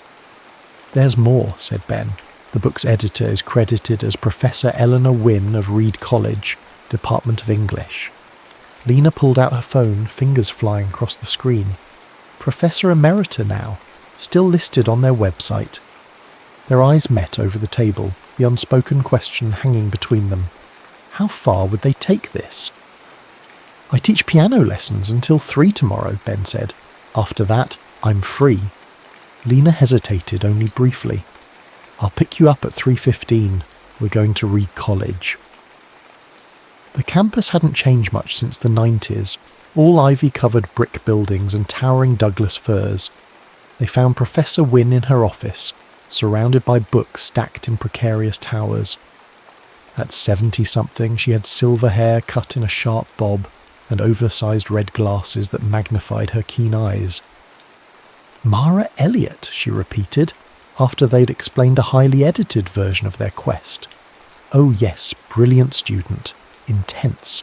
She organised poetry readings that were quite radical for the time, mixed spoken word with early hip-hop elements, environmental themes, feminist theory. Not everyone appreciated her innovations. Do you know what happened to her after graduation? Ben asked. Professor Wynne shuffled through a desk drawer and produced a different anthology, this one from 2005. She published steadily for about a decade, then switched to editing literary journals. Last I heard, she was working at City Lights Books in San Francisco, but that was years ago. As they left the office, Lena noticed Ben's shoulders had tensed. What's wrong? She asked. My father spent 5 years in San Francisco in the late 90s, he said. He never explained why he moved there, or why he came back. The trajectory was taking shape. Portland, 1993, a love confession, then San Francisco, separate lives that might have intersected again. They drove next to Reed's Bookshop, an independent store that had somehow survived the age of online retail. The owner, a bearded man named Theo, had worked there since 1989.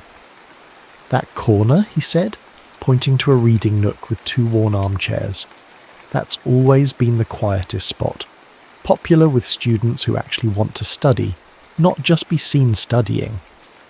Before leaving, Ben bought a used copy of Kerouac's On the Road, an impulse purchase Lena found oddly touching. It suggested a man slowly awakening to the romantic notions he'd inherited without realizing. As evening fell, they found themselves back at the echo chamber studio. Lena had brought a better tape player this time, hoping to extract more audio from the cassette. Sometimes background noise held clues. "Let me show you something," she said, leading Ben to the wall behind the mixing console. She pointed to a small rectangular hole in the acoustic panelling.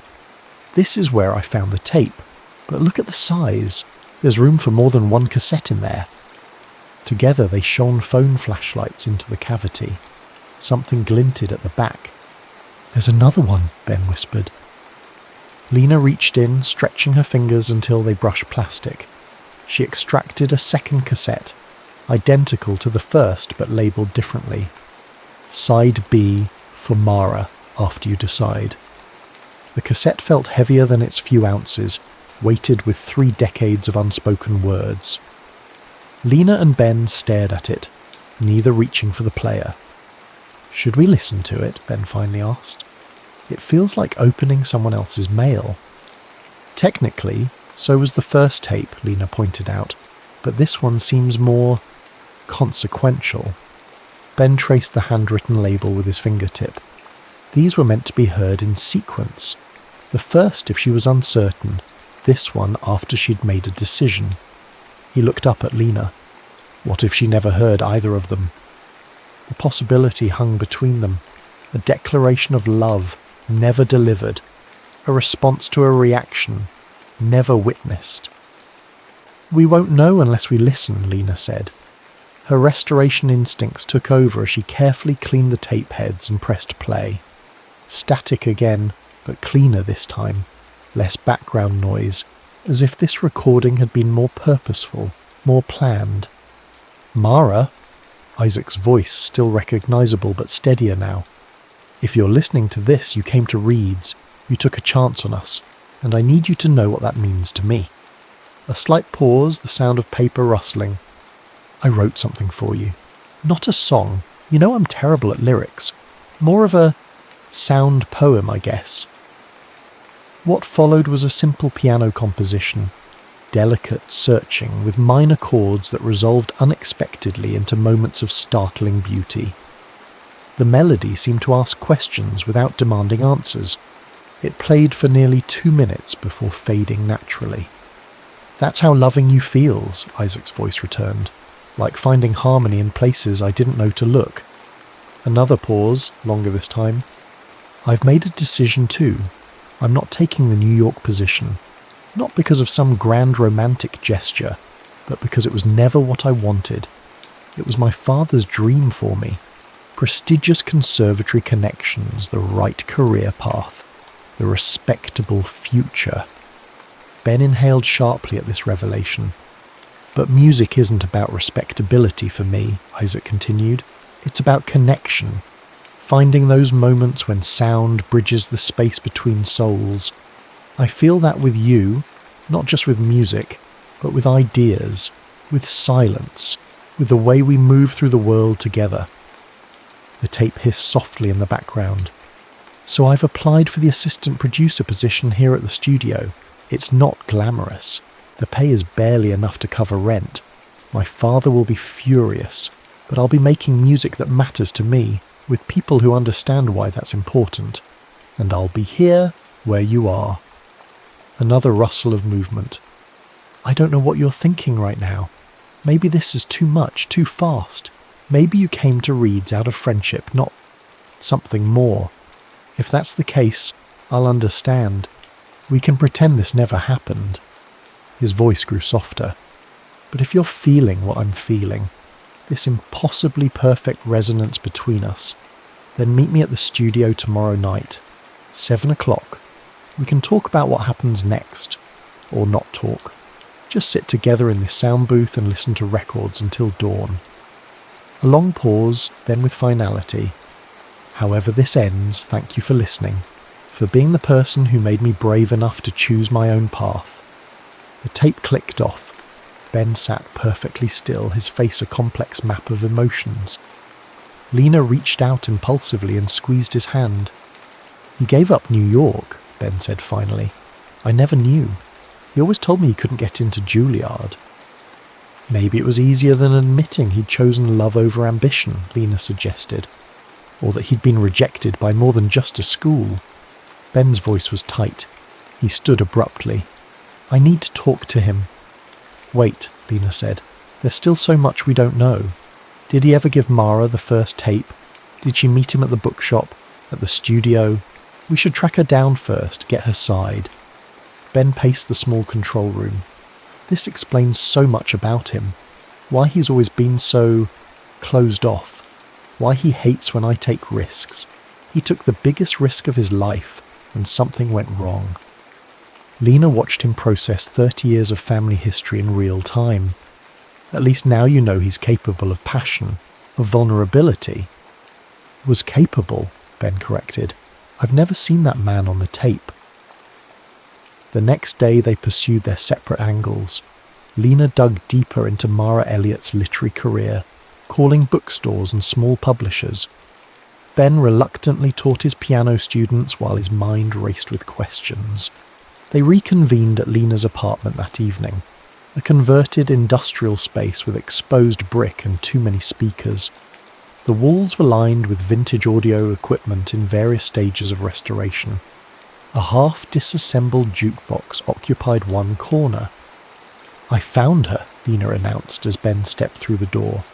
"Mara Elliott Fields. She was poetry editor for Copper Canyon Press until 2015.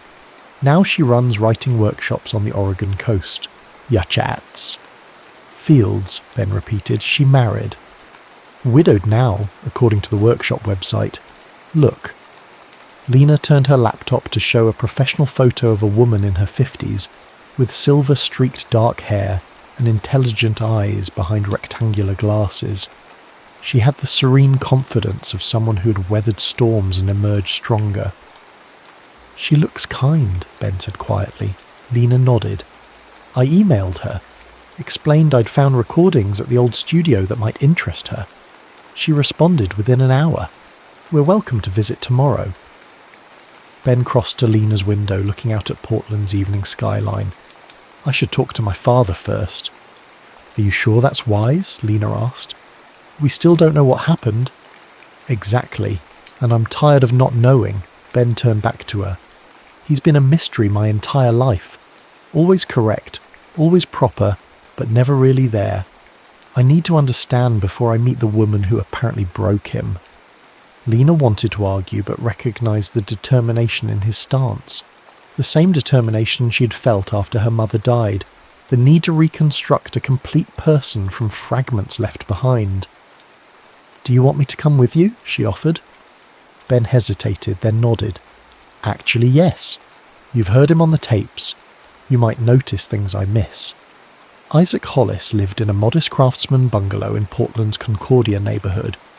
The yard was immaculate, the porch freshly painted, a reminder that control could masquerade as care. He answered the door with a book in hand, reading glasses perched on his nose. At 64, he remained handsome in an austere way, silver hair neatly trimmed, posture impeccable. His resemblance to Ben was obvious now, though his features seemed carved from harder material. "Benjamin," he said, surprise barely registering. His gaze shifted to Lena. "And you've brought a friend." "This is Lena Cruz," Ben said. "She's an audio engineer.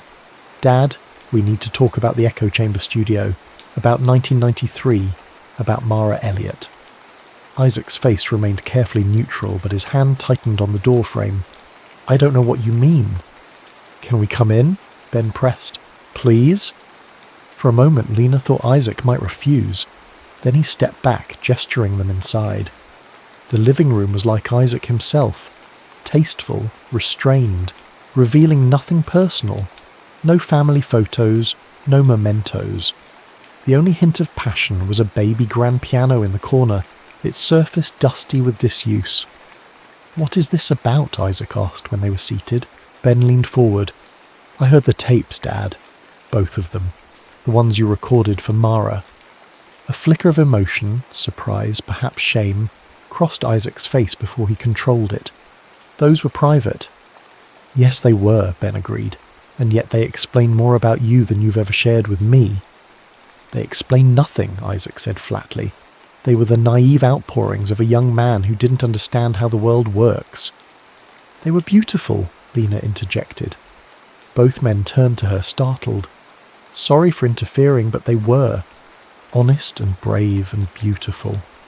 Isaac studied her with sudden intensity.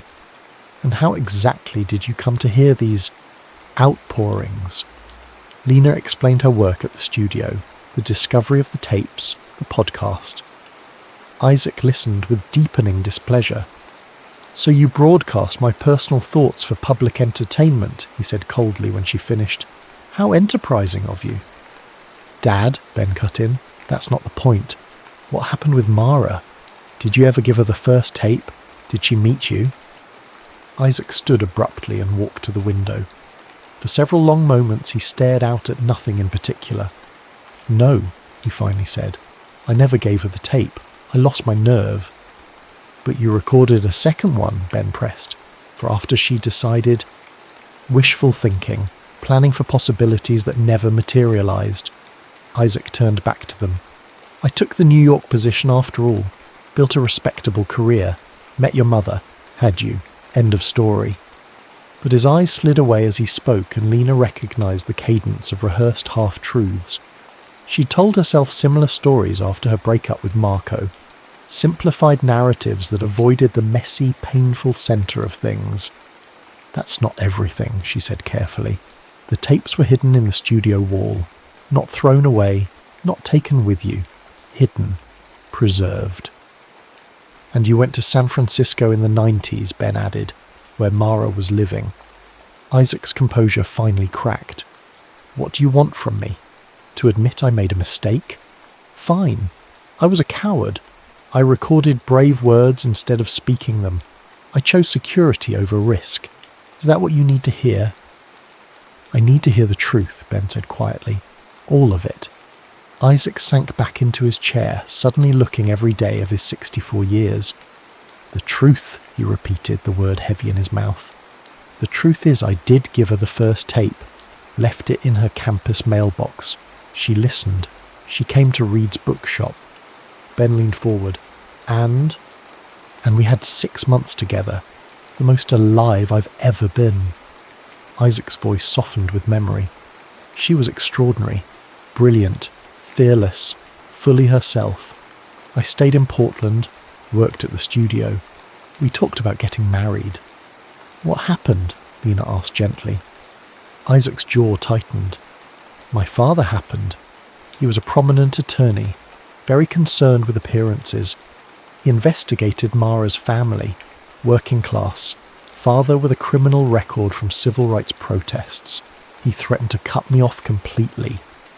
And that mattered to you? Ben asked, disbelief evident. Number. But what he did next did. Isaac's voice grew cold. He called in favours, made sure the studio suddenly couldn't afford an assistant producer, made sure no other studio in Portland would hire me, made it clear Mara's academic career would face similar obstacles if we stayed together. So you left her, Ben concluded. I left without explanation, Isaac corrected. I thought it was kinder than admitting my father had that kind of power, than admitting I wasn't strong enough to overcome it. You went to New York after all, Lena said. Isaac nodded. For 3 miserable years. Then your mother and I moved to San Francisco. He glanced at Ben. where I secretly hoped to run into Mara, to explain, to apologise. Did you? Ben asked. Once, at a poetry reading. She was with someone. Her husband, I learned later. She looked content. I couldn't bring myself to approach her. Isaac's voice grew distant. After that, I focused on being the husband and father I was supposed to be. When that failed too, I became the man you know now. Ben stood, processing this revelation. We're going to see her tomorrow. Mara. She lives on the coast now. Isaac's head snapped up. What? Why would you do that? Because this story doesn't just belong to you, Ben said, and because I'm tired of family secrets. For a moment, father and son stared at each other across an emotional gulf 3 decades wide. Then Isaac reached into his desk drawer and removed an envelope, yellowed with age, unopened. Then give her this, he said, extending it to Ben. It was returned to me in 1994. I never had the courage to open it. Lena recognised the handwriting on the front instantly. The same distinctive script that had written Mara in the poetry anthology. Whatever had happened between Isaac and Mara, she had tried to reach him once. The drive back to Lena's apartment was quiet, both of them processing Isaac's revelations. The envelope sat between them on the console, its contents still unknown. Are you going to open it? Lena finally asked. Ben shook his head. It's not addressed to me. Later, as they prepared for the next day's journey to the coast, Ben paused in helping Lena pack her recording equipment. Thank you, he said suddenly, for pursuing this. Most people would have just uploaded the tape and forgotten about it. Lena smiled ruefully. I'm not good at leaving things unfinished. She gestured at her apartment full of half-restored vintage equipment. Obviously. It's a good quality, Ben said, seeing value in what others discard. Their eyes met, and Lena felt a now familiar flutter in her chest, the kind of resonance Isaac had described on the tape. It both thrilled and terrified her. We should get some rest, she said, breaking the moment. Long drive tomorrow. But as she tried to sleep that night, her mind kept returning to those tapes, to voices from the past reaching across time to change lives in the present, to the strange intimacy of bearing witness to someone else's bravery and heartbreak, and to Ben's hands, so like his father's, but perhaps destined for a different story. The Oregon coast revealed itself dramatically as they drove west, first through dense forests, then suddenly opening to vast grey swells crashing against jagged rocks. Yachats perched on this edge between land and sea, a small town of weathered buildings and resilient gardens. Mara Elliott Fields taught her writing workshops in a converted boathouse overlooking the ocean. By the time Lena and Ben arrived, her morning class was dispersing, a dozen or so participants of varying ages clutching notebooks and travel mugs. They found her arranging chairs into a circle, movements efficient and graceful despite her 60 years. Up close, she looked both exactly like her photo and somehow more. Her presence carried a centering gravity, as if she had long ago stopped performing for others and simply inhabited herself completely. You must be Lena, she said, extending a hand. Her gaze shifted to Ben, lingering a moment longer. And you have a familiar face. Ben Hollis, he said, Isaac's son. A small intake of breath, quickly controlled. Well, she said after a moment, the universe does enjoy its symmetries. She led them to a small kitchenette and prepared tea with methodical movements. Her workshop space was filled with books, driftwood sculptures, and large windows that erased the boundary between inside and outside. Your email mentioned recordings, she said, setting steaming mugs before them. Lena hesitated, unsure now of her approach. Yes, from 1993, at the Echo Chamber studio in Portland. I remember it well, Mara said, her expression revealing nothing. They were made by my father, Ben added, for you. Mara's hands stilled around her mug. Isaac recorded something for me? Ben and Lena exchanged glances. You didn't know? Lena asked. No. A complex emotion flickered across Mara's face. What did these recordings say? Rather than explaining, Lena carefully set up her portable speaker and played both tapes in sequence. Mara listened with closed eyes, her breathing the only indication she was affected at all. When Isaac's voice finally faded, the room filled with the sound of waves outside. Mara opened her eyes, which shimmered with unshed tears. 30 years, she said softly. 30 years, and his voice still. She didn't finish the thought. You never heard these before? Ben confirmed. Mara shook her head. Never. He never gave me a tape. Never mentioned a recording. But you were together, Lena said, for 6 months in 1993. Yes. Mara looked out at the ocean. The most alive I've ever been. Something in her phrasing echoed Isaac's words so precisely that Lena felt goosebumps rise on her arms. He said his father broke you up, Ben said, that he left without explanation. That much is true, Mara acknowledged. One day we were planning our future, the next he was gone. No note, no goodbye, just vanished. He told us his father threatened your academic career, Lena said. Mara's expression hardened slightly. Mortimer Hollis was certainly capable of it. Old Portland money, old Portland influence. But Isaac never gave me the choice, never let me decide if the risk was worth taking. Would it have been? Ben asked quietly. Worth it? Mara studied him, this grown son of the man she'd once loved. Yes, she said simply. Some connections justify any sacrifice. Ben nodded, as if confirming something he'd already suspected. I wrote to him, Mara continued, after he left. Took me months to track down his New York address. I poured everything into that letter. My anger, my confusion, but also my forgiveness. My hope that he'd found whatever he was looking for. Wordlessly, Ben removed the yellowed envelope from his jacket pocket and placed it on the table between them. Mara stared at it, recognition dawning. My letter, returned unopened. Her hand hovered over the envelope, reluctant to touch it. I poured everything into this, every truth I had. It's still sealed, Ben said. He never read it. Mara looked up sharply. Never? In all these years? He said he didn't have the courage. A complex emotion crossed Mara's face. Frustration, vindication, and something like forgiveness, all at once. She picked up the envelope carefully, as if it might disintegrate in her hands. May I? She asked, though it wasn't clear who she was asking permission from, Ben, or her younger self who had written with such raw honesty. Ben nodded. It's yours. With deliberate movements, Mara broke the seal her 20-year-old self had licked closed 3 decades earlier. The paper inside was crisp despite its age, protected by its never-opened envelope. She unfolded it, took a deep breath, and began to read silently. Lena and Ben waited, watching emotions flow across Mara's face like weather patterns. Sunshine, clouds, rain, clearing. When she finished, she carefully refolded the letter. Still true, she said quietly. Every word.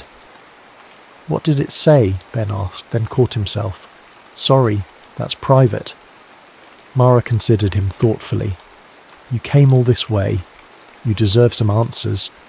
She looked down at the letter.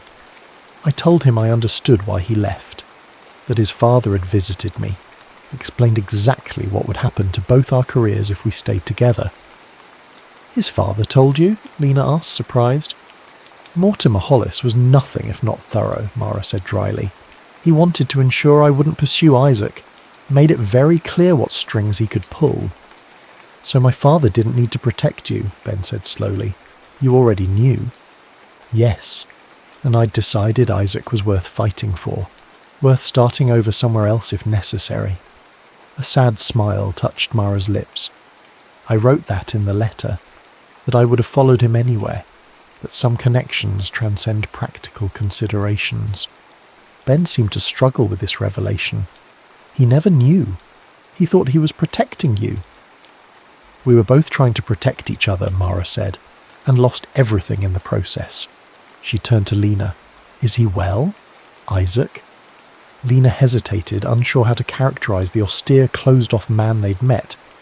He's accomplished, respected in his field, but not happy, Ben added quietly. Mara nodded, as if this confirmed something she'd long suspected. Neither was I for many years. I threw myself into poetry, into activism. Met David, my late husband, at a literary conference. He was kind, stable. We built a good life.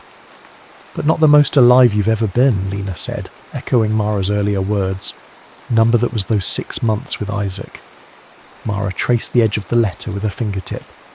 I used to think it was youth, that intensity, that connection. Now, I wonder. They talked for another hour, filling in the missing pieces of intertwined histories. Mara had gone to San Francisco after graduation, just as Isaac eventually did. They had nearly crossed paths dozens of times in their parallel lives, at bookstores, concert halls, poetry readings. Cosmic near misses, Mara called them, with the perspective of a woman who had made peace with life's what-ifs. As afternoon shadows lengthened, Ben finally asked the question that had been building since they'd arrived. Would you want to see him? After all this time? Mara looked out at the ocean, considering. I'm not the girl from the poem anymore. He's not the boy from the tape. But parts of you are, Lena said. The parts that still find his voice familiar. The parts that kept this letter true for 30 years. A small smile touched Mara's lips. Let me think about it. This is a lot to process in one afternoon. As they prepared to leave, Mara handed the letter back to Ben. Give this to your father. Tell him I finally delivered it. Ben took it carefully. And if he wants to see you? Tell him. Mara paused, choosing her words precisely. Tell him I'll be at Reed's bookshop next Thursday, 4 o'clock, our usual corner. The symmetry of it, the echo across decades, wasn't lost on any of them. On the drive back to Portland, Ben was unusually quiet, processing everything they'd learned. Lena gave him space, focusing on the winding coastal highway as daylight faded. It's strange, he finally said as they neared the city. I came looking for my father's past and found pieces of myself instead. What do you mean? Lena asked. I've always wondered why I feel so disconnected from him. Why there's this wall between us. Ben watched the landscape blur past. Now I understand. He built that wall when he left Mara, cut himself off from his own emotions to survive the loss. Lena thought about her own walls, constructed after Marco, the careful distance she maintained from potential entanglements. And I've spent my life doing the same thing, Ben continued. Being careful, making practical choices, avoiding risks. He turned to look at her directly. I don't want to be 64 and wondering about what might have been. The intensity in his eyes made Lena's heart skip. What are you saying? I'm saying I want to live differently than he did. More honestly, more bravely. His hand moved across the centre console, hesitating near hers. Starting now. Lena felt herself at a crossroads. The familiar path of caution versus the terrifying, exhilarating possibility of connection. She made her choice and took his hand. Starting now, she agreed softly. They delivered the letter to Isaac that evening. Ben explained their conversation with Mara, watching his father's face as he absorbed that his great act of sacrifice had been unnecessary, that Mara had already known everything, had already chosen him despite the consequences. She read it today, Ben said, placing the letter in his father's trembling hands. She said it's still true, every word. Isaac opened it with reverence, reading slowly, his composure crumbling with each line. When he finished, he pressed the paper to his chest, eyes closed, breathing uneven.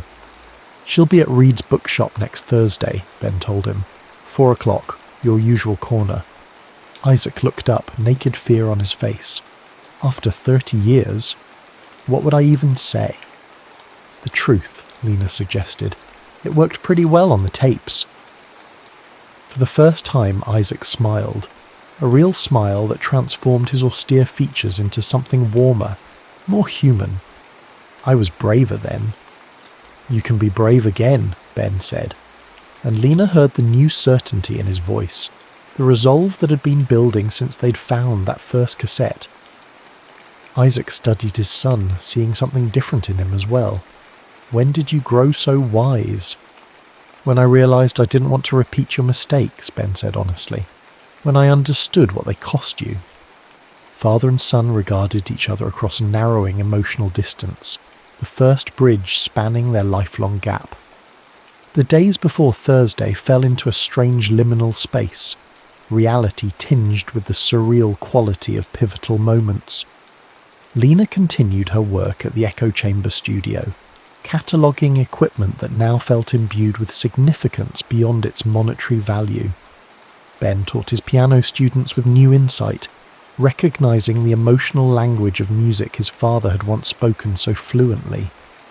They spent their evenings together, talking late into the night about their own histories, Lena's passionate but ultimately destructive relationship with Marco, Ben's series of cautious connections that never quite ignited. The walls between them thinned with each revelation, each acknowledged vulnerability. I've been thinking about the podcast, Lena said on Wednesday night as they sat on her apartment floor, sorting through a collection of vintage microphones, the one with Isaac's tape. What about it? Ben asked, carefully polishing the chrome grille of a 1960s Shure.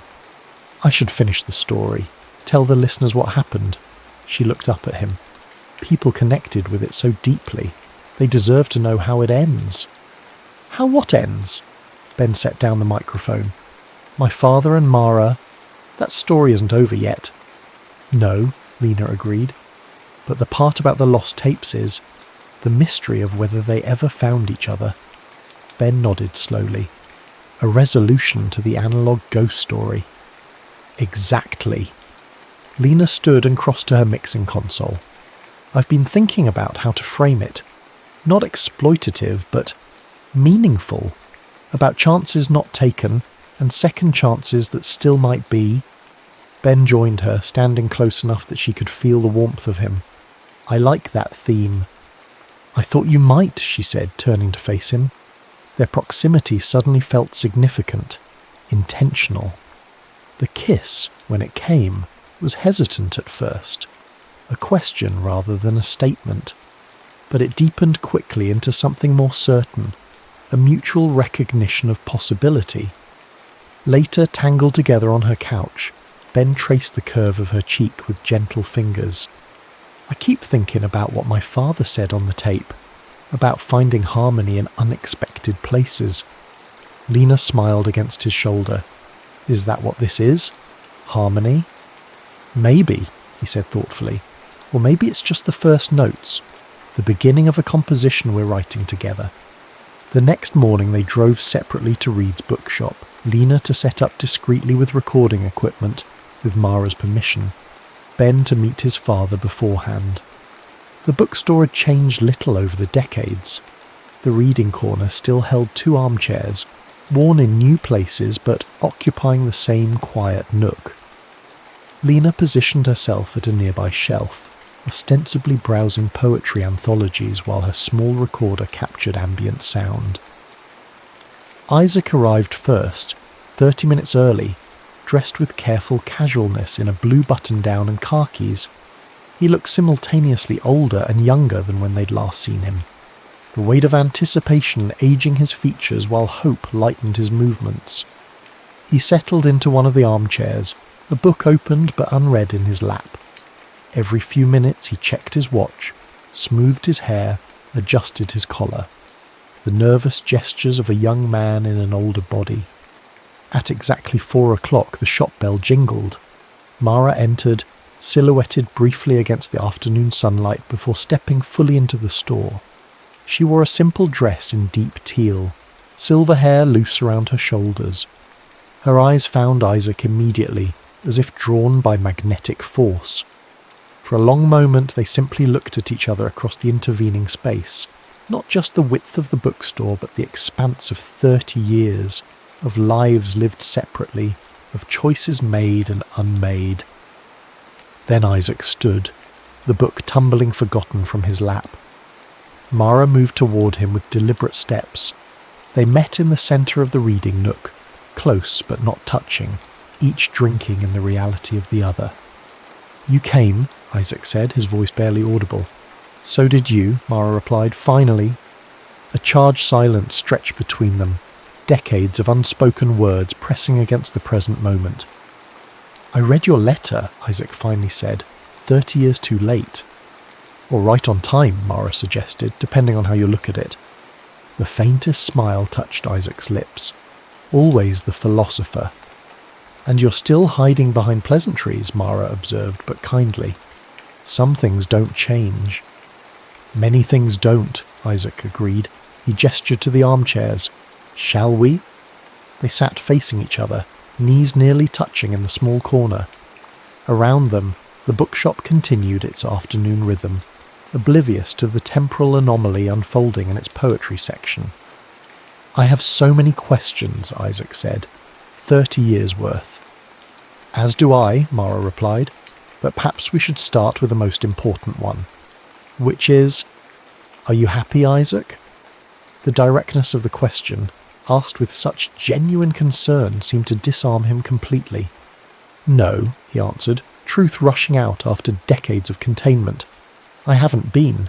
Not really. Not since 1993, Mara finished for him.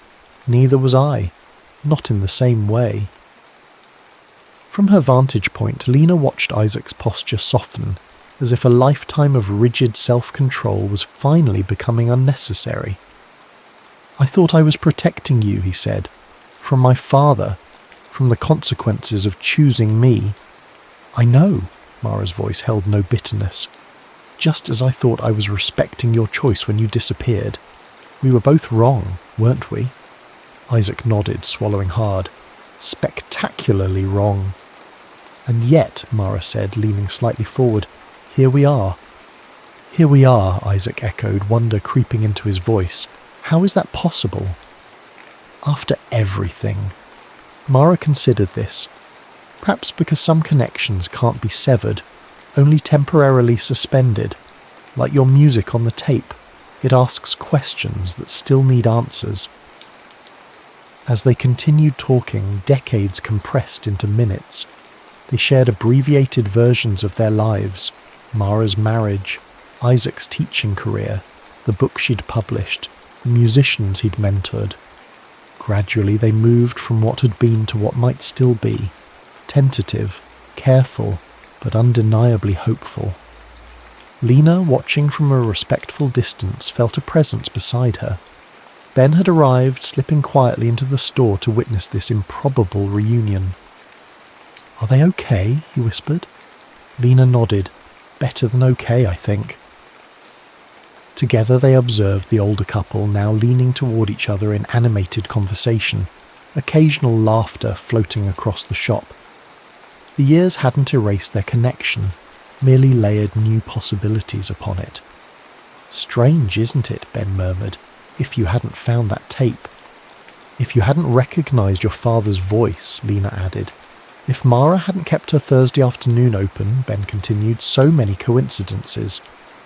"Or the universe's way of correcting an error," Lena suggested, bringing harmony back to discordant lives. They watched a moment longer as Isaac tentatively reached out, his fingers brushing Mara's hand. She turned her palm upward, accepting the contact. A simple gesture, 30 years delayed. "I think they need privacy," Ben said finally. "This part of the story is theirs alone." They slipped out of the bookstore unnoticed, emerging into late afternoon sunlight. On the sidewalk, Ben took Lena's hand, their fingers interlacing naturally. "So what now?" he asked. Lena considered the question, not just about the immediate future, but about the larger story they'd stumbled into and made partly their own. "Now," she said, "we finish the podcast. Tell people what happened, how Isaac's voice found its way back to Mara after all these years." "And then?" Ben pressed gently. Lena smiled, feeling possibilities unfold before them like tracks on an album, each rich with potential. Then we start our own recording, see where it leads. 3 weeks later, Lena sat in the restored control room of the echo chamber, making final adjustments to the mixing board. The studio's new owners had been so intrigued by the story of the rediscovered tapes that they'd accelerated her restoration contract, eager to capitalize on the publicity from her now viral podcast. The final episode had resonated deeply, not just the conclusion of Isaac and Mara's interrupted love story, but the larger themes of connection across time, of courage found and lost and found again.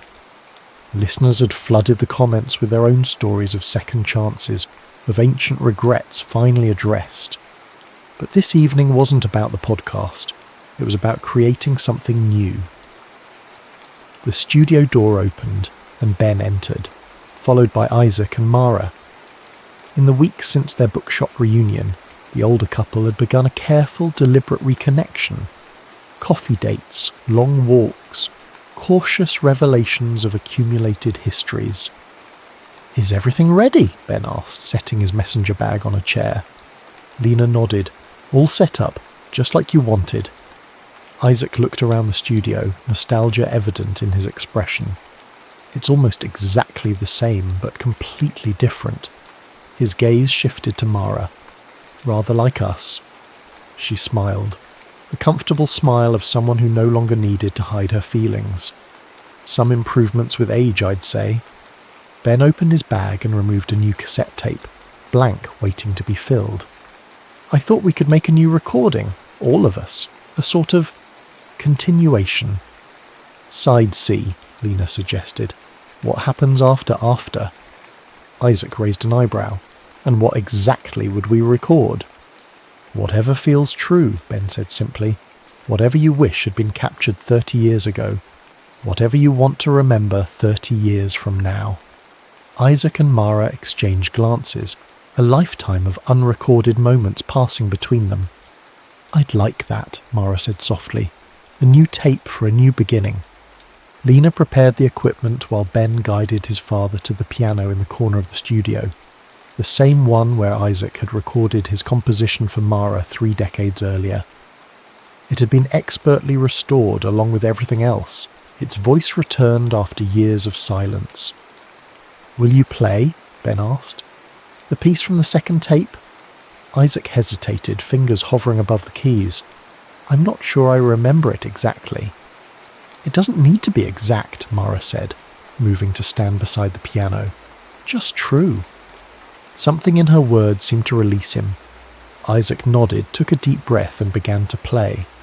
The melody emerged tentatively at first, muscle memory searching for notes composed in another lifetime, but gradually it took shape. The same questioning phrases, the same unexpected resolutions, but with subtle differences that spoke of experience, of perspective gained. As he played, Mara began to speak. Softly at first, then with growing confidence. She recited a new poem, one she'd written that morning, about time's circular nature, about love's stubborn persistence, about the courage required to begin again after so many endings. Lena captured it all, the music, the words, the ambient sounds of 4 people breathing in shared space.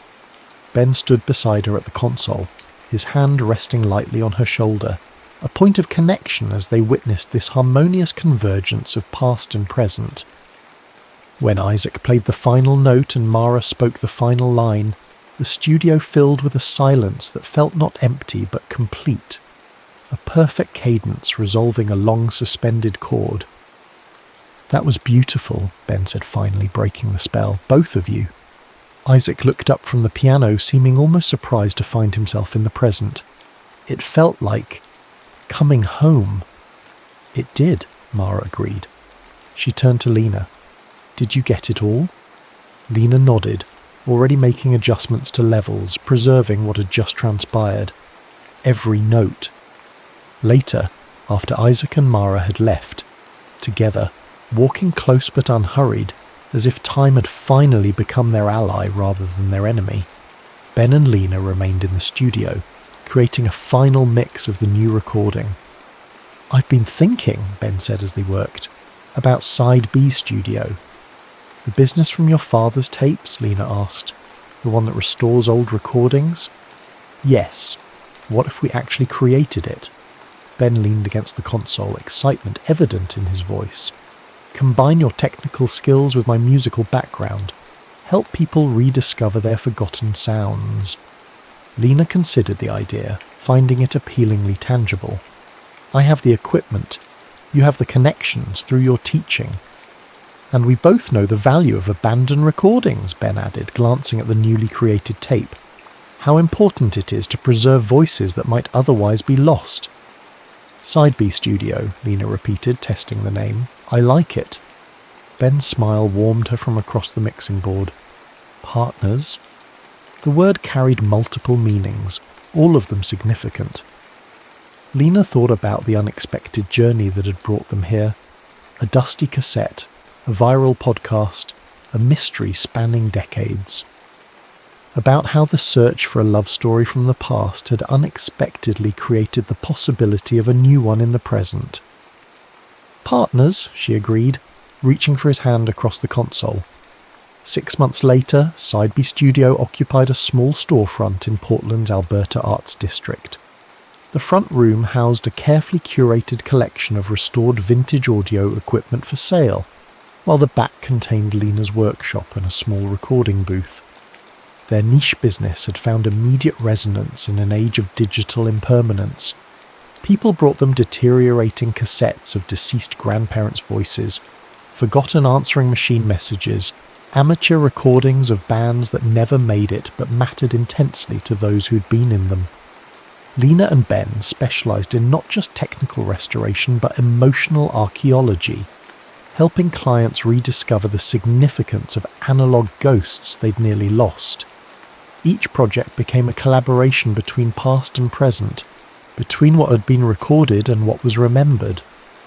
On this particular evening, they were closing up shop when the bell above the door chimed.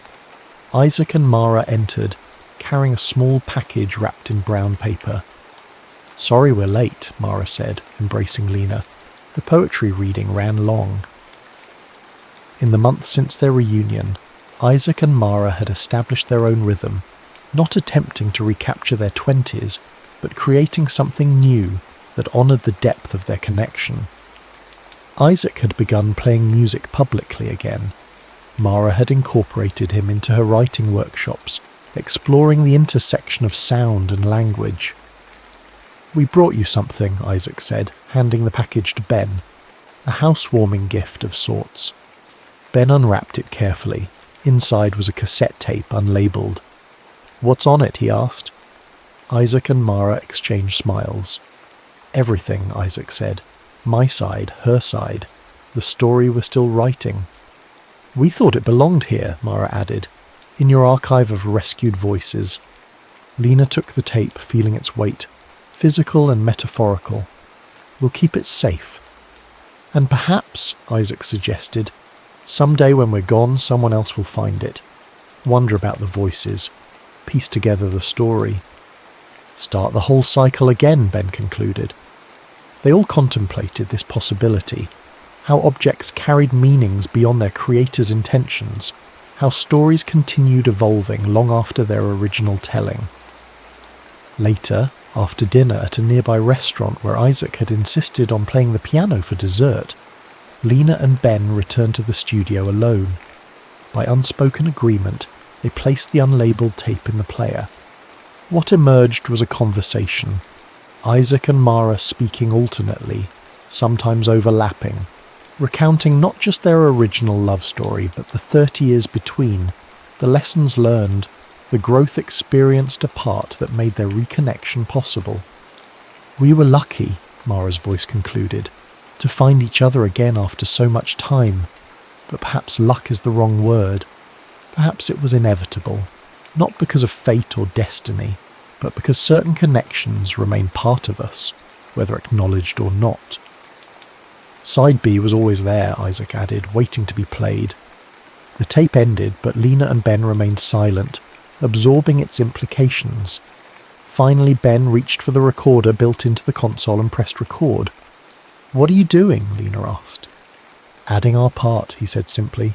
"Continuing the story." He leaned toward the microphone. "This is Ben Hollis and Lena Cruz of Side B Studio. Today is April 17th, 2023. We're the ones who found Isaac's original tapes, the reason Mara and Isaac reconnected after 30 years. Lena joined him at the microphone. "We don't know who's listening to this or when. Maybe it's us in the future, remembering how it all began. Maybe it's someone else entirely, someone who found this tape in another dusty studio decades from now. Whoever you are," Ben continued, "know that you're part of this story now too. The act of listening connects you to everything that came before. And everything that follows," Lena added, "because stories don't really end. They just flip to another side, waiting for someone to press play." Ben reached for her hand as they sat in the soft red glow of the recording light. Together they added their voices to the harmony begun long before they met, a chorus across time, preserved in magnetic patterns on delicate tape, as fragile and as permanent as love itself. The end.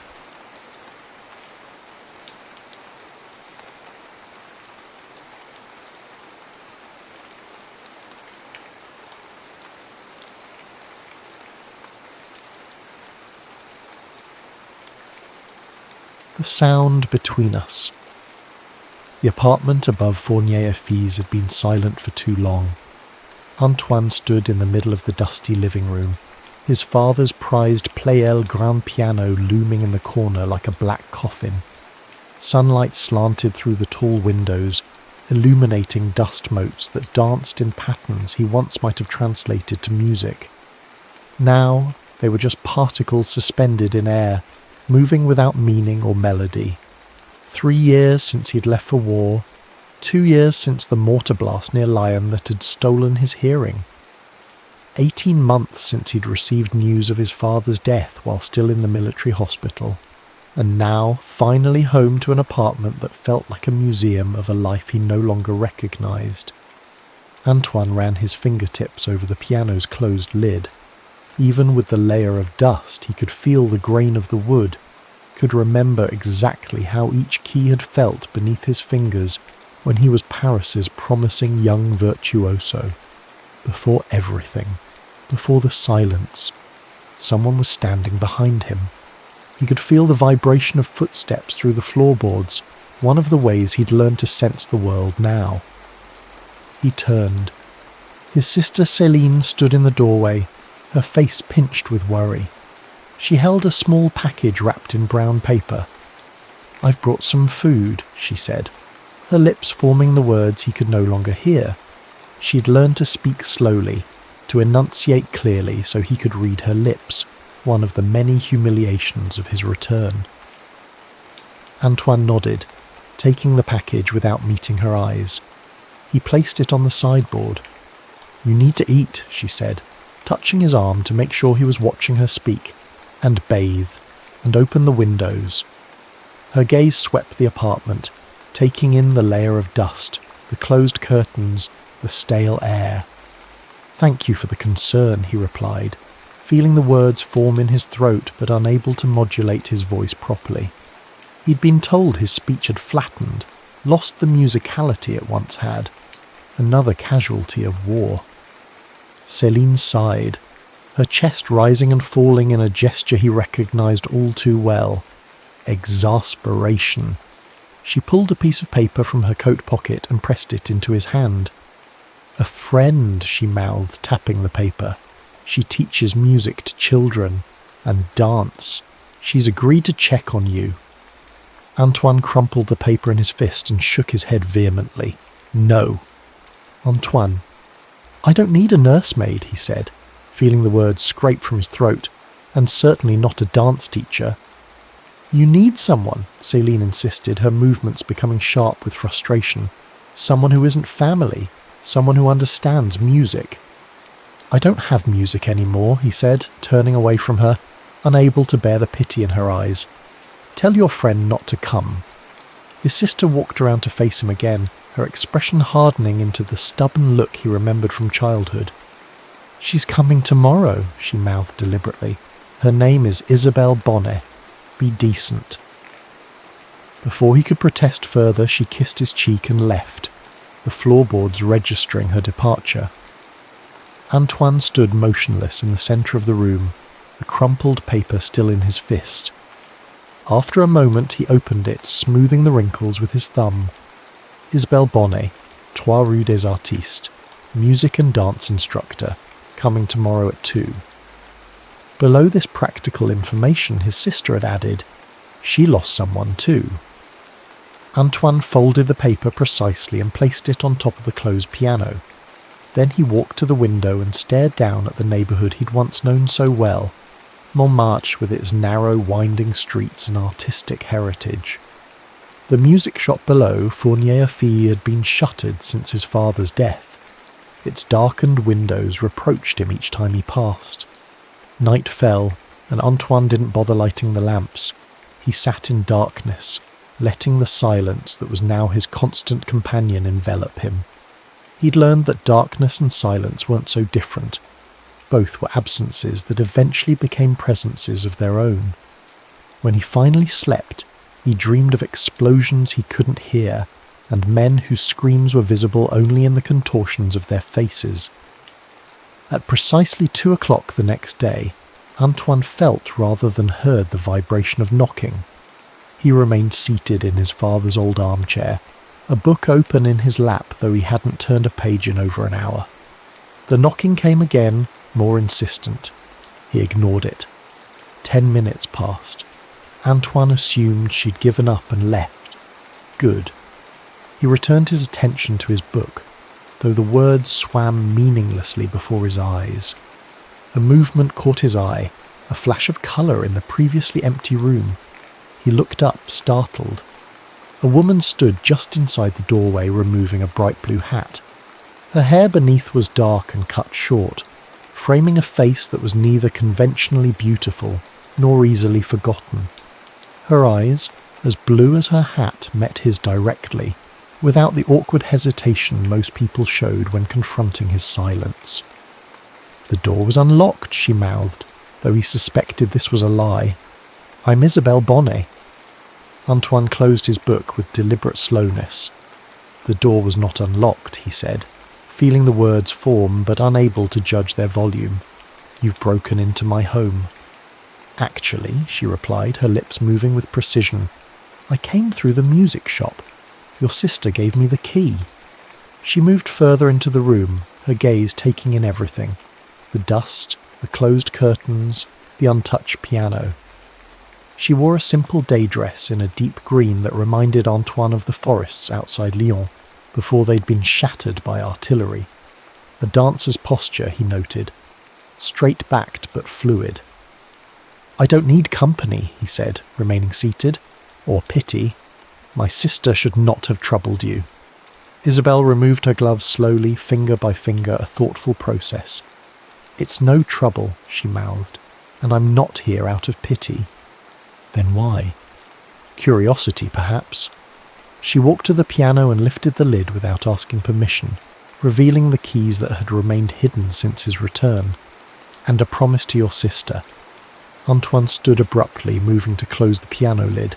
"Please leave." Instead of backing away, Isabelle stood her ground.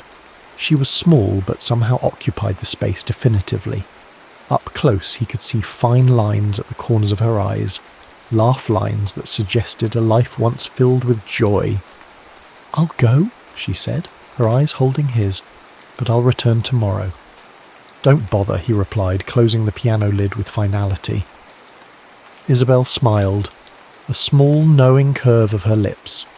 She reached into her handbag and withdrew a small object, which she placed deliberately on top of the piano, a metronome. "For when you're ready," she mouthed. After she left, Antoine stood for a long time staring at the metronome. Finally he picked it up and wound it, setting the pendulum in motion. He couldn't hear its tick, but he could feel its steady rhythm through his fingertips. For the first time in months, something stirred within him, a ghost of the musician he'd once been. He silenced it quickly, placing the metronome in a drawer.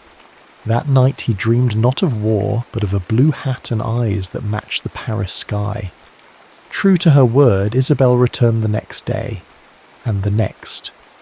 Antoine refused to answer the door, but it didn't matter. She came through the music shop each time as though she belonged there.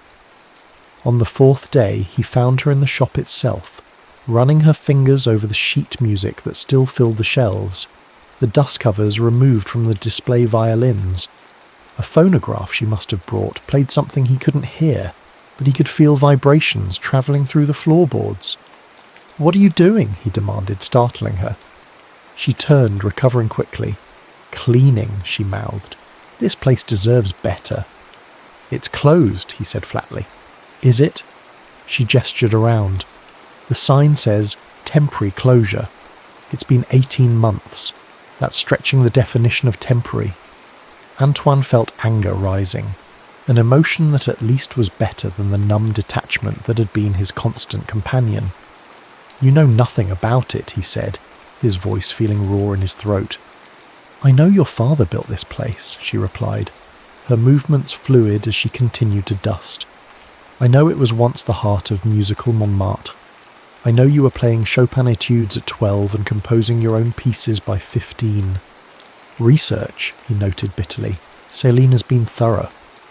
Actually, I attended one of your performances, before the war, at the Salle Pleyel." Her hand stilled on the countertop. "You played Rachmaninoff. I'd never heard anything like it." Antoine looked away. "That person is gone." Isabel set down her dustcloth and walked to the phonograph. She adjusted something, and though he couldn't hear the music, he knew she'd increased the volume by the way the vibrations intensified through the floor. Then she began to dance. Not formal steps, nothing showy or technical, just a woman moving to music only she could hear. Her eyes closed, her arms extending, her body becoming the physical manifestation of whatever melody was playing. Antoine found himself unable to look away.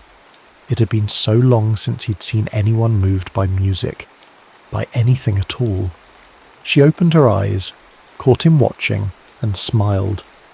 Not with pity, but with invitation. She held out her hand. He shook his head, backing away. "I can't hear it," he said. "You don't need to," she mouthed, still holding out her hand. "Feel it." When he didn't move, she came to him instead. She took his hands and placed them on the old upright piano in the corner of the shop, the one his father had used for demonstrations, not the grand instrument upstairs. She guided his fingers to the keys, not pressing down, just resting there. Then she began to tap a rhythm against his wrist. 1, 2, 3, 1, 2, 3. A waltz. Antoine pulled his hands away as though burned. "Stop," he said harshly. Something flickered in her eyes. Not hurt, but recognition. "You think this is cruel," she said, her lips forming the words carefully. "It's not. It's an invitation back." "Back to what?" he demanded. "A world of silence where music is just memory." "Better than a world where music isn't even that," she countered, her eyes flashing. "Where you've locked it away along with everything else that once made you alive." He turned to leave, but she caught his arm, her grip surprisingly strong for someone so slight. "Tomorrow," she mouthed, "I'm bringing students. Young ones. They're going to dance in the alley behind the shop. If you want to watch from the window, no one will know but you." Then she released him and returned to the phonograph, her body once again becoming an instrument of expression as he retreated upstairs to his silent sanctuary. The next day, Antoine found himself standing at the back window of the apartment, watching as Isabel gathered a small group of children, no more than 8 or 9 years old, in the alley below. From this distance he couldn't read her lips, but he could see her animated gestures, the way the children responded with laughter and eager movements. She'd brought the phonograph outside. Though he couldn't hear the music, he found himself trying to deduce it from their movements, something lively and folk-inspired by the way they skipped and turned. One little girl, smaller than the rest, struggled to keep up. Antoine watched as Isabelle knelt beside her, demonstrating a simplified version of the steps. The child's face brightened, and she tried again with more success. Something twisted in Antoine's chest, an emotion he'd thought long buried beneath the rubble of war. He found himself remembering his father teaching him fingering techniques, patient and encouraging, even when he faltered. Later that afternoon, when Isabelle made her now customary entrance through the shop, Antoine was waiting for her. He didn't speak, just watched as she set down her bag and removed her hat. "They were orphans," she said finally, her lips forming the words carefully so he could read them. "From Saint Vincent's. Most lost their parents in the war." "Why dance?" he asked. "Why not something more practical?" "Because for an hour they forget," she replied simply. "They become something other than war orphans. They become artists." Antoine looked away, unwilling to acknowledge how deeply that sentiment resonated. "Sit down," he said abruptly, gesturing to the piano bench. When she complied, looking surprised, he lowered himself beside her. "My hearing is gone," he said, feeling the words form in his throat. "But my hands remember." He placed his fingers on the keys but didn't press down. "I can't hear what I'm playing. I could be striking wrong notes and never know it." "Then don't play for the sound," she said. Her face animated in a way that made him realize she must have been beautiful before grief had etched itself into her features. "Play for the feel." She took his right hand and guided it to middle C. "Close your eyes," she mouthed. "Remember how it feels. The resistance of the key, the action of the hammer, it's still there, even if you can't hear it." Antoine closed his eyes, focusing on the cool ivory beneath his fingertip, the perfect balance of resistance as he pressed down. He couldn't hear the note, but he could feel the key's movement, the minute vibration as the hammer struck the string. He opened his eyes to find Isabelle watching him, something complicated and vulnerable in her expression. "Your fiancé," he said suddenly. "Céline mentioned you lost someone." Pain flashed across her face, quickly controlled. "Henri," she replied. "Dunkirk. He was a dancer before he was a soldier." "Is that why you stopped performing?" Surprise registered in her eyes. "Your sister has been thorough," she said, echoing his earlier accusation. "No," he replied. "You move like someone who once lived on stage but chose to leave it." She looked down at their hands, still close together on the keyboard. "Yes," she admitted. "I teach now. I don't perform." "Why dance with the children, then?" "Because they need it," she said simply. "And perhaps because I do too." Antoine nodded, understanding more than he wanted to. They sat in silence. A silence that for the first time since his return from war didn't feel like an abyss, but rather a shared space between two people who recognized loss in each other. "Tomorrow," he said finally, "bring the metronome." A week later, rain pounded against the windows of the apartment, turning the afternoon sky prematurely dark. Antoine sat at the piano, the metronome ticking silently before him, its pendulum swinging in a rhythm he could see but not hear. Isabelle sat beside him on the bench, her shoulder occasionally brushing his as she demonstrated hand positions. They had progressed from single notes to scales, his muscle memory awakening under her guidance. Suddenly the lights flickered and went out. A power outage, not uncommon in post-war Paris, where the infrastructure was still being rebuilt. In the abrupt darkness, Antoine felt Isabelle tense beside him, then relax. "I'll find candles," she mouthed, though he could barely make out her lips in the dim light. She returned moments later with several candles she'd found in the kitchen, their warm glow creating a small circle of visibility around the piano. She placed them strategically on the music stand and along the top of the instrument. "Better?" she asked, resuming her place beside him. In the candlelight, with the rain creating patterns against the window panes, the apartment felt different. Not the mausoleum of his past, but something living and present. The metronome continued its steady swing, marking time in a visual rhythm. "Play with me," he said impulsively. Her eyebrows rose in surprise. "A duet?" But you won't hear it, he finished for her. Number, but I'll feel it. We'll play something simple, something I know by heart. She considered for a moment, then nodded. Mozart, the sonata in C. He positioned his hands for the left-hand part and she placed hers for the right. Without sound to coordinate them, they had only the metronome's silent swing and the pressure of their shoulders touching to maintain the tempo. Antoine began, feeling the familiar patterns of the opening bars flow from his memory into his fingers. Beside him, he could sense Isabelle playing her part, her body swaying slightly with the music he couldn't hear.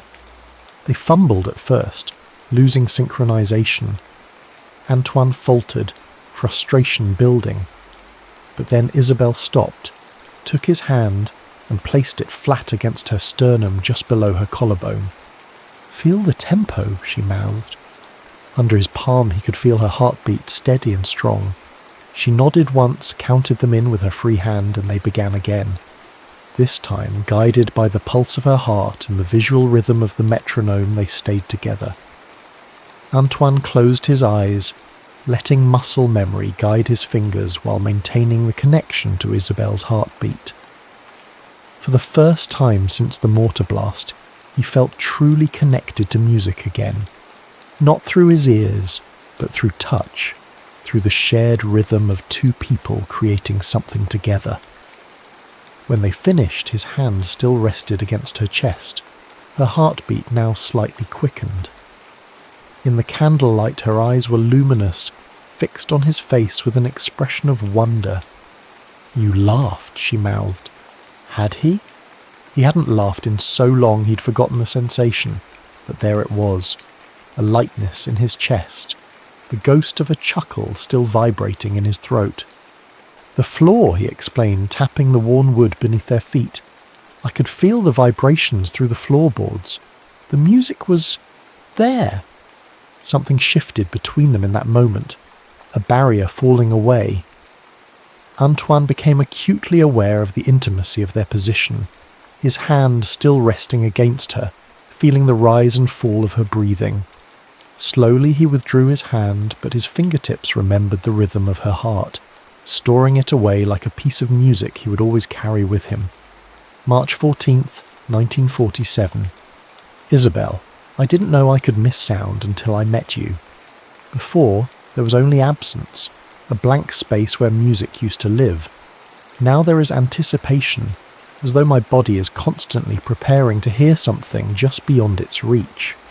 Today, when you played that Debussy piece, I watched your hands dance across the keys and remembered the sound so vividly, I almost convinced myself I could hear it.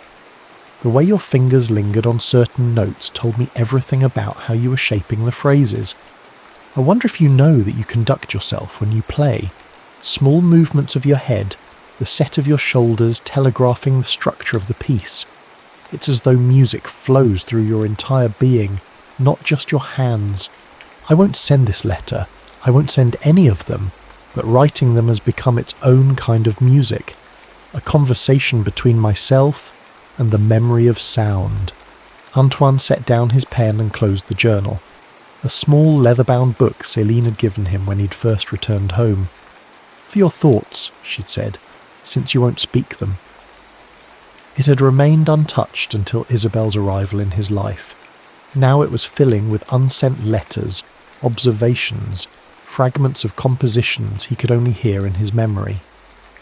He tucked it into the drawer of his bedside table and walked to the window. Below, in the alleyway behind the shop, Isabelle was gathering her young students for their twice-weekly dance lesson. The spring sun caught the copper highlights in her dark hair as she demonstrated a step, her arms moving with the fluid grace that always captivated him. The smallest girl, Matilda he'd learned her name, was struggling again. Antoine watched as Isabelle knelt beside her, patient and encouraging. After a moment, Isabelle looked up, directly at his window, as though she'd sensed his gaze. She smiled and waved. Antoine raised his hand in acknowledgement, no longer pretending he wasn't watching. Later, when she came upstairs, she brought fresh bread and a small pot of honey, luxuries still hard to come by in post-war Paris. The baker on Rue Lepic, she explained, setting them on the small kitchen table. His son is one of my students. He pays me in bread. You should take proper payment, Antoine said, even as he inhaled the scent of the still warm loaf. You can't live on bread alone. Says who? She challenged, a smile playing at the corners of her mouth. Anyway, I have other students who pay actual money. She cut 2 thick slices of bread and drizzled honey over them, passing one to Antoine. As they ate, he studied her face in the afternoon light. The fine lines at the corners of her eyes, the small scar near her left eyebrow, the way her lips curved naturally upward even in repose.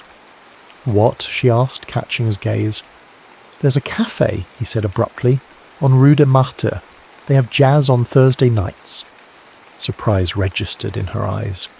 Are you asking me to go out? With you? The bass player is good, he continued, ignoring the flutter of anxiety in his chest. I can feel the vibrations even from outside. I thought perhaps... Yes, she said before he could finish. I'd like that.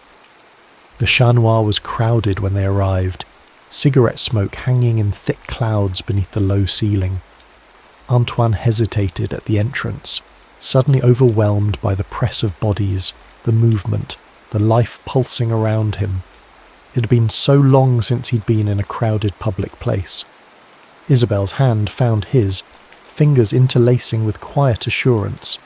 She led him through the throng to a small table near the front, where the band was setting up. A pianist, drummer, saxophonist, and the bass player Antoine had mentioned. As they sat, several heads turned in their direction. Antoine recognised the barely disguised curiosity in their glances. Word had spread through musical circles about his condition. The prodigy, silenced. The pianist who couldn't hear. Isabelle, noting his discomfort, leaned forward. They're looking because I'm with the most handsome man in the room, she mouthed, her eyes twinkling.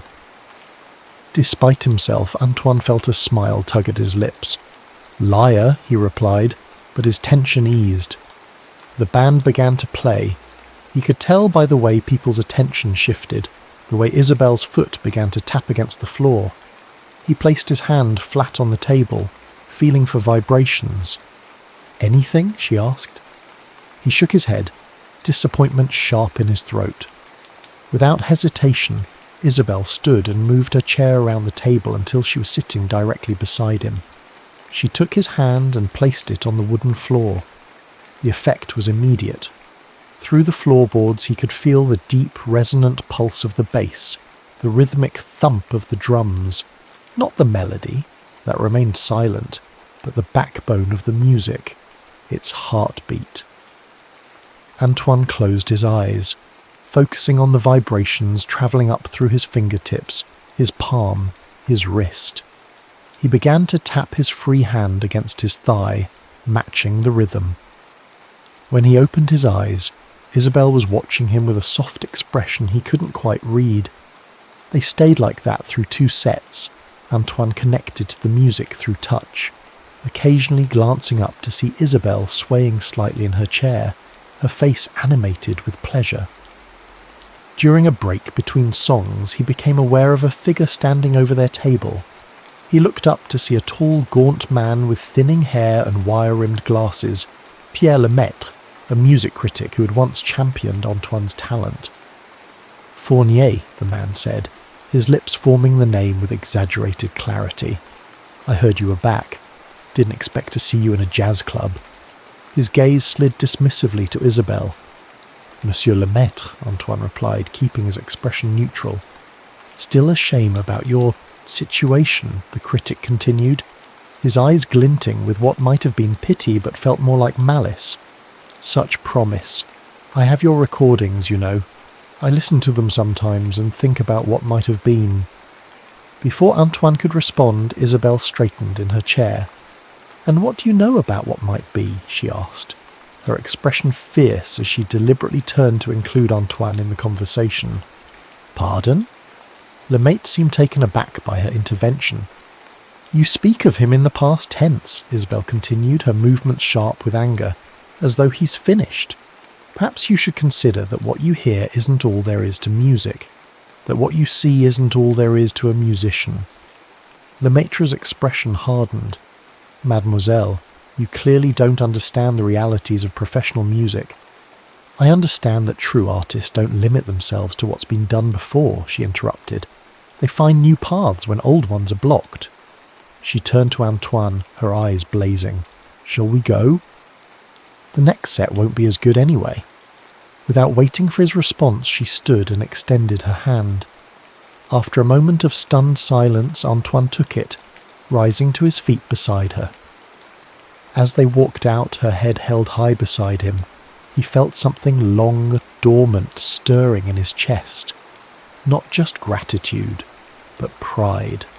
Not in what he had been, but in what she believed he might still become. Outside, under the twinkling lights of Montmartre, she stopped and faced him. I'm sorry, she said, her lips forming the words in the glow of the street lamp. I shouldn't have spoken for you. No one has defended me like that since before the war, he replied, his voice feeling rough in his throat. Thank you. She looked away, suddenly vulnerable. It wasn't just for you, she admitted. It was for all of us who've had to find new ways after the war took the old ones. Antoine reached out, his fingers gently turning her face back toward his. In her eyes, he saw not pity but understanding, the recognition of someone who had also lost and rebuilt and lost again. Without conscious thought, he leaned forward and kissed her, tentatively at first, then with growing certainty as she responded, her hands coming to rest against his chest. He could feel her heart beat again, quickening beneath his palm, keeping time with his own. When they broke apart, her eyes were bright with unshed tears. Antoine, she whispered, though he couldn't hear his name on her lips, only feel the vibration of it against his fingertips as they traced the curve of her jaw. I know, he replied, answering the question she hadn't asked. I know this is complicated. I know we are both still haunted, but tonight I felt music again, through the floor, through your eyes, through the way you see me as I could be, not as I was. She smiled, a tremulous thing that transformed her face, erasing years of grief in an instant. Then shall we continue the lesson? She asked, her eyes twinkling with mischief. Lesson? In feeling music, she replied, taking his hand and placing it over her heart once more. I believe we were just getting to the interesting parts. They walked back to the apartment hand in hand, the rhythms of Paris pulsing beneath their feet, creating a melody only they could feel. Antoine woke alone, the morning sunlight streaming through curtains he'd forgotten to close. For a moment he lay still, remembering the night before, Isabel's skin warm beneath his hands, the way her body had created rhythms his could follow, the silent symphony they'd composed together. He reached for her, but the space beside him was empty. On the pillow where her head had rested lay a single sheet of paper, folded once. He opened it with suddenly clumsy fingers. A. Had to leave early. Stay in bed. Rest. You deserve it. Minus I simple and practical, like Isabel herself. Yet Antoine felt a strange hollowness in his chest as he stared at the few lines. Had he misunderstood last night? Had it meant less to her than it had to him? He dressed slowly, his body pleasantly sore from unfamiliar exertions. When was the last time he'd held someone? Before the war, certainly. Before the silence. Wandering into the living room, he found more evidence of her hasty departure. Her hairpin on the sideboard, her scent lingering in the air. But something else was different too. The apartment felt lighter somehow. The dust was gone from the surfaces, the curtains pulled back to admit the spring sunshine, the piano lid raised to reveal the keys. Antoine ran his fingertips over the ivory, pressing down gently to feel the action of the hammers.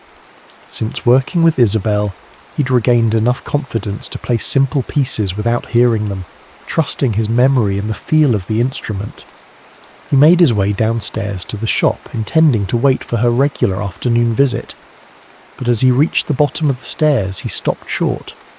The door to the shop, the street entrance that had remained shuttered since his father's death, stood ajar. Light spilled through the opening, illuminating the dust motes in the air. Antoine approached cautiously, pushing the door wider. The shop looked exactly as he'd left it after Isabel's last cleaning session. The shelves of sheet music neatly arranged, the display violins gleaming softly in their cases, the old upright piano in the corner with its yellowed keys exposed. On the counter lay another note folded into a small square. He opened it with a sense of foreboding. "Don't stop playing." 3 words in Isabel's flowing hand. Not "I'll be back" or "wait for me" or any of the reassurances he suddenly realised he'd been craving. Just an admonition to continue what she'd started. As the truth dawned on him that Isabel had left, truly left, Antoine felt the silence closing in again, threatening to swallow him as it had in those first dark months after the hospital. He crumpled the note in his fist, anger flaring hot and bright, then just as quickly subsiding into a dull ache. Why should he have expected anything different? People left. They died in war. They died in peace. His father, his comrades, and now Isabel, not dead but gone all the same. He was about to retreat back upstairs when a movement outside the shop caught his eye. A small face pressed against the glass of the front window, hands cupped around eyes to see inside. One of Isabel's dance students, the little one, Matilda. The child's eyes widened when she saw him looking back. Instead of running away, she waved, a hopeful gesture that pierced through his gloom. After a moment's hesitation, Antoine walked to the door and opened it fully. Mathilde stood on the sidewalk, her thin frame swamped by a coat several sizes too large, clearly a hand-me-down.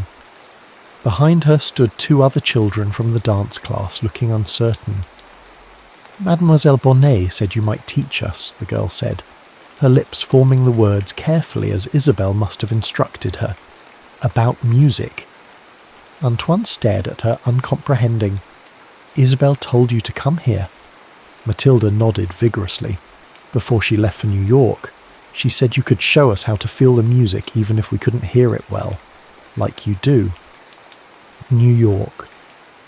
The words hit Antoine like a physical blow. So that was where she'd gone, across an ocean, to a new life, a new start. And she'd sent her students to him as what? A parting gift. A responsibility to keep him from slipping back into isolation. The children continued to stare up at him, hope warring with uncertainty in their young faces. Antoine looked past them to the street beyond, Montmartre waking up, vendors setting up stalls, shopkeepers sweeping sidewalks, life continuing as it had since the war ended, with or without his participation. "Come in," he heard himself say, stepping back to allow them entry. "We'll start with scales." 3 months later, Antoine stood in the back room of Fournier et Fils, making final adjustments to a violin bridge for one of his new students. The shop had officially reopened 6 weeks ago, though with a changed purpose. Instead of simply selling instruments and sheet music as his father had done, Antoine now offered lessons in what he called tactile music, teaching techniques that emphasized feeling the vibrations and rhythms rather than relying solely on hearing. To his surprise, students had come, not just Isabel's orphans, but others who'd heard about his methods, children with partial hearing loss, veterans with injuries similar to his own, elderly patrons whose hearing had faded with age. The bell above the shop door vibrated, sending a subtle tremor through the floorboards that Antoine had learned to recognize as a customer entering. He set down his tools and moved to the front of the shop. Céline stood there, elegant in a navy blue suit, her expression unreadable. Since the reopening of the shop, their relationship had improved, the wall of anger and resentment between them gradually dismantling. "You look well," she said, her lips forming the words carefully. Antoine nodded. "Business is good, And you, the children? Happy, noisy. She smiled. Pierre asked after you. He'd like to visit his uncle. Bring him, Antoine replied, surprised by how much he meant it. His young nephew had shown a talent for music before Antoine's departure for war. Perhaps he'd like lessons. Céline looked around the shop, taking in the changes, the rearranged displays, the area now cleared for group lessons, the visual metronomes Antoine had designed for students who couldn't hear traditional ones. You've done something remarkable here, she said, a hint of pride in her eyes. Antoine shrugged, uncomfortable with praise. It's just adaptation. It's more than that. She hesitated, then reached into her handbag and withdrew an envelope. This came for you, from the conservatoire. Antoine stared at the envelope bearing the official seal of the institution where he'd once studied, where he'd given his first solo recital at 16. He hadn't had contact with anyone there since before the war. What do they want? He asked, reluctant to take the envelope. Read it, Céline said, pressing it into his hands. Later, after she'd left, Antoine sat at the upright piano in the corner of the shop, the opened letter spread before him. The Conservatoire was organising a special concert series titled Triumph Over Adversity, featuring musicians who had overcome significant obstacles. They had invited Antoine to perform. His first instinct was to refuse. The thought of sitting before an audience playing music he couldn't hear, exposed to pity and judgment, it was unthinkable. But then he remembered Isabelle's words. Don't stop playing. She'd been gone for 3 months without a word. The ache of her absence had dulled to a persistent throb, like an old wound that pains you when rain is coming. He'd thrown himself into the work of rebuilding the shop, developing his teaching methods, trying not to think about where she might be or whether she ever thought of him. Yet everything he'd accomplished had begun with her. Her stubborn refusal to let him retreat from life, her innovative approaches to feeling music rather than hearing it, her belief that what remained was just as valuable as what was lost. Antoine's fingers moved to the keys, finding the opening notes of a piece he'd been working on. Something new, composed in the silent language he now inhabited. It was meant for dancers, with strong rhythms that could be felt through the floor, dramatic dynamic shifts that could be seen in the tension of the performer's body. He'd been composing it for Isabelle, though he'd never admit that to anyone. A way of continuing their conversation across an ocean, even if she would never hear it. Making his decision, Antoine reached for paper and pen to compose his reply to the Conservatoire. He would perform, not as he once had, but as he was now. Not despite his silence, but through it. The Salle Pleyel hummed with anticipation. Antoine could feel the vibrations of hundreds of bodies shifting in seats, the subtle tremors of whispered conversations he couldn't hear. Backstage, he adjusted the specially designed pads he'd had installed under the piano pedals, which would translate the vibrations of the strings more directly to his feet. A stagehand approached, gesturing that it was time. Antoine nodded, straightening his tie one last time before following the man onto the stage. The grand piano waited at centre stage, gleaming under the lights. Beside it stood something new, a row of dancers poised in starting positions. Part of Antoine's innovation for this performance was the addition of dancers who would interpret the music visually, allowing him to follow their movements and adjust his playing accordingly. They would be his ears, reflecting the sound back to him through their bodies. As he took his seat at the piano, Antoine scanned the audience out of habit, though he recognised no one in the sea of faces. Then his gaze caught on something, a flash of blue in the third row, a hat the colour of the Paris sky. His heart stuttered in his chest. It couldn't be. But there she was, straight-backed and serious, her eyes fixed on him with an intensity he could feel across the distance. Isabelle. She hadn't warned him she was coming, hadn't written, had simply appeared, as though conjured by the music he'd created for her. A gentle touch on his shoulder reminded him where he was. The lead dancer was signalling they were ready. Antoine tore his gaze from Isabelle and positioned his hands over the keys.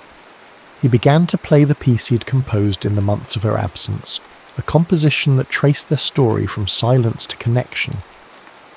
As his fingers moved across the keys, the dancers began to respond, their bodies becoming the physical manifestation of sounds he could only remember. Antoine felt the vibrations through the specially designed platform beneath the piano, through the pedals under his feet, through the keys beneath his fingers. But most of all, he watched the dancers, reading the music in their movements, adjusting his touch based on their responses.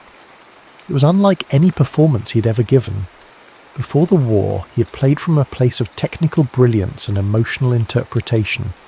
Now he played from a place of pure connection, his body in constant dialogue with the dancers, with the instrument, with the vibrations flowing between them. As the piece reached its crescendo, Antoine risked another glance at the audience. Isabelle sat motionless, tears streaming unchecked down her face, her eyes never leaving him. In that moment he understood with perfect clarity that this performance was not about what had been lost, but about what had been found, a new language of music that transcended sound itself. When the final notes faded, visible only in the gradual stillness of the dancers' bodies, there was a moment of complete silence that even Antoine could sense. Then the audience rose to its feet in what must have been thunderous applause, though he could hear nothing but the pounding of his own heart. The dancers surrounded him, their faces alight with the exhilaration of what they'd created together. Antoine accepted their embraces, their signs of congratulation, but his eyes sought only one person. There, moving against the tide of the audience, making her way not toward the exit but toward the side of the stage, Isabelle. Antoine excused himself from the dancers and moved to the edge of the stage where a small set of steps led down to the audience level. She was waiting there, still wearing that blue hat, her face bearing the traces of tears but her eyes shining with something he hadn't seen in them before, a joy unmarred by shadows. Neither of them spoke at first. What was there to say after months of silence, after the performance that had just transpired? Instead, Isabelle raised her hands and began to sign, a skill she must have learned during her absence. Beautiful, her hand said, the gesture flowing like music itself. Antoine had been learning sign language too, incorporating it into his teaching methods at the shop. His fingers formed a reply, clumsy compared to her grace but clear enough. "Why did you leave?" Isabelle's eyes clouded briefly. She signed again, her movements precise. "I was afraid. Of what I felt.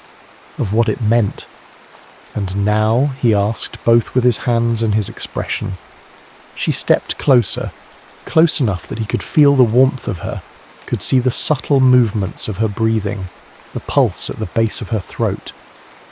"Now I know," she signed, "that the only rhythm I want is yours." Antoine reached for her then, his composer's hands framing her face with tender precision.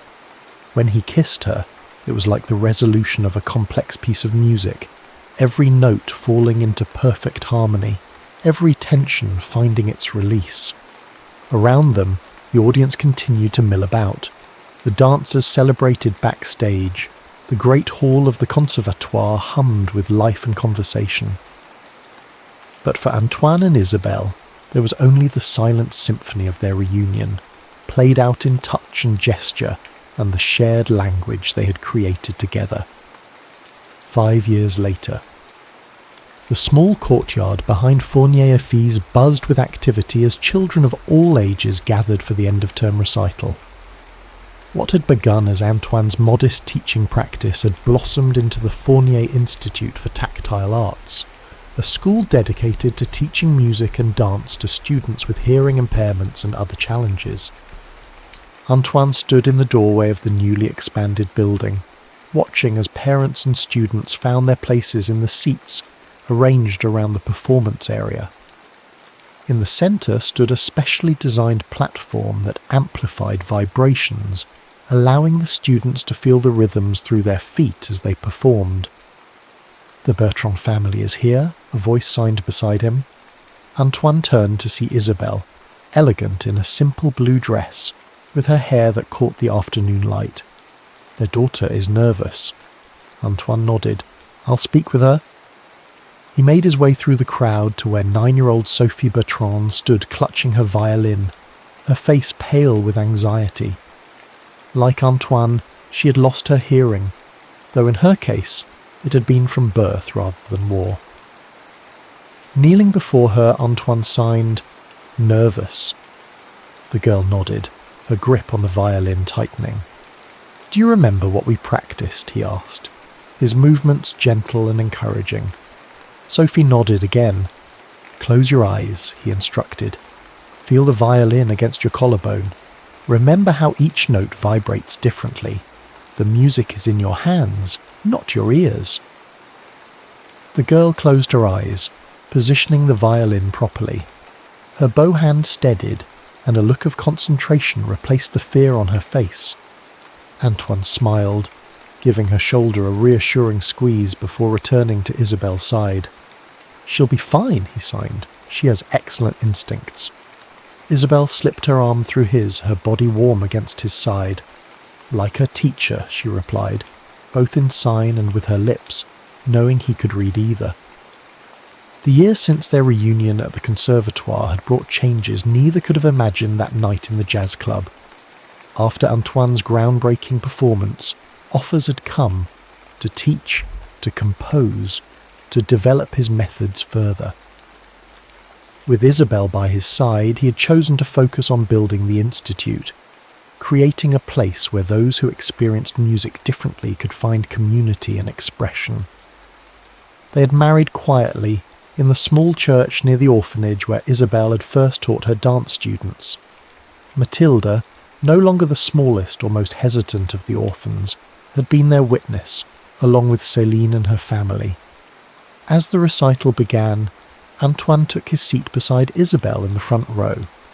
The first performers were the younger students, playing simple pieces on adapted instruments.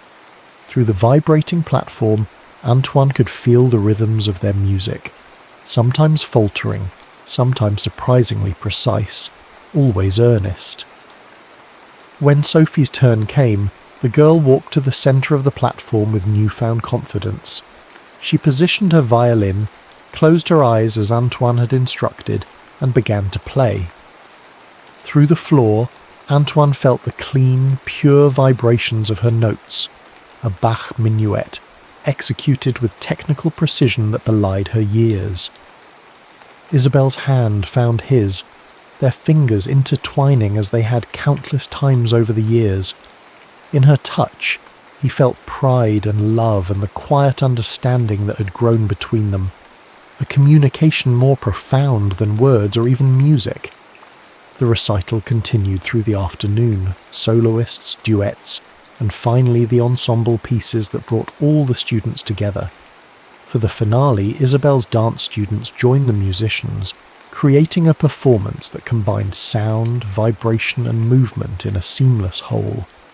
As the last piece concluded, the courtyard erupted in a combination of applause and the visual applause used at the Institute. Hands raised and shaken in the air, a silent celebration visible to all. Antoine stood to address the gathering, his hands forming signs as he spoke for those who could read lips. "Music finds a way," he told them, his voice clear and steady after years of practice speaking without being able to hear himself. "It adapts, it transforms, it discovers new paths, just as we have." His eyes found Isabelle's in the crowd, and something passed between them, the acknowledgement of how far they had come from that first confrontation in his dusty apartment. After the recital, as parents and students mingled in the courtyard enjoying refreshments, Antoine slipped away to the original shop building, now converted into his private studio. The afternoon light slanted through the tall windows, illuminating the grand piano that stood in the centre, the same instrument that had once seemed like a coffin to him, now restored and modified with his vibration technology. He sat at the keys, playing a few notes of the composition he was currently working on, a piece commissioned by the National Ballet for their upcoming season. As his fingers moved across the keyboard, he felt the familiar vibrations, different for each note, a language his body now read as fluently as his ears once had. A presence behind him, Isabel, her footsteps sending subtle vibrations through the floorboards that he recognized immediately. She placed her hands on his shoulders, a gentle pressure that spoke volumes. "They're asking for you," she signed as he turned to face her. "The parents want to thank you." Antoine nodded but made no move to rise. Instead, he pulled her down to sit beside him on the bench, his hand finding hers with practiced ease. "Do you ever regret it?" he asked, both with voice and sign. "Staying in Paris instead of going to New York? Building this place instead of returning to the stage?" It was a question he rarely asked, though it occasionally haunted him in quiet moments.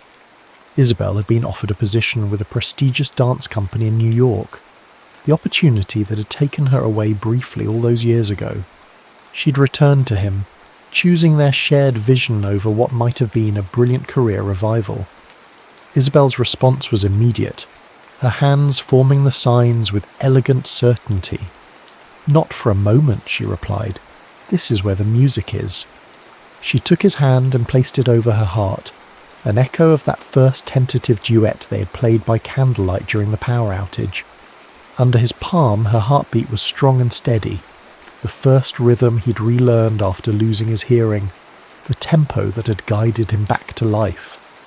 "Besides," she continued, a mischievous light entering her eyes, "who else would understand why I insist on dancing in the rain at midnight? Or why I need to feel the bass so strongly it makes the windows rattle? You've ruined me for normal men, Antoine Fournier." He laughed, the sound vibrating in his chest though he couldn't hear it. "And you've ruined me for solitude," he replied, leaning forward to rest his forehead against hers. A fair exchange. Through the windows they could see the courtyard where their students continued to celebrate, where the community they had built together flourished in the late afternoon light. Young Sophie was demonstrating something to a group of younger children, her earlier nervousness completely forgotten as she moved with the confidence of someone who had found her place in the world. "We should go back," Isabel signed, though she made no move to leave the bench. "In a moment," Antoine replied, his fingers finding the keys once more. "I want to show you something first." He began to play, not one of his compositions for the ballet or a piece for his students, but something more intimate, a lullaby, simple and tender, with a gently rocking rhythm that could be felt as much as heard. Isabel watched his hands move across the keys, her expression softening as understanding dawned. They had been trying for a child for nearly a year now, hoping to expand their family beyond the students who filled their days. "Are you sure?" he signed, his hands briefly leaving the keys. In answer, she took his hand and placed it against her abdomen, holding it there with both of her own. Beneath his palm, too faint to feel yet but present all the same, was the promise of a new heartbeat, a new rhythm to learn. Antoine's eyes filled with tears, not of the grief that had once defined him, but of a joy so profound it didn't need sound to express itself. He drew Isabel into his arms, holding her with the reverence of someone who knows exactly what it means to lose and lose and find again. Outside, their students continued to celebrate. Inside, in the warm silence of the studio, Antoine and Isabel began the newest movement of their ongoing composition, a piece that had begun in shadow and silence but had found its way, note by note and touch by touch, into something neither of them could have imagined alone. For Antoine, who had once believed that life without music was no life at all, the greatest revelation had been discovering that music existed beyond sound, in the rhythm of shared breaths, in the pressure of interlaced fingers, in the silent language of two hearts beating in counterpoint. "Even in silence," he whispered against Isabel's hair, feeling the words in his throat as she felt them against her skin. You taught me to hear love. And in the quiet studio filled with afternoon light, that was all the music they needed. The end